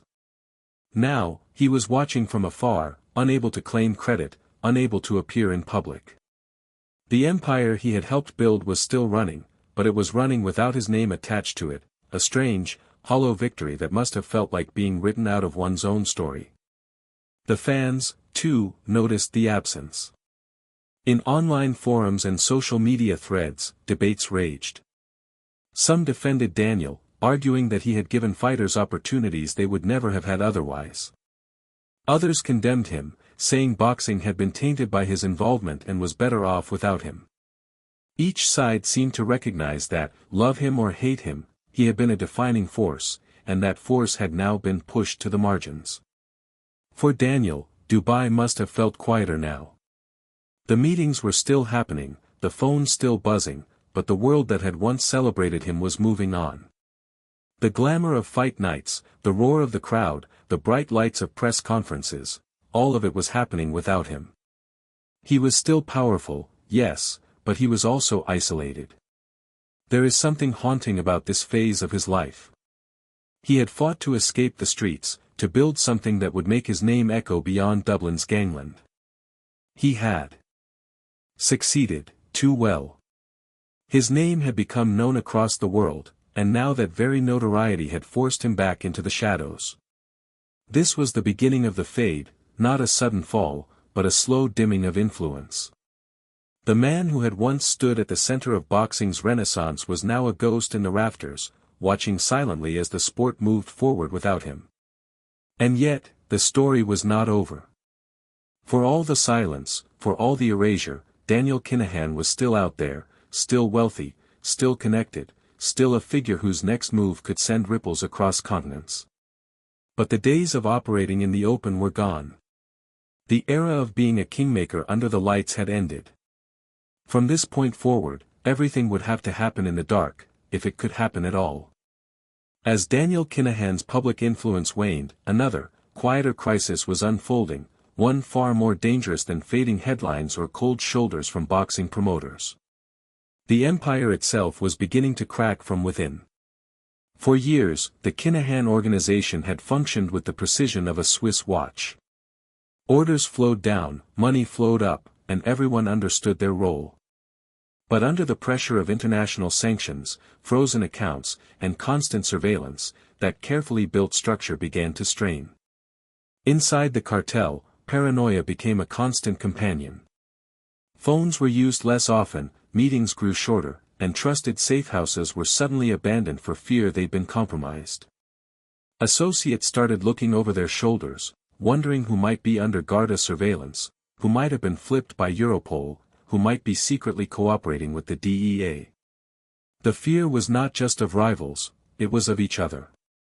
Imagine a lieutenant driving home at night, headlights glinting off wet Dublin streets, feeling the weight of a car following 2 lengths behind. Is it the police? Is it Hutch gunmen waiting for their moment? Or is it someone from within the network, tasked with tying up loose ends? In such a climate, trust is a luxury no one can afford. Law enforcement understood this and used it to their advantage. The Garda and Europol began quietly approaching mid-level operators, offering deals in exchange for information. Some refused, clinging to the code of silence. But others, faced with the threat of decades in prison or worse, began to talk. Each defection was like pulling a brick from a wall, small at first, but soon destabilizing the entire structure. The first major betrayal sent shockwaves through the organization. A longtime associate, once considered fiercely loyal, began cooperating with police, providing details about routes, stash houses, and financial transactions. Raids followed, leading to seizures of drugs and weapons. More importantly, the psychological effect was devastating. If one man could turn, who else might be next? In Dubai, Daniel must have felt the walls closing in. Reports of arrests reached him daily, sometimes accompanied by rumors of who had flipped. Each new piece of intelligence gathered by police was a potential step closer to his inner circle. Meetings became more selective, access to him more restricted. The once smooth flow of operations turned choppy, slowed by fear and suspicion. Even the cartel's allies abroad began to reconsider their loyalties.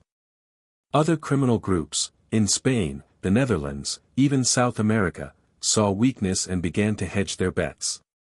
Some raised prices for shipments, others quietly shifted business to rival Irish crews.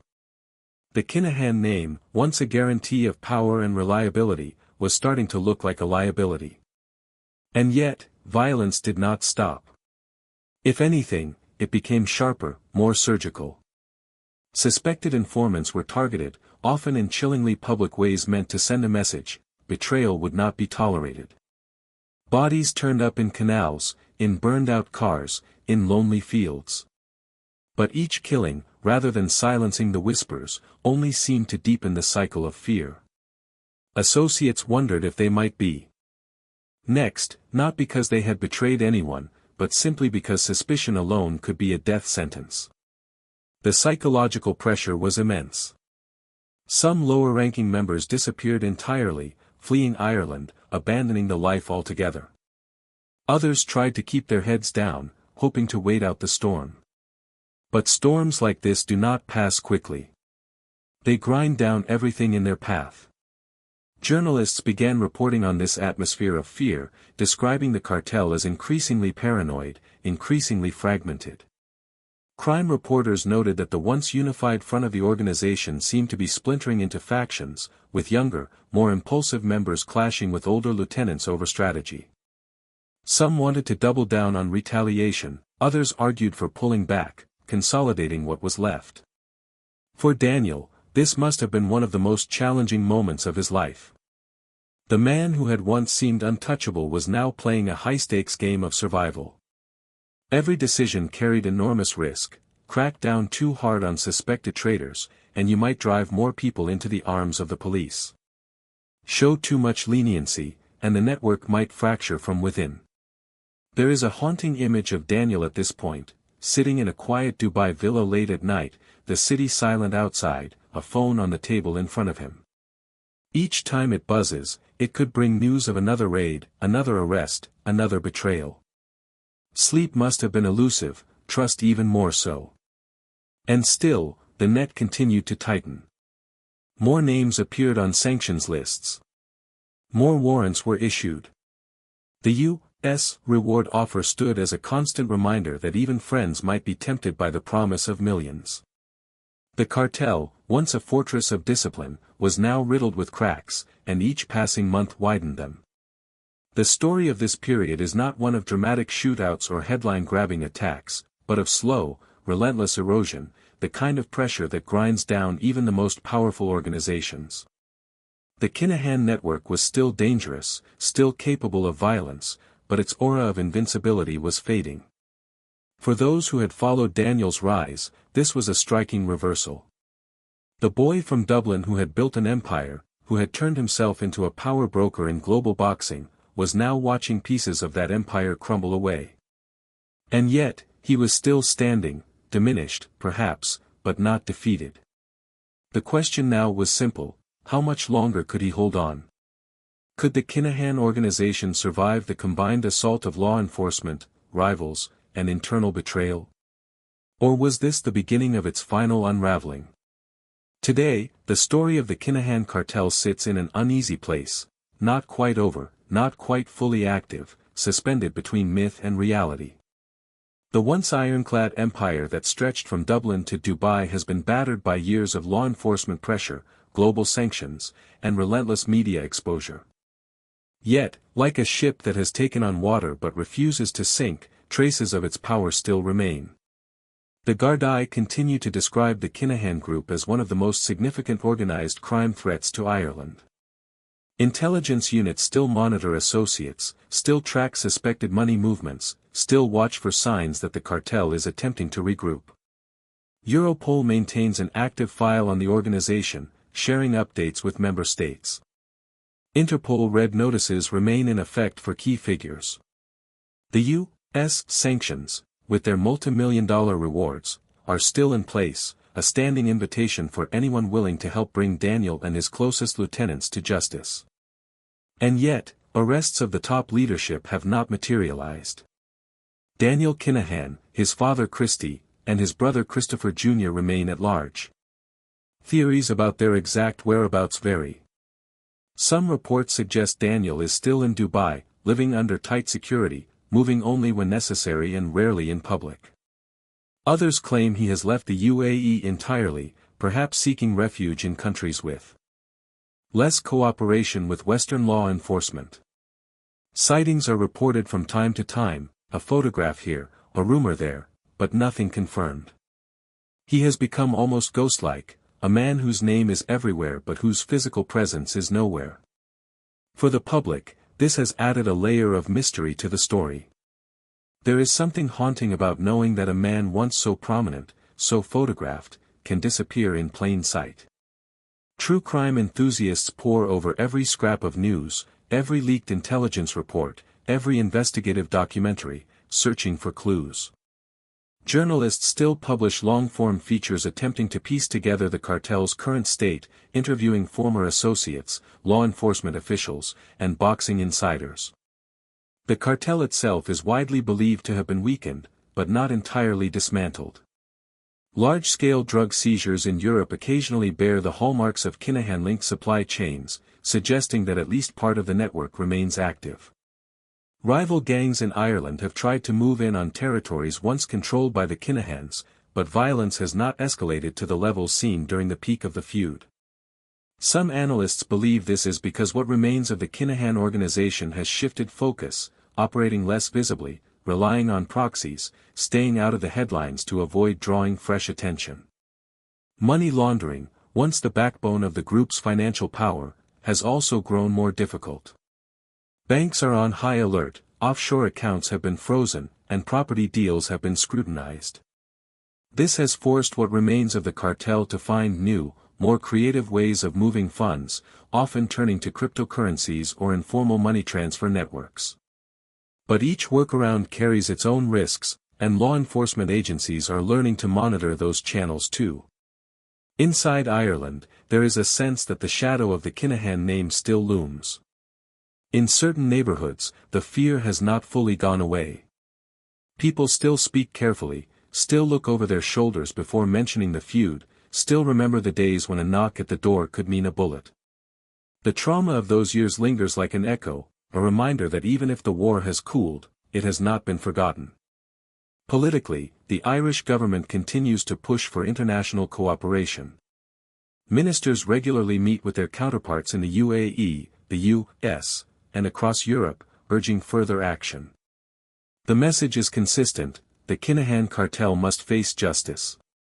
This diplomatic pressure has had some results. Dubai authorities have reportedly restricted certain activities and moved to freeze assets, but a final resolution remains elusive. For Daniel himself, this period must be one of both isolation and constant vigilance. He is likely more cut off than ever before, unable to travel freely, forced to rely on a shrinking circle of trusted associates. Every phone call, every meeting, every transaction carries risk. The days of high-profile boxing deals and public visibility are gone, replaced by a quieter, more cautious existence. And yet, despite the global pressure, he remains a free man, a fact that frustrates law enforcement and fascinates the public in equal measure. Media portrayals of Daniel now swing between two extremes. In some stories, he is depicted as a fugitive mastermind, still pulling strings, still orchestrating a global network from the safety of exile. In others, he is painted as a man on the run, his power fractured, his influence dwindling, living more like a prisoner than a kingpin. The truth, as is often the case, likely lies somewhere in between. What is clear is that the Kinahan saga has entered a new chapter, one defined less by public bloodshed and more by quiet maneuvering.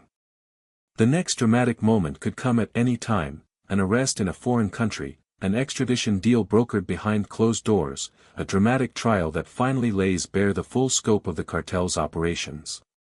Or perhaps the ending will be less dramatic, a slow fading into obscurity as the network fragments and dissolves under its own weight. For now, the story remains unfinished. Dublin is quieter, but still watchful. The boxing world has moved on, but it cannot fully shake the memory of how close it came to being controlled by a cartel. International agencies continue their pursuit, patient and determined. And somewhere, in a luxury apartment or a hidden compound, Daniel Kinahan lives in the knowledge that the hunt is not over, that each passing day could be the day when a knock comes at the door, when the past finally catches up with him. This suspended state, neither free nor captured, neither powerful nor powerless, is perhaps the most haunting phase of the entire saga. It leaves an open question hanging in the air, one that keeps listeners awake even as they drift towards sleep. How does a man live when he is both everywhere and nowhere, when he is a legend but also a target, when the empire he built is crumbling but still refuses to die? The story of the Kinahan cartel has, over the years, taken on a life of its own. It is no longer just a matter of police reports, court cases, and investigative journalism. It has become a narrative, a legend, almost a modern Irish myth. For some, the Kinahans are seen as ruthless criminal masterminds with unlimited power, capable of ordering murders with a single phone call from a villa thousands of miles away. For others, they are portrayed as tragic antiheroes, men who rose from poverty, built an empire, and were hunted down by governments because they became too powerful. Somewhere between these two extremes lies the truth. Tabloid coverage has often leaned toward sensationalism. Newspaper headlines blared words like cartel kingpin, global drug lord, and Ireland's most dangerous man. Articles printed grainy photos of Daniel, sunglasses on, walking through airports, flanked by security, the kind of imagery that evokes Hollywood depictions of mob bosses. The feud with the Hutch family was often described in almost cinematic terms: Ireland's Mafia war, gangland godfather versus the monk. Each killing was chronicled with dramatic language, every development treated as if it were the next twist in a crime drama. There is some truth in the drama. The Kinahan cartel was undoubtedly one of the most sophisticated and far-reaching criminal networks ever to emerge from Ireland. The scale of their drug importation was staggering, moving tons of cocaine and heroin into Europe and generating hundreds of millions of euros. Their ability to operate across multiple countries, using shell companies, encrypted communications, and international contacts, showed a level of organization far beyond the average street gang. The bloodshed during the Hutch-Kinahan feud was very real, claiming lives and terrorizing neighborhoods for years. And yet, the mythology sometimes eclipses the reality. While Daniel Kinahan has been named by Irish courts as a senior figure in organized crime, he has never been convicted of running a cartel. Much of what is alleged against him comes from intelligence reports and police briefings, not from courtroom verdicts. In the absence of a public trial, parts of the story remain speculative, pieced together from leaks, informant testimony, and investigative journalism. This tension between myth and fact is part of what makes the Kinahan saga so captivating. On one hand, it has all the elements of a crime epic: a patriarch who rose from poverty, a son who became the charismatic face of the empire, a bloody feud, international intrigue, luxury hideouts, and a manhunt that spans continents. On the other hand, it is grounded in grim realities: drug addiction devastating communities, families grieving loved ones lost to violence, and ordinary people living in fear of stray bullets. The boxing world, too, became part of the myth-making. When Daniel stepped into that arena, he was sometimes cast as a shadowy puppet master controlling the sport, threatening its integrity. The truth is more complex. By most accounts, Daniel was effective at getting fighters opportunities and improving their pay, a fact that many in the sport privately acknowledge.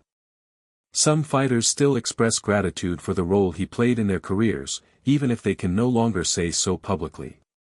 To them, he was not a villain but a benefactor, someone who understood the business and fought for them.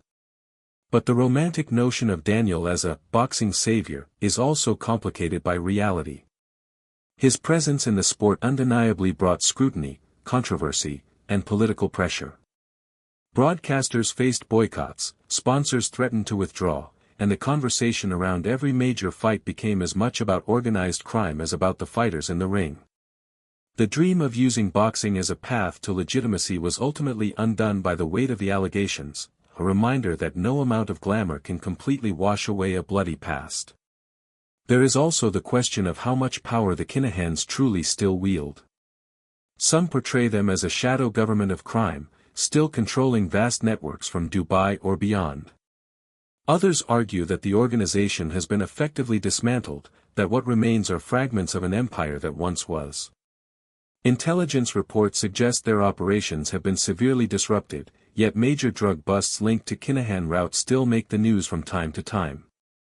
The truth likely lies somewhere in between, weakened but not gone, smaller but not fully defeated. For listeners, separating myth from fact can be challenging, but it is important.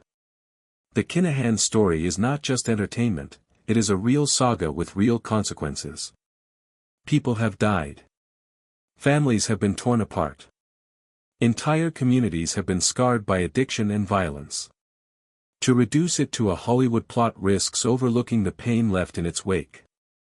And yet, there is no denying the magnetic pull of the story. Humans are drawn to tales of rise and fall, of power and downfall, of figures who seem larger than life.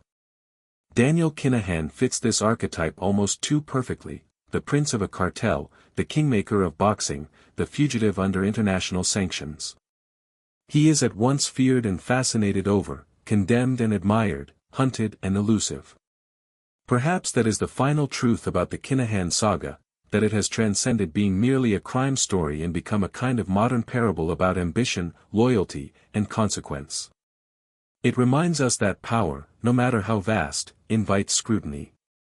That empires built in the shadows eventually face the light.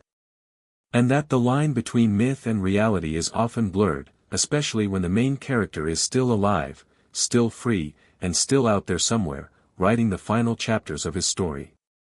As the story of the Kinahan cartel reaches its quiet conclusion, one is left with a feeling that is neither triumph nor tragedy but something far more complicated, a lingering weight that settles in the mind long after the tale has been told.